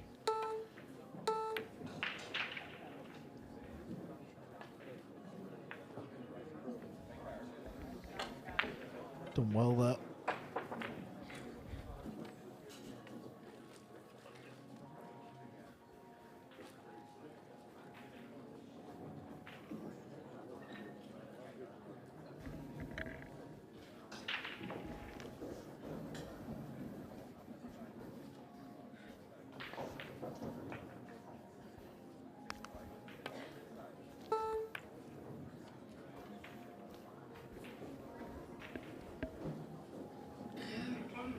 Yeah, and if he's got a look, he'll certainly consider the bank. Skyler, I think one of the best bankers out there, especially when playing the game of 9-ball. Not just playing bank pool, right, or something like that. Situational banks.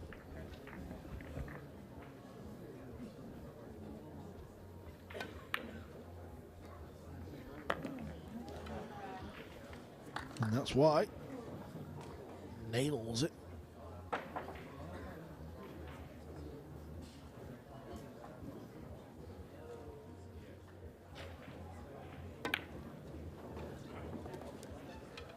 Okay, he's going to win rack 3 after missing the 7 ball.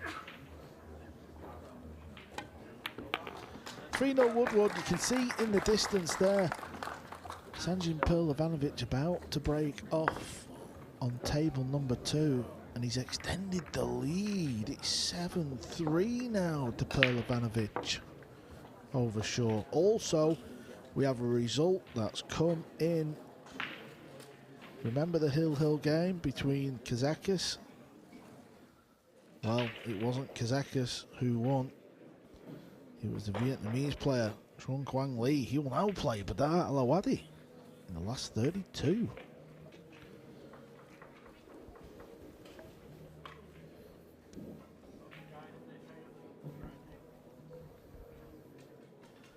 This is table 2. Sanjin's at the table. Doesn't look to have a pot on the blue 2. While he makes his mind up, we'll head back over to the feature table for the Woodward break.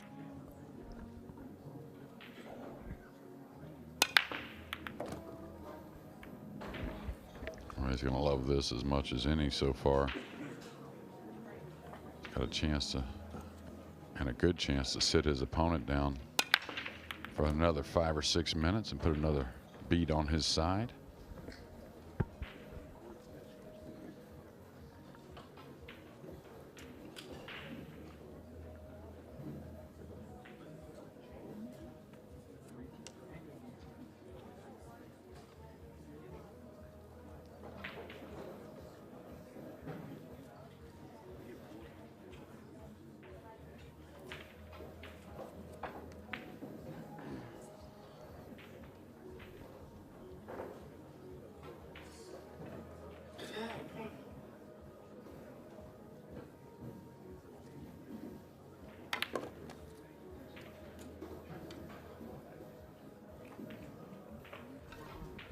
See all the spin. That was to get the cue ball back out, up towards centre of the table. Yeah, I don't know if it's conscious or not, but what I'm seeing from Skylar physically, really going through the ball quite a long ways, it seems like most shots. So I think that's always a good sign. He's not like kind of hitting at it as much, you know, a little more through the ball, which I guess when you start to settle in, that naturally kind of happens.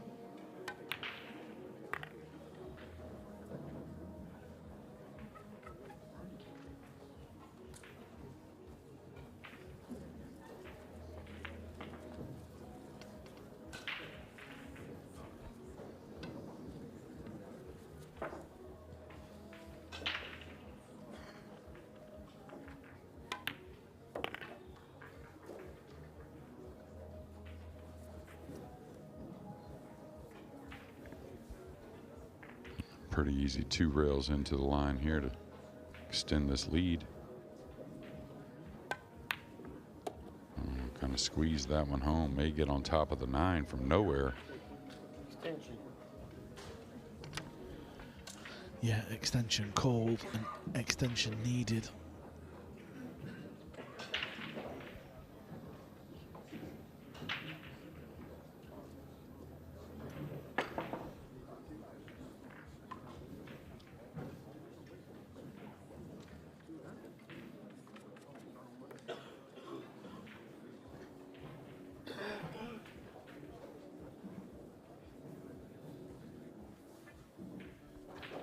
Big little shot this early on in the match still. Yeah, and it's there. That just keeps the momentum going, 4 in a row. Then you can see how thin these type of shots are. Straight in the middle. Emil Gangflow, 9-2 up over Dimitris Lukatas. The young man going well. Elliot Sanderson wins another rack, 8-5 over Gonzalez. Mustafa Alnar going about his business quietly here this week. His match is just starting against Chang Yulong. Neuhausen is playing the young Mika van Berkel, 8-4 to Neuhausen. Max Lechner, another one of these players, the players that have been to major finals and semi-finals, but yet to lift the silverware. He's playing Simon Corral. He's losing 6-5. Baselj, 8-2 over Gregorio Sanchez.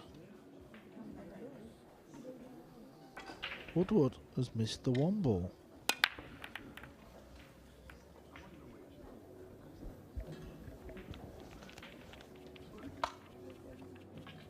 Yeah, he missed the 1 in the opening break, but made the odd ball. Got the clearance from there. Should be a safety here, just banging the 1 straight down the table, trying to use the 2, 5, 9, maybe the 3 and 8.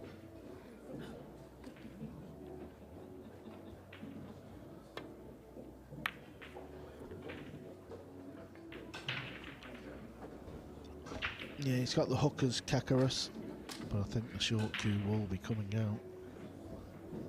Yeah, and doesn't really have to try and make this, really. He can just hit it in the faces, maybe cut it a hair, knock it around the table, and hold the cue ball. Can't ever argue going for the make. I mean, you feel like you got a chance to maybe win without your opponent getting back to the table, but this one here, the safety looks pretty good.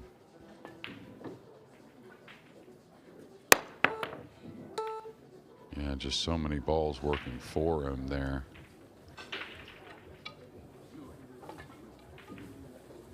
Shaw has got a chance to get back on the board. Made a huge comeback yesterday. In a big match, he was down, I believe it was not 8-3 or 8-4. There you have it. He fell a little underneath this, so just got to pay attention. Probably comes 3 rails around the 9. He's elevated just a touch. Shaw, of course, with them good hands.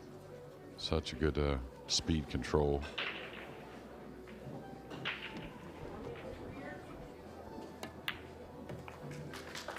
$7-4 now for Shaw. Been here before.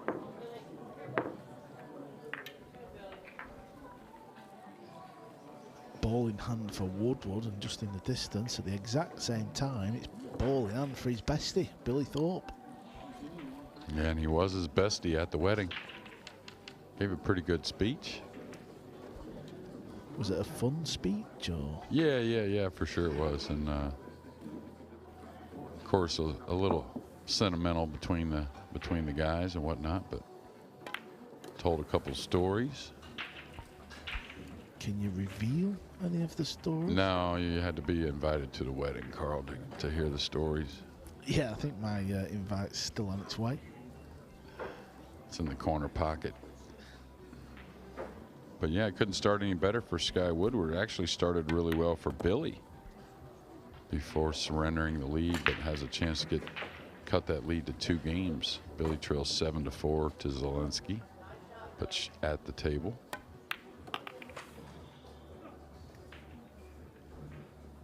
Like they've gotten off the rail here more. Now he'll probably go forward to play the purple in the right middle. I think anyways.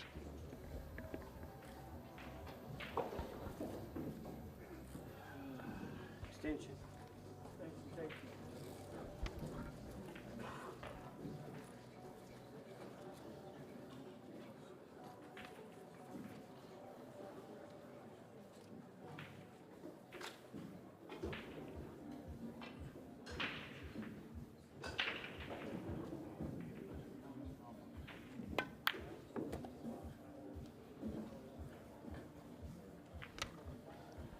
Yeah, nicely done there from Sky. Yeah, I really like what I'm seeing as far as just trying to piece the rack together. You know, Skyler's kind of known for when it's nearing the end of it for his victim or his opponent that he could kind of pick up that little strut and that pace. But I really like I like what I'm seeing here as far as the pace. Just putting one ball after another together. Well, this is the shot that Kachi missed earlier, if you remembered it. It was pretty amazing. He's going to fall a little flat near the cushion here. So definitely a missable ball. You got to put a little pace into the cue ball. Actually, a similar shot that work on quite a bit with the fellas back in the day.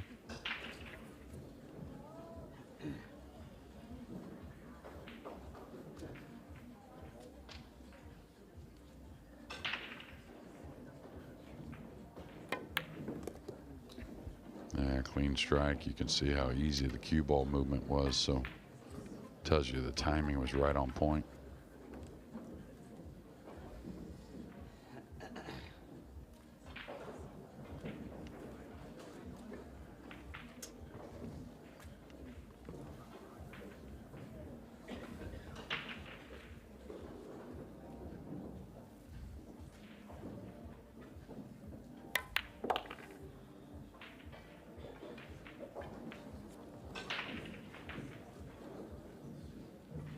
Chip in 9 to go 5-0. Yes, it's all one-way traffic. Kakaras takes his time out at the right time. And while we have a timeout here on table 1, we'll get you back to the action on table 2 because this is familiar territory. Jason Shaw down 7-3 it was. He's at the table for 7-5. 8-3 down yesterday or the day before, whichever day it was, I forgot. And he come back and won. It was against Marvin Aziz. So he's not scared of the comeback, Shaw. 7-5 for the Scotsman now, trailed by 2.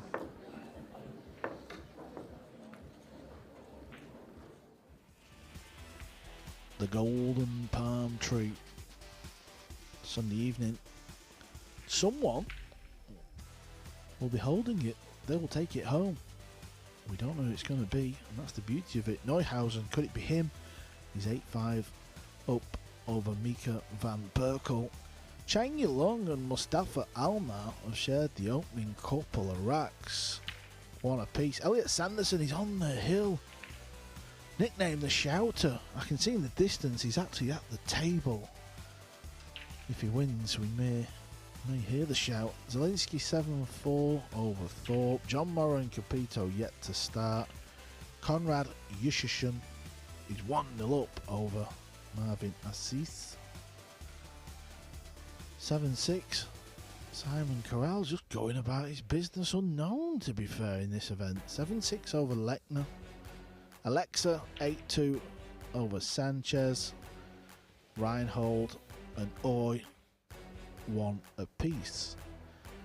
You can check out the live scores, the draws, the future events, the world rankings, all on WNTLivescores.com. This is the East Coast Swing, the first of 3 events. After this, most of the players are going to the Battle of the Bull, Mr. Wolford's pool room, and then straight after, it's the US Open. It's green jacket time. There's the shout, the Shouter. I don't know if you heard it, but he's won. Elliot Sanderson 10-5 over Patrick Gonzalez. He's in. It's at a 32.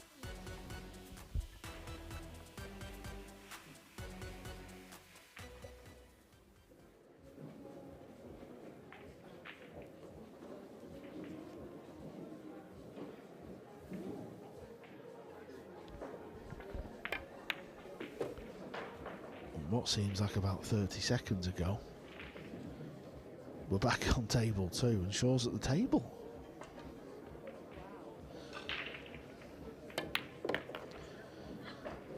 We're still on a timeout on table 1. This is how quick this has been from Shaw.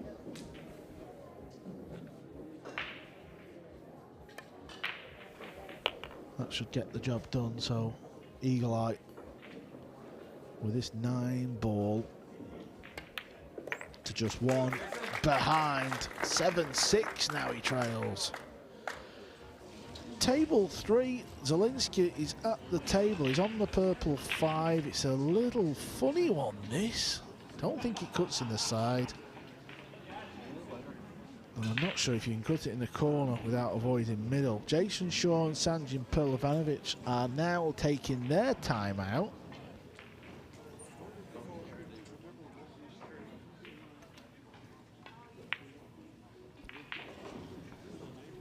Yeah, I think he can play this in the corner. I really do. Now looking at the bank. If you need to stiff it, though, and draw the cue ball, maybe he's just got to kind of stun draw it.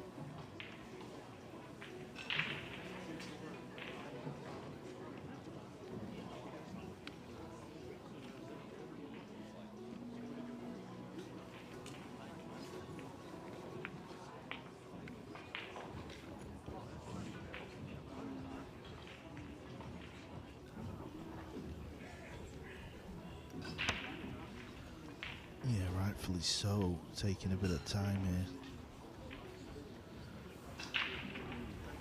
We'll let you know how Zielinski gets on with that shot because both the players are back in the arena. Skyler's 5 up, 5-0. He's got the break.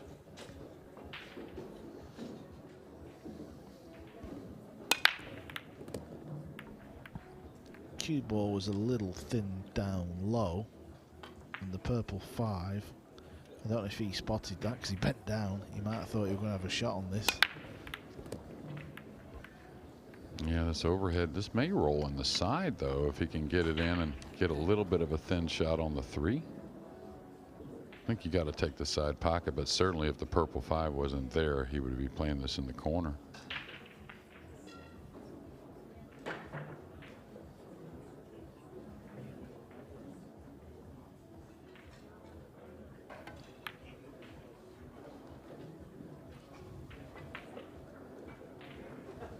like maybe he tried to get more out of the cue ball than what he really could.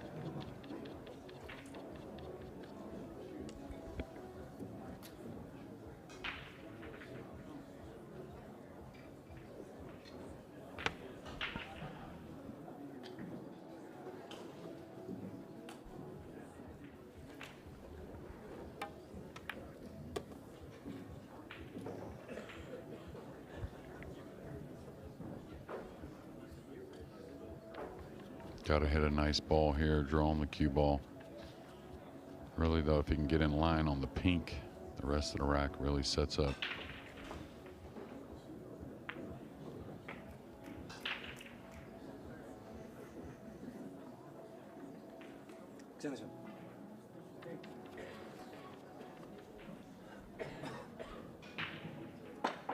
Extension called. He knows how important this shot is on the red 3 now.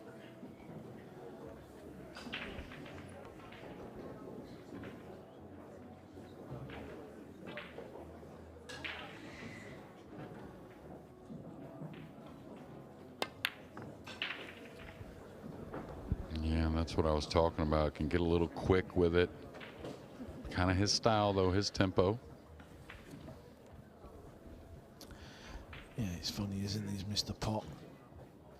He's got lucky leaving it safe, but when you're 5-0 up, it just feels a little easier to handle. If you were 5 down, he might have a different facial expression. Gives it the old heave-ho. Doesn't get away with it. Antonius back at the table. Can he get his first rack on the board? Shaw and Sanjin are also back in the arena. Shaw's about to break.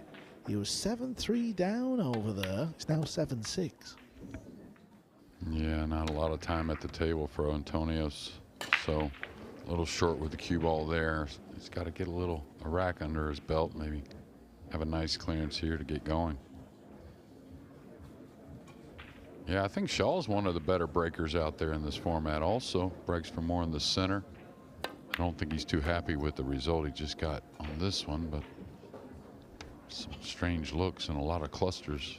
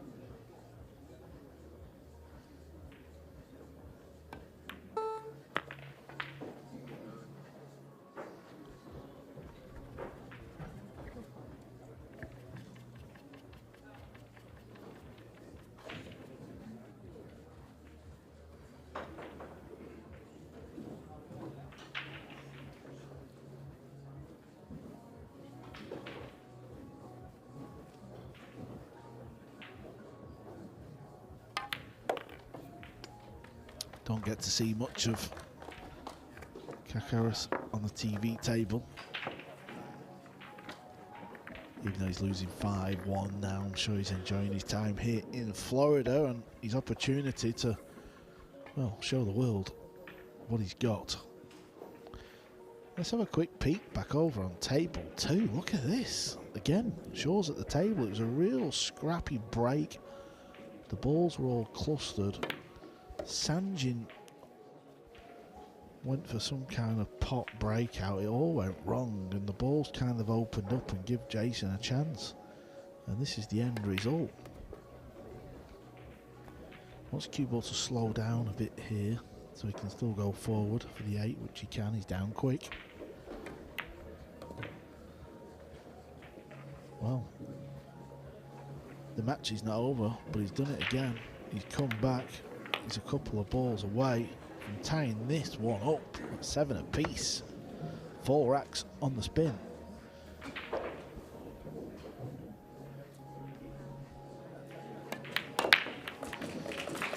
And the break from Kakaras was pretty good. 7 apiece over on table 2. We'll keep you posted. Back to the main action. Can he see the blue 2? I think he can. Here's another look at the break. Cue ball off the side rail, back into the stack. 1 ball in the side.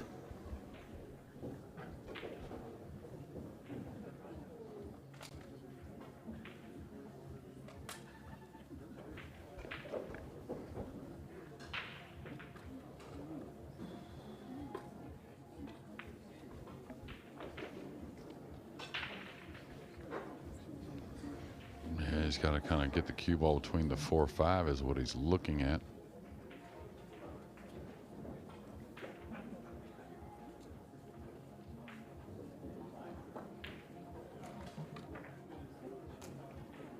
Extension. Awkward cueing a little bit with the 6 there. Zielinski extends his lead to 8-4 over Billy Thorpe. It's won 7 out of 8.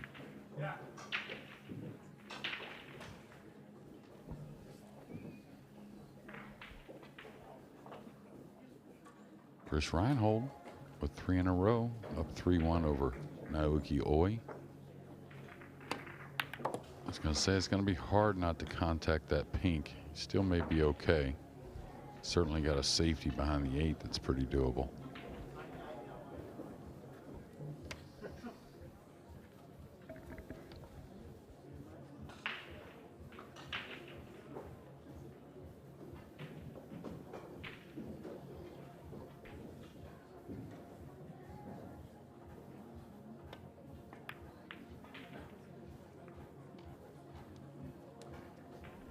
Yeah, he desperately comes round. He wants to see how much of the left rail he's left here. Well, I think he was trying to make it, though. I think that he did have the 4 to the lower left, so saw some value. Left a lot more of a kick shot, though.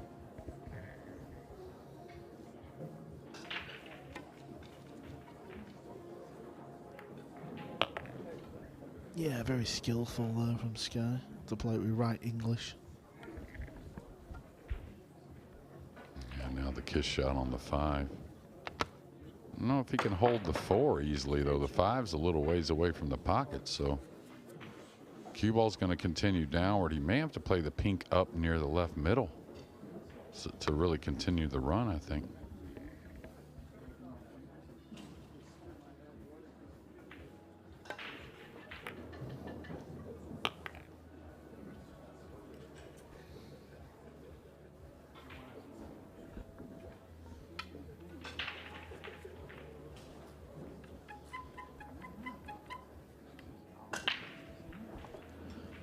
Zielinski has won another rack. It's getting a little bit worrying for Thorpe over there now. It's 8-4.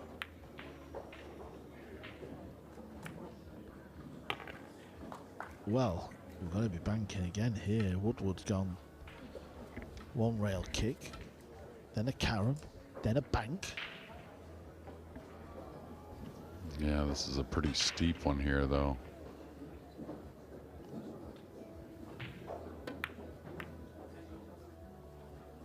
over twisted it.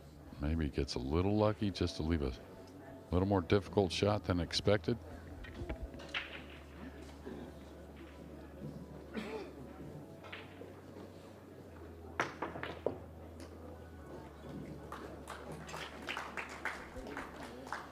Yeah, the clap that you heard was because Shaw's just jumped a ball in, so he's at the table. Trying to spin this ball in with left. Done well. Good shot. Wow, I was looking at table 2 then, JJ. I don't know if you clocked it, but Shaw kind of really missed the ball, but it was one of them like the golf ball, the Tiger Woods, where it stopped and then it fell. The 3 ball in the lower left corner? Yeah. Oh, wow. Wouldn't imagine he jumped the 2 in. It was hanging over the side. The safety kind of wasn't Sanjin's best, but coming from that angle, huh? It still kind of wobbled and fell. Yeah, it did, yeah. Wow. Did he have to spin it with outside maybe or something? Yeah, I think he did, yeah. Because he was near the right pocket, I think, with the cue ball, the right middle.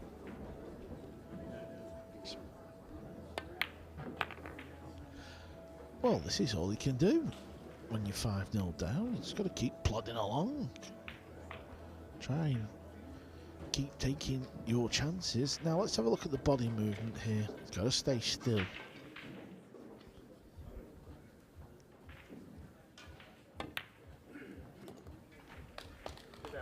Two on the spin. Zielinski's airborne in the background. He's trying to nail a long 2. It's Friday here in Orlando. We expect today, tomorrow and Sunday to get real busy. But it's been good all week, hasn't it, Jeremy, for these, opening few days of an open event? Yeah, it's been awesome. I mean, I think it's going to be even better over the weekend. There's a good look at Shaw right there. Real difficult 7 ball at 7-7. Got to get shape. I don't think it's enough.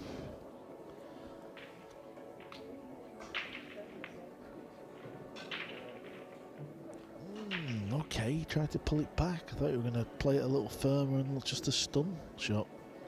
Yeah, maybe work a hair harder on the 8, right? Yeah, such a great potter of the ball. Oh, by the way, I've got a little bit of gossip for you, Jeremy. Oh, no. Fedor was on the table before. I went over and said, "You not fancy the ball in the corner, pal?" He wasn't having it, but I think you were wrong. Do what? I said to Fedor, "Did you not fancy the pink 4 in the corner?" Yeah, no, I didn't follow from there. Yeah, and then he said, "No." He wasn't having it, you said? Yeah, he was. He didn't want to hear it? Well, it's not so much he didn't want to hear it, but he still felt like the side was the correct shot. Okay. And then I just said, "Fedor, you're such a good cueist. I think you make that ball in the corner." He was on about the angle on the next ball, but no, I wasn't having any of it then. You weren't? No. I still think he should have gone in the corner. Well, I'm just curious if he was thinking corner the whole time and then went last second on the side is what it kind of appeared to me. Yeah, I don't know. I could be dead wrong there, but, He made it seem as if he was just concerned about the angle, but I was like, yeah, but the cue ball's flying up and down. You got to miss the 9 and the 8 with it. I don't know, anyway. Well, I thought the side was just as missable as the corner, and the cue ball's pretty secure for the corner. So, and not only that, like you said, a guy that just knocks those in all day, really. It was an awkward match, though, I think. Yeah, it got a bit sticky near the end, didn't it? Billy Thorpe's at the table, by the way, while Shaw eyes up. Well, a real difficult jump shot. You jump bank this to go up table? Do you jump bank across side?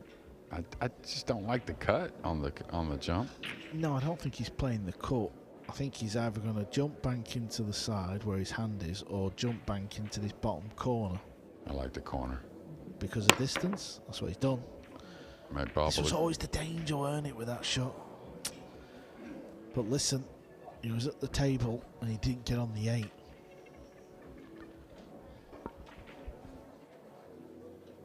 Yeah, it's going to slow down what was a lot of momentum heading into the end of this match. Aokioi back on the board and breaking, trailing 3-2. That's on table 4. That's Matchroom's YouTube channel. Get all that coverage.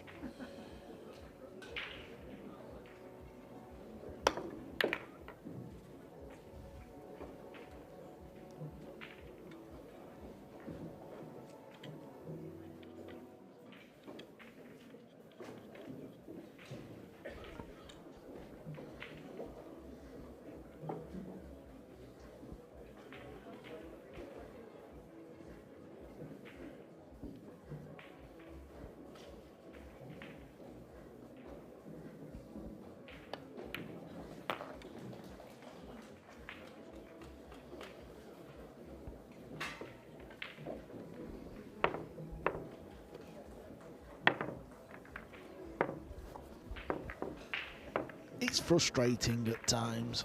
Done all that hard work. Won 4 racks on the spin to get it back to 7-7, and you're in the balls. You've got a chance. You hook yourself, and it all goes wrong. You feel like you've got to start again. What's going out? What's going on out in the arena? Marvin Aziz, the Filipino, 4-1 up over Conrad. A real tight match happening on table 10. Corel 8, Lechner 7, Alnat and Yulong tied at 3 apiece. What about table 25? Gangflow was 9-2 up over Lucatus. It's now 9-5. Well, 2 guys that suffered hill losses, right? 2 guys, that being Marvin Aziz and Emil Gangflow, even though they had a loss, 2 hill losses because 2 great players, and besides those matches have cruised really. So watch out for those 2. And yeah, and Anthony McLino up 3-0, is it? Yeah, the American Miglino. I've never seen the guy before. Obviously you know him, Jeremy, and so does Scott. He must be a handy player. Maybe he'll be getting himself to the US Open. Not long to wait for the biggest of them all. The green jacket is up for grabs along with the trophy. And of course, the dollars. 18th through to the 23rd. Harrah's Resort in Atlantic City. Fellow Ghost goes there as the defending champion. He won't be winning this trophy. He's been beat, if you missed it, Capito 10-8 just a couple of hours ago.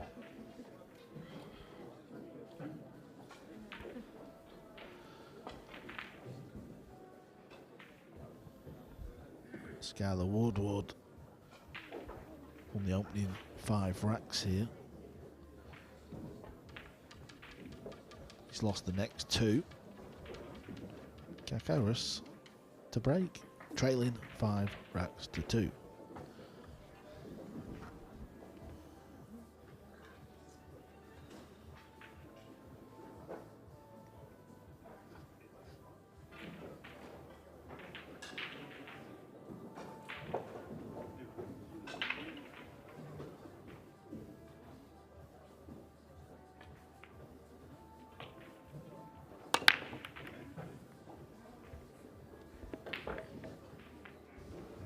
Didn't sound like the best connection. He's going to get the cue ball covered up by the purple 5.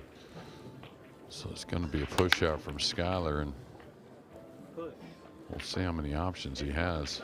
Not only where to go with the cue ball, but how to get there.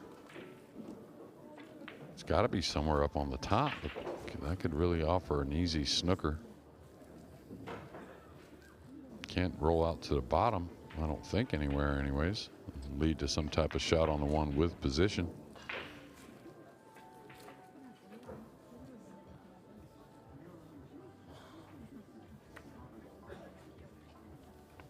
Trying to make the 2 a little bit odd. Billy Thorpe trying to get a break and run here to get back at 8-6. We'll keep you posted there. It's table 3.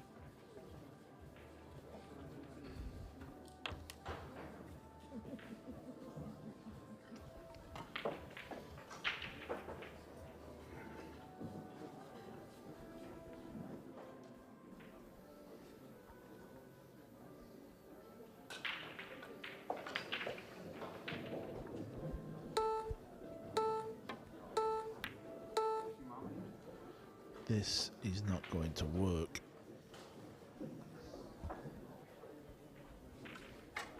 Yeah, I'm not sure if he was trying to squeeze in between the 6-9 or anticipated the 1, maybe catching the 3 ball and slowing the 1 down. I'm not sure, really, but. Billy Thorpe, he's hanging on in. He's got 3 balls to pull it to just 2 behind. And Billy, a guy who can break the balls really well, and type of guy that doesn't mind those close matches at the end. He plays a lot of them, and he's a true fighter.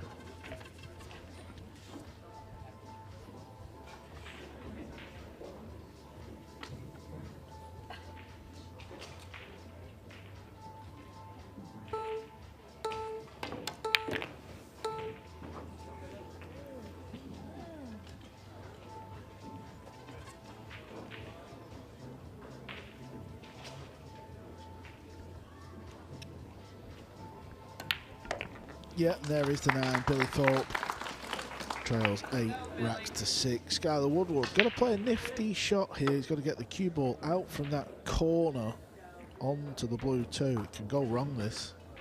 Yeah, I like the draw stroke, I think. He got it out enough. And yeah, real nice shot, that one. well, he's just crafty, right? Crafty player. People always talk about, don't play on the 7-footers, and I don't think you should make all your practice there, but his experience on him through the years, I think on little bitty shots here and there that come up even on the big table, I think really help. Same thing with SVB. Spent a lot of time on the 7-footer at one point in his life. Yeah, also Jason Shaw has spent a few years on the 7-footer, the English 8-ball 7-footer. And over on table 2, Perlovanovic won another rack. So that score is now 9-7. Let's not forget we was over there at 7 apiece when Shaw hooked himself on the 8. So now Perlovanovic just needs 1 rack. Shaw needs the remaining 3. Otherwise, JJ, it's going to be another disappointing open. Yeah, and really hard to figure why. Just trying to get on the bank here, maybe on the 4, maybe a stitch-up safety, banging the 4 away. I'm not sure. If he does bank it, he's got to draw the cue ball. He jacks up here. Is he drawing this ball for shape? Yes, he is. A sweet stroke. That's what's required.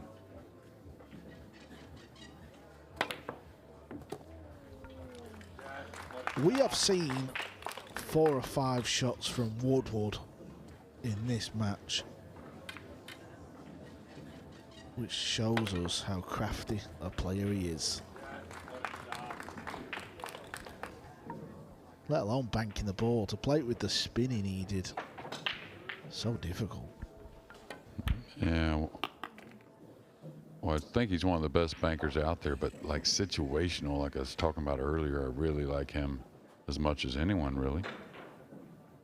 Caught that a little heavy, so a little thinner on the green 6. I feel like this is a big ball in this match. Skylar's breaking well. Could extend the lead and be a little more comfortable moving forward.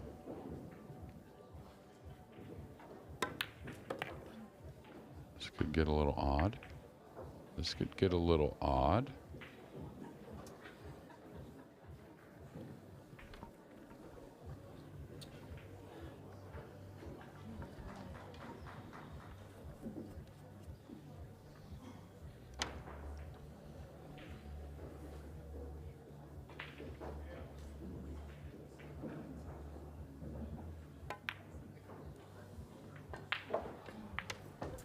Ooh, that was a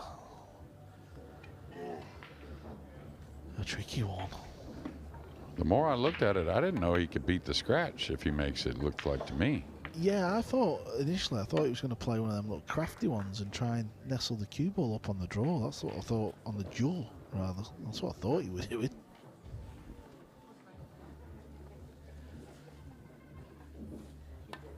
Just kind of just giving his opponent opportunities to just get back in the match easy, really. Yeah.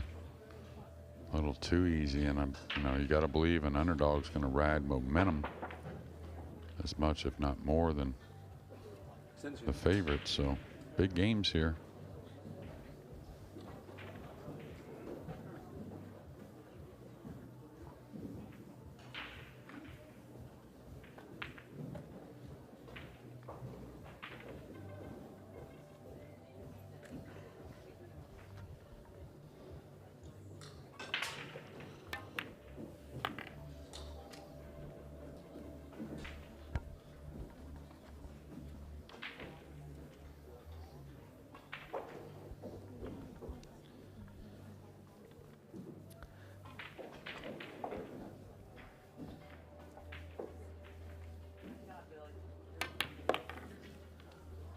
Five, 3. 5, 3.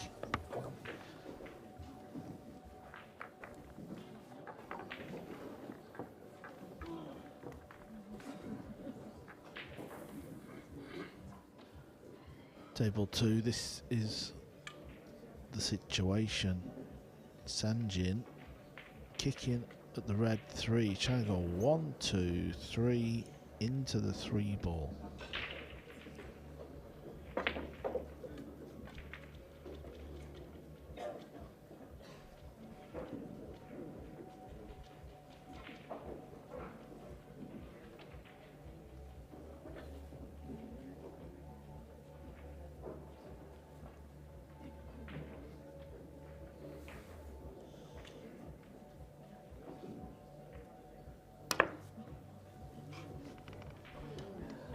Such a tough hit for Sanjin. You always kind of felt you were going to get ball in hand, Jay, and you have. So just the first shot, really. As long as you get on the pink 4. Yeah, the referee on table 1 and 2, he's covering both tables, so he's got to wrap both balls, and sometimes he's not seeing what's gone on. So Jason was just saying, yeah, it's ball in hand. Can you clean it for me?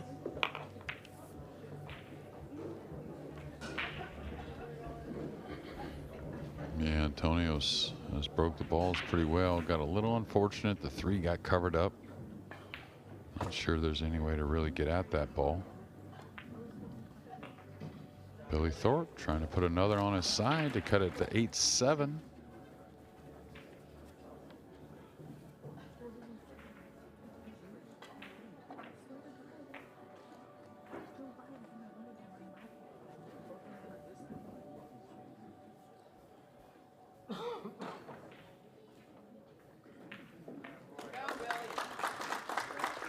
Yeah, I'm not sure that Antonios can do a whole lot here. Maybe just try and come straight down the table and play a safety on the 3.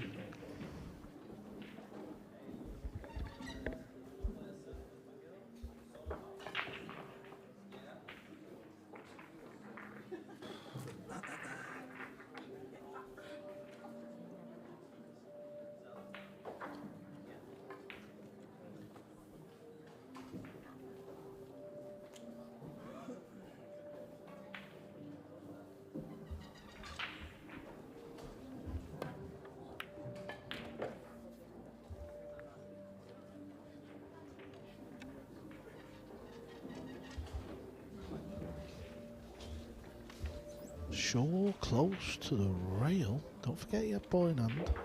Just off enough where he can hit the cue ball where he wants. 9-8.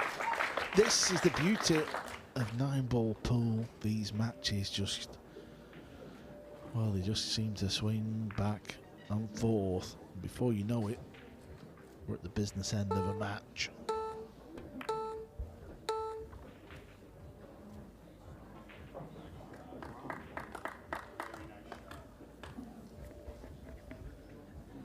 Yeah, he stitched it up pretty well here, and may have to get the extension, add a little side spin here. Could be the type he kicked lightly.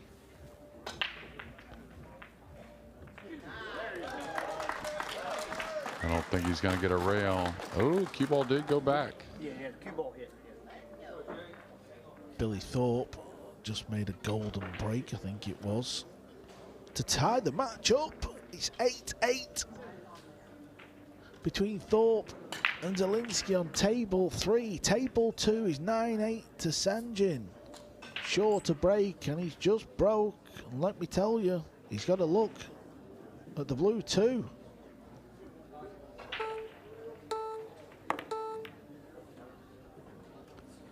Decent shot there from Antonius.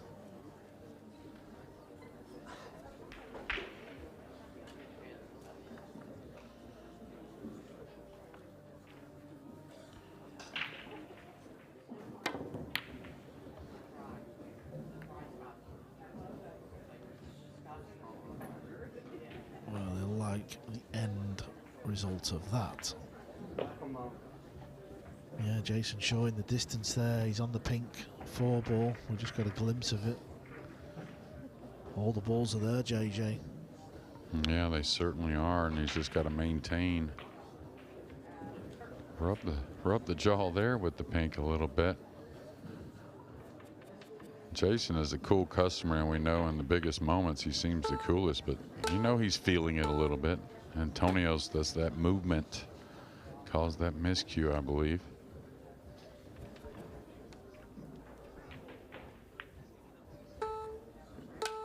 And you can see quite a bit of movement.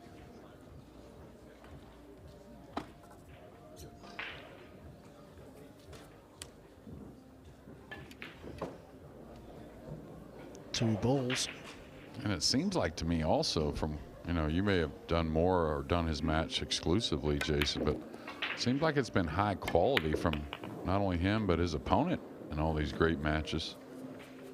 It's always not going to be perfect, but like I said, it seems like it's been really good stuff. Here we go.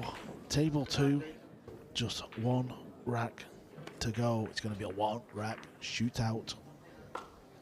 Yeah, and Skyler's starting to struggle with a lot of different departments. He's missed a ball or two. Here, quite a bit short with the cue ball, and he knew it as soon as he hit it.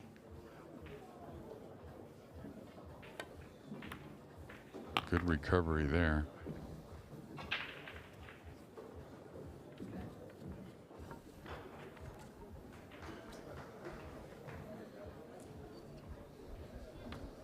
Extension.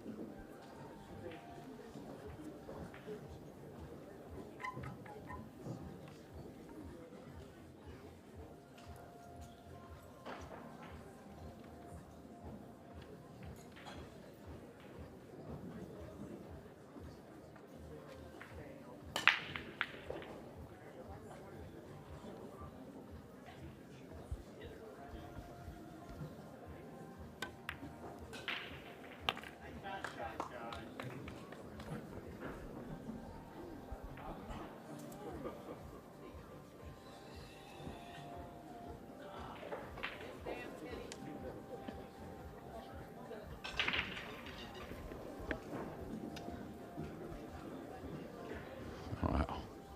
Another crazy shot. Where's he go? Just stunned forward between the 8 and 9? Wow, what a hit. Shot of the match for me, that.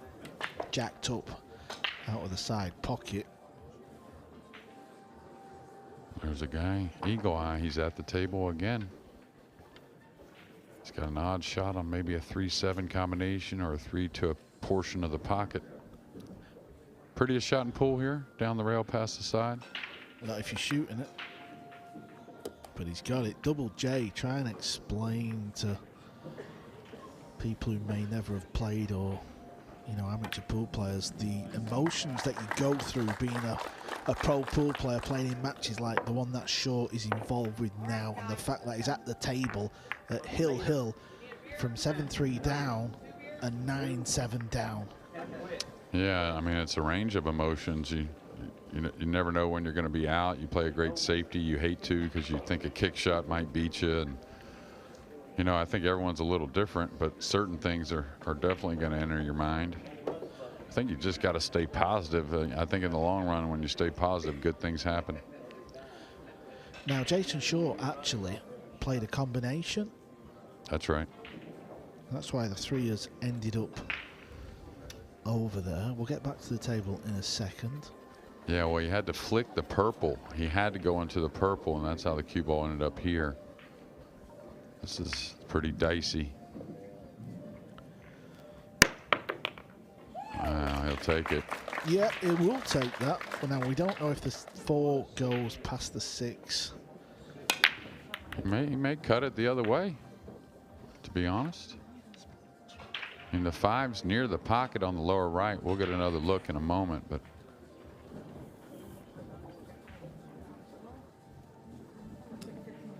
here you have it. I mean, you could cut it to the upper left if it didn't go and go into the 6. Yeah, let's all focus on the final rack between Shaw and Pearl Ivanovic. There's plenty of life left on table 1. Okay. What's he going for here? If he cuts to the upper right, I think it's a funny angle for the speed. I really do. He's either got to ease it with spin or put a lot into it. Yeah, in the back of your mind. It looked a little quick, but it's understandable. Of course it is, yeah. But you could tell, I mean, just watching a human, the way he acted right there, will tell you about those range of emotions that go through just on that shot alone. You know, not even from shot to shot. After the miss, you start looking at where the cue ball's at and where the object ball ends up, and you're not pulling against your opponent. You're just pulling 100% for yourself. And now Sanjin's in a spot of bother. Yeah, this is where, like, Albin Ocean's so good, figuring out what a percentage is on this type of shot. Yeah, and also SVB as well. Yeah, the clock is for table 1. That's the shot clock, rather. Billy Thorpe spending a lot of time at the table after trailing 8-4. Now at 8-8.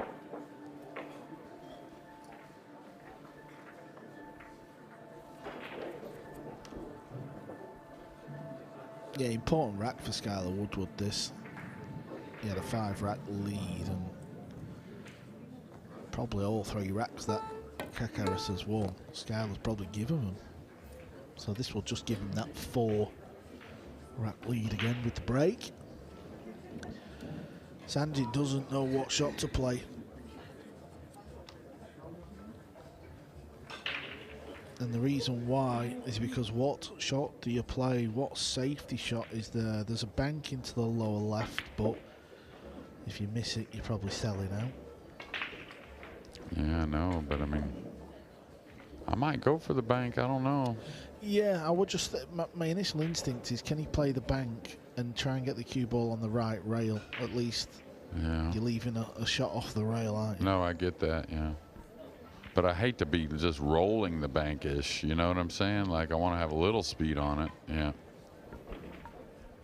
Yeah, if you miss it, hopefully you hit the short bottom rail and it comes halfway up on the left long rail. Is the table slick enough to, like, cut it with, like, a high left and make the 4 hit the left side rail past the side and let arc the cue ball a little?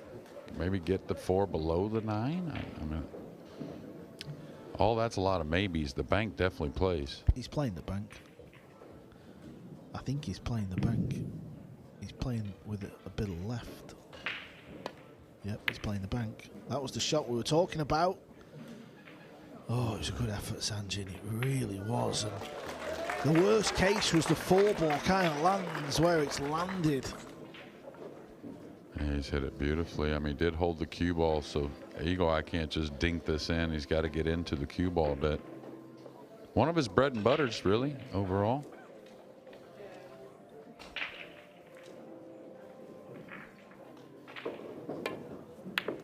Oh, beautiful, beautiful shot. And forget the cue ball, forget the pop. I was looking at the body. So still upon delivery.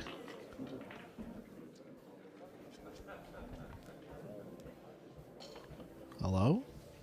Be careful.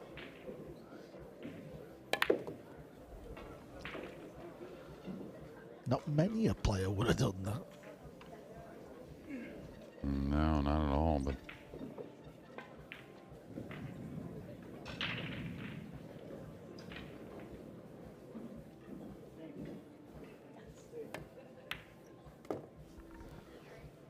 Yeah, a good pot again, queuing from near the rail, and in practice, this match would be over.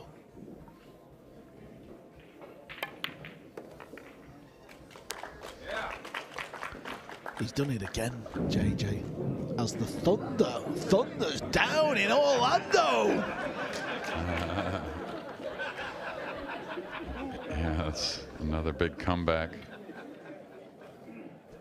Like my good friend of mine back home says, you got to believe, right? You got to believe you can do it.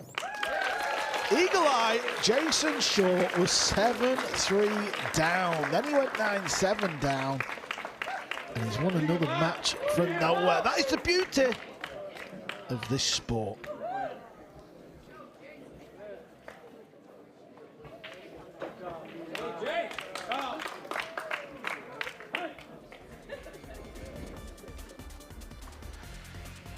There's drama across the board. Table 3. 9-8 to Billy Thorpe. Wow. It is happening all around the room. Back to the main table, Woodward to break. Another good break. He's broke really well in this set, actually.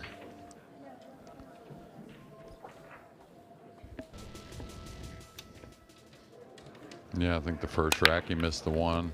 He missed the one other time, but overall it's been pretty good. Really great spreads. Now I think he'll shoot to the upper right, even if it doesn't play to the left.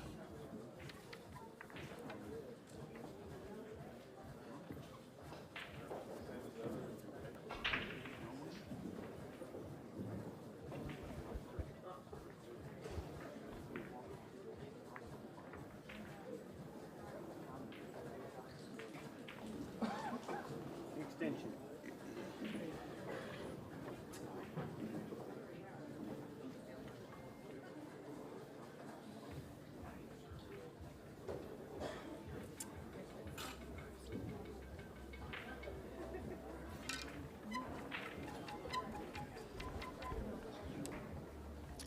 Yeah, that sounds like a jump cue.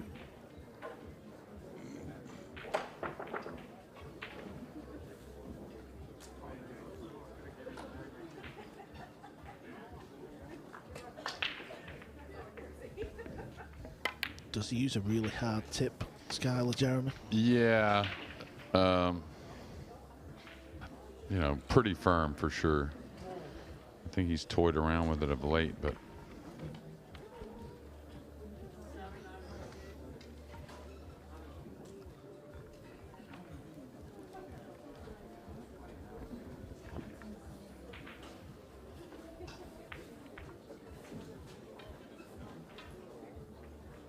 Extension.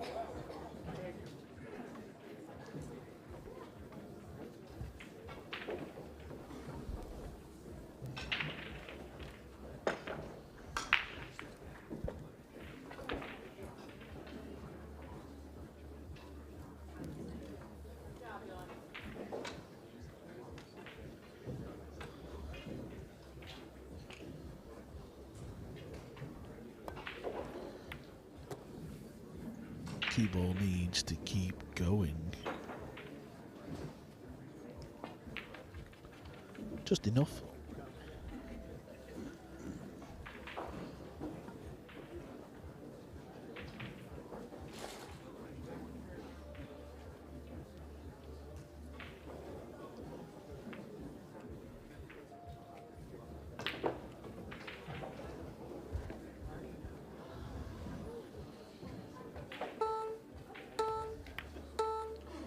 Real surprising way of playing that shot, Jeremy. Wow. yeah, there's a lot of ways to play it. I didn't expect it from him either. You talk about it a lot. What's wrong with playing on the acute side to the left? Yeah, the short side, you mean? Yeah, the short side, yeah. Just didn't even look at it. I think guys just overlook the short side a lot. You know, they just see that nearer pocket and always want to even give in to the cue ball a lot or the shot in front of them a little bit more than they should, overlooking short side position. But it's going to spread a little bit on them. Should get it down, though. Oh.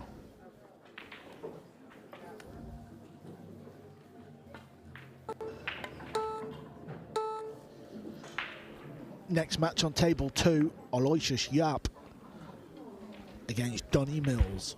What a great event Donny Mills is having.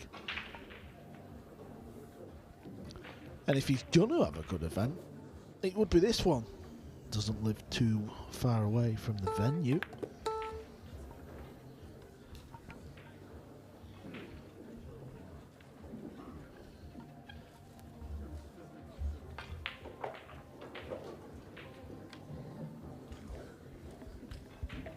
Yeah, he's gotten a little flat here. He's having to draw a cue ball. I guess back on the line he's on now. Maybe where it's got to go. Just enough.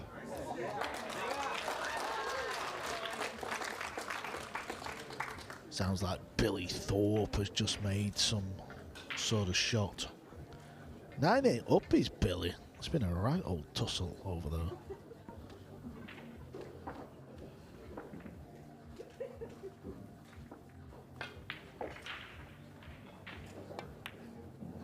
Ooh, that hurts.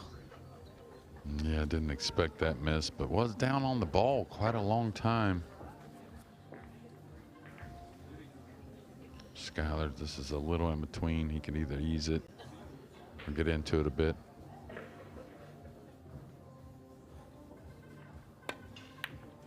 Yeah, that overcut, it tends to happen when you're trying to go, you know, get into it a little more. It's not so natural to go up and down, but Skyler started off really good, but has made a little handful of mistakes in the last 4 or 5 games. Yeah, he's played some real clever shots in this match, but as the match has gone on, his fatigue is setting in. Maybe the wedding is taking its toll. Maybe he's thinking about the honeymoon.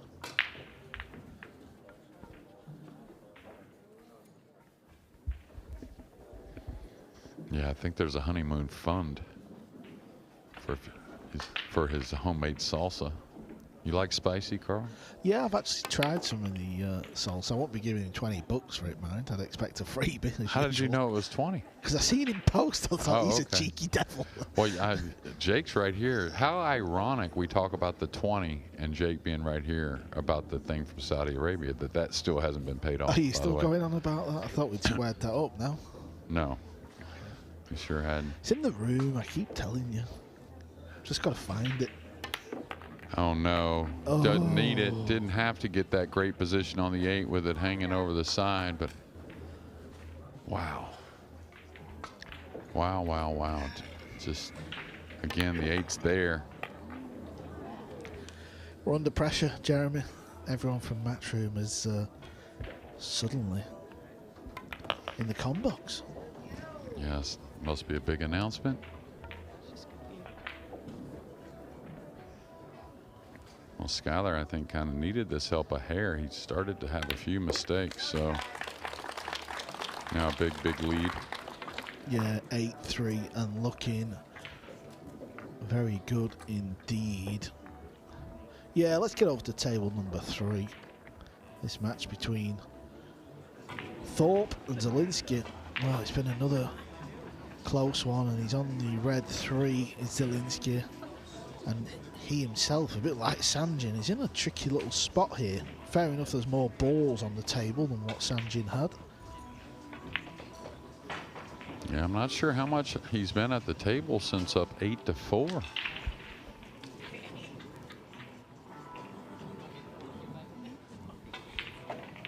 He may go for that bank you were talking about also.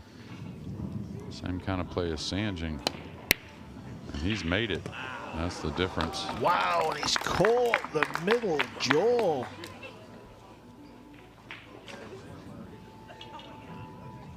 And the thunder is a rumbling here at the Crib Royale. Every evening, late afternoon and evening, we've had a little bit of weather.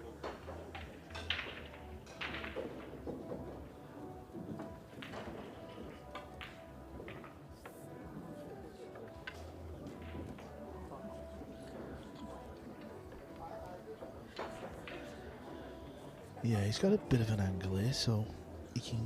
Might need a bridge. He can do all right. Yeah, it's just you can't get down very far with the 5 and 8 there. That's the real problem. Skylar needs some of Earl's shoes here. Could do with some platforms. Struggling to reach this one. Well, that's no good. It's not bad, Skylar. I don't know why he's saying it's not good. Yeah, it's natural. He's okay. He'll soon recognise that when he comes round this end of the table. W&T's tour rank number 2, Aloysius Yap, about to get started.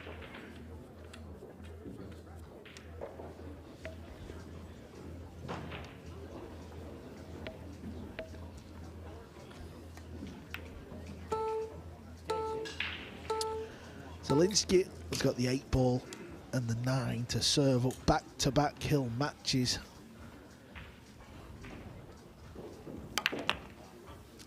How's the cue ball? It's good enough. We're going to be going all the way if we can sink this bumblebee.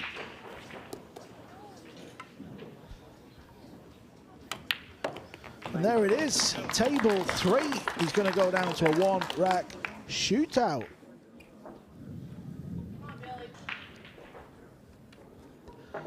The fans here, they've been here from day one, to be fair. It's definitely, without doubt, the best supported open event early on. Days 1s, 2s, 3s, and they've been treated to some real close matches. We've had drama every single day as the Thunder comes through the building. The timing of the Thunder when Jason got the 9 ball, you couldn't script it, could you?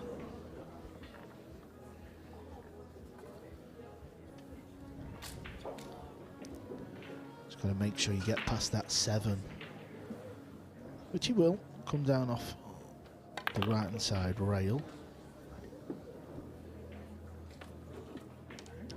Something about Woodward when he plays, Jeremy, you're on the edge of your seat. It doesn't matter, even these type of shots. He just has that ability to make you want to watch. Yeah, absolutely, and not afraid to give you a little emotion here and there. A little country saying or two.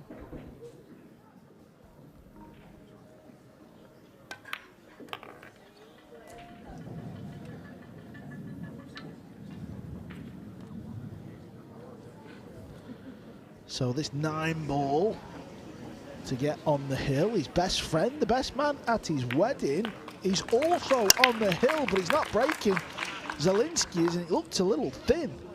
Oh, wow, the bump on the 8 has given him a look here. Yeah, but definitely a tester, especially under the circumstances. It's the type of shot you want to go ahead and hit it with some speed and pull it down here a few rails to the bottom, but the 3 could get a little funny from there.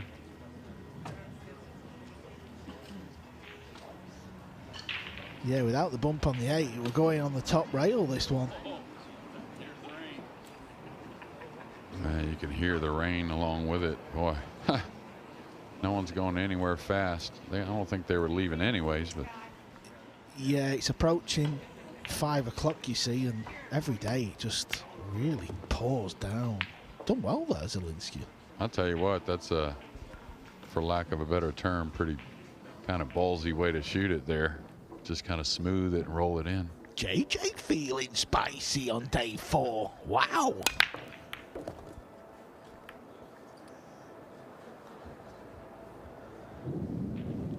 Boom.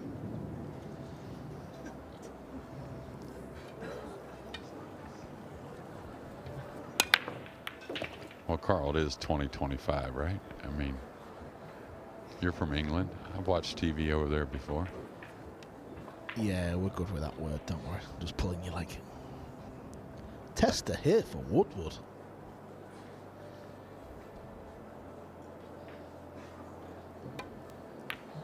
And he likes it. Oh, thought he made it. It's all or nothing now for Antonios. What about Florida's own, that little story getting started there against Yap with Donnie Mills? Zielinski looks a bit concerned with the cue ball here. It's a little short, that's all. He's just got to draw his cue ball 1 rail over. Shouldn't be a problem.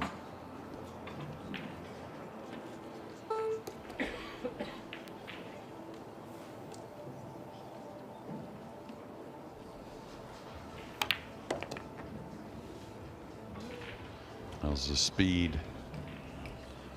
Pretty darn good. Yeah, that was a very good shot considering the scoreline. You see how he took something off of it so he wouldn't catch the 9 drawing the cue ball and just went ahead and played short of the side. It's a very clear-cut thinking there from the youngster Zielinski.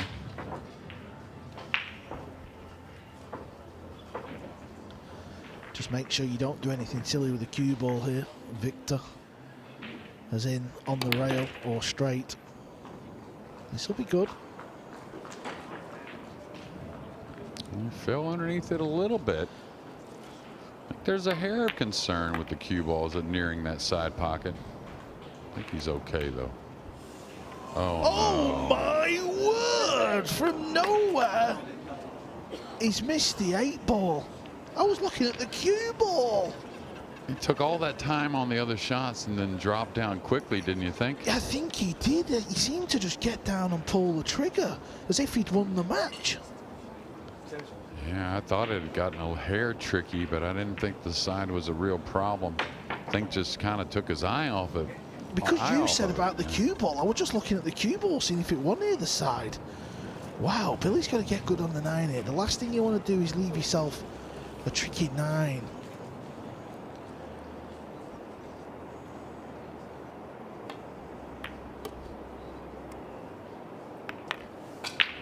Well, it's a little tricky. Carl loves this drama. Now this should be no problem here.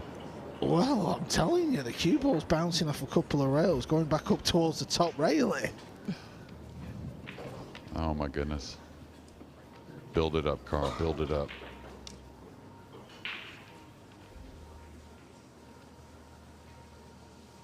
Billy Thorpe would have been ready to shake hands. He's got this 9 to win.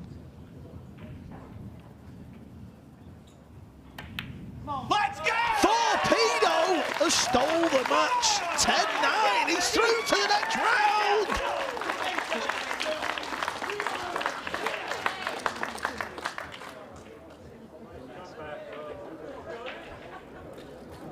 And there's the fist bump to Scarlett Woodward in the chair. I know we didn't see that.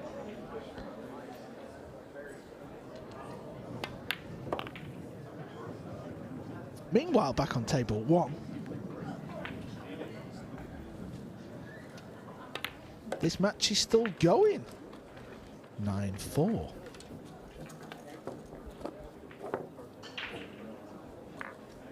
Billy must be absolutely buzzing in the background there. You know, when you win a match like that where you think, well, I've played well, I've battled, it's hill. Sometimes you lose them matches and, you know, you've not done much wrong.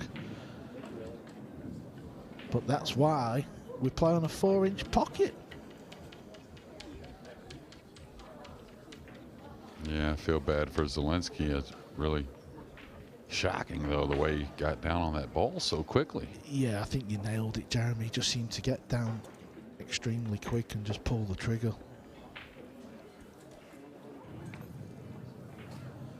I wonder what the chat is there. What are they talking about? Can you lip read? Even if I was stood there, I wouldn't know what they were saying, to be fair. Okay. Skyler's not interested in his match. He just wants to have a chat with Billy. What a character Woodward is. Been breaking well here. Yeah, nothing wrong with that. A little steep on the 3, but close quarters, so figure him to attack, I would think anyways. A little bit the blind pocket here, the lower right, but still, though, I think you got to shoot from here. Yeah, over on table 2, Donnie Mills has won the opening rack against Yap.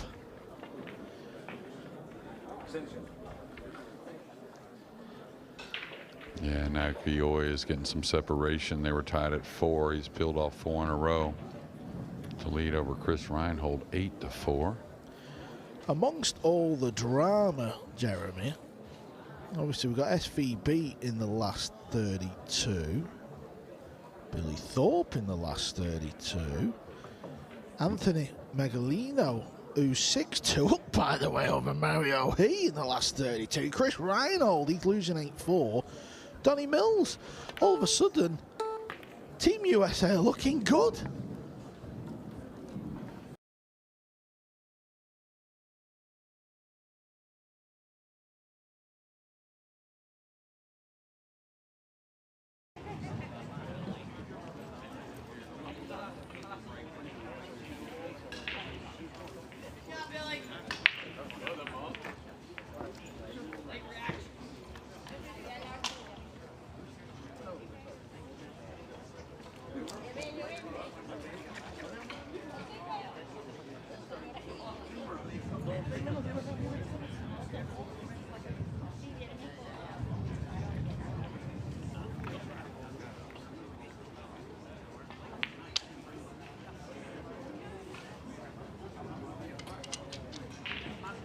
All right, gentlemen, you get one practice racket, please.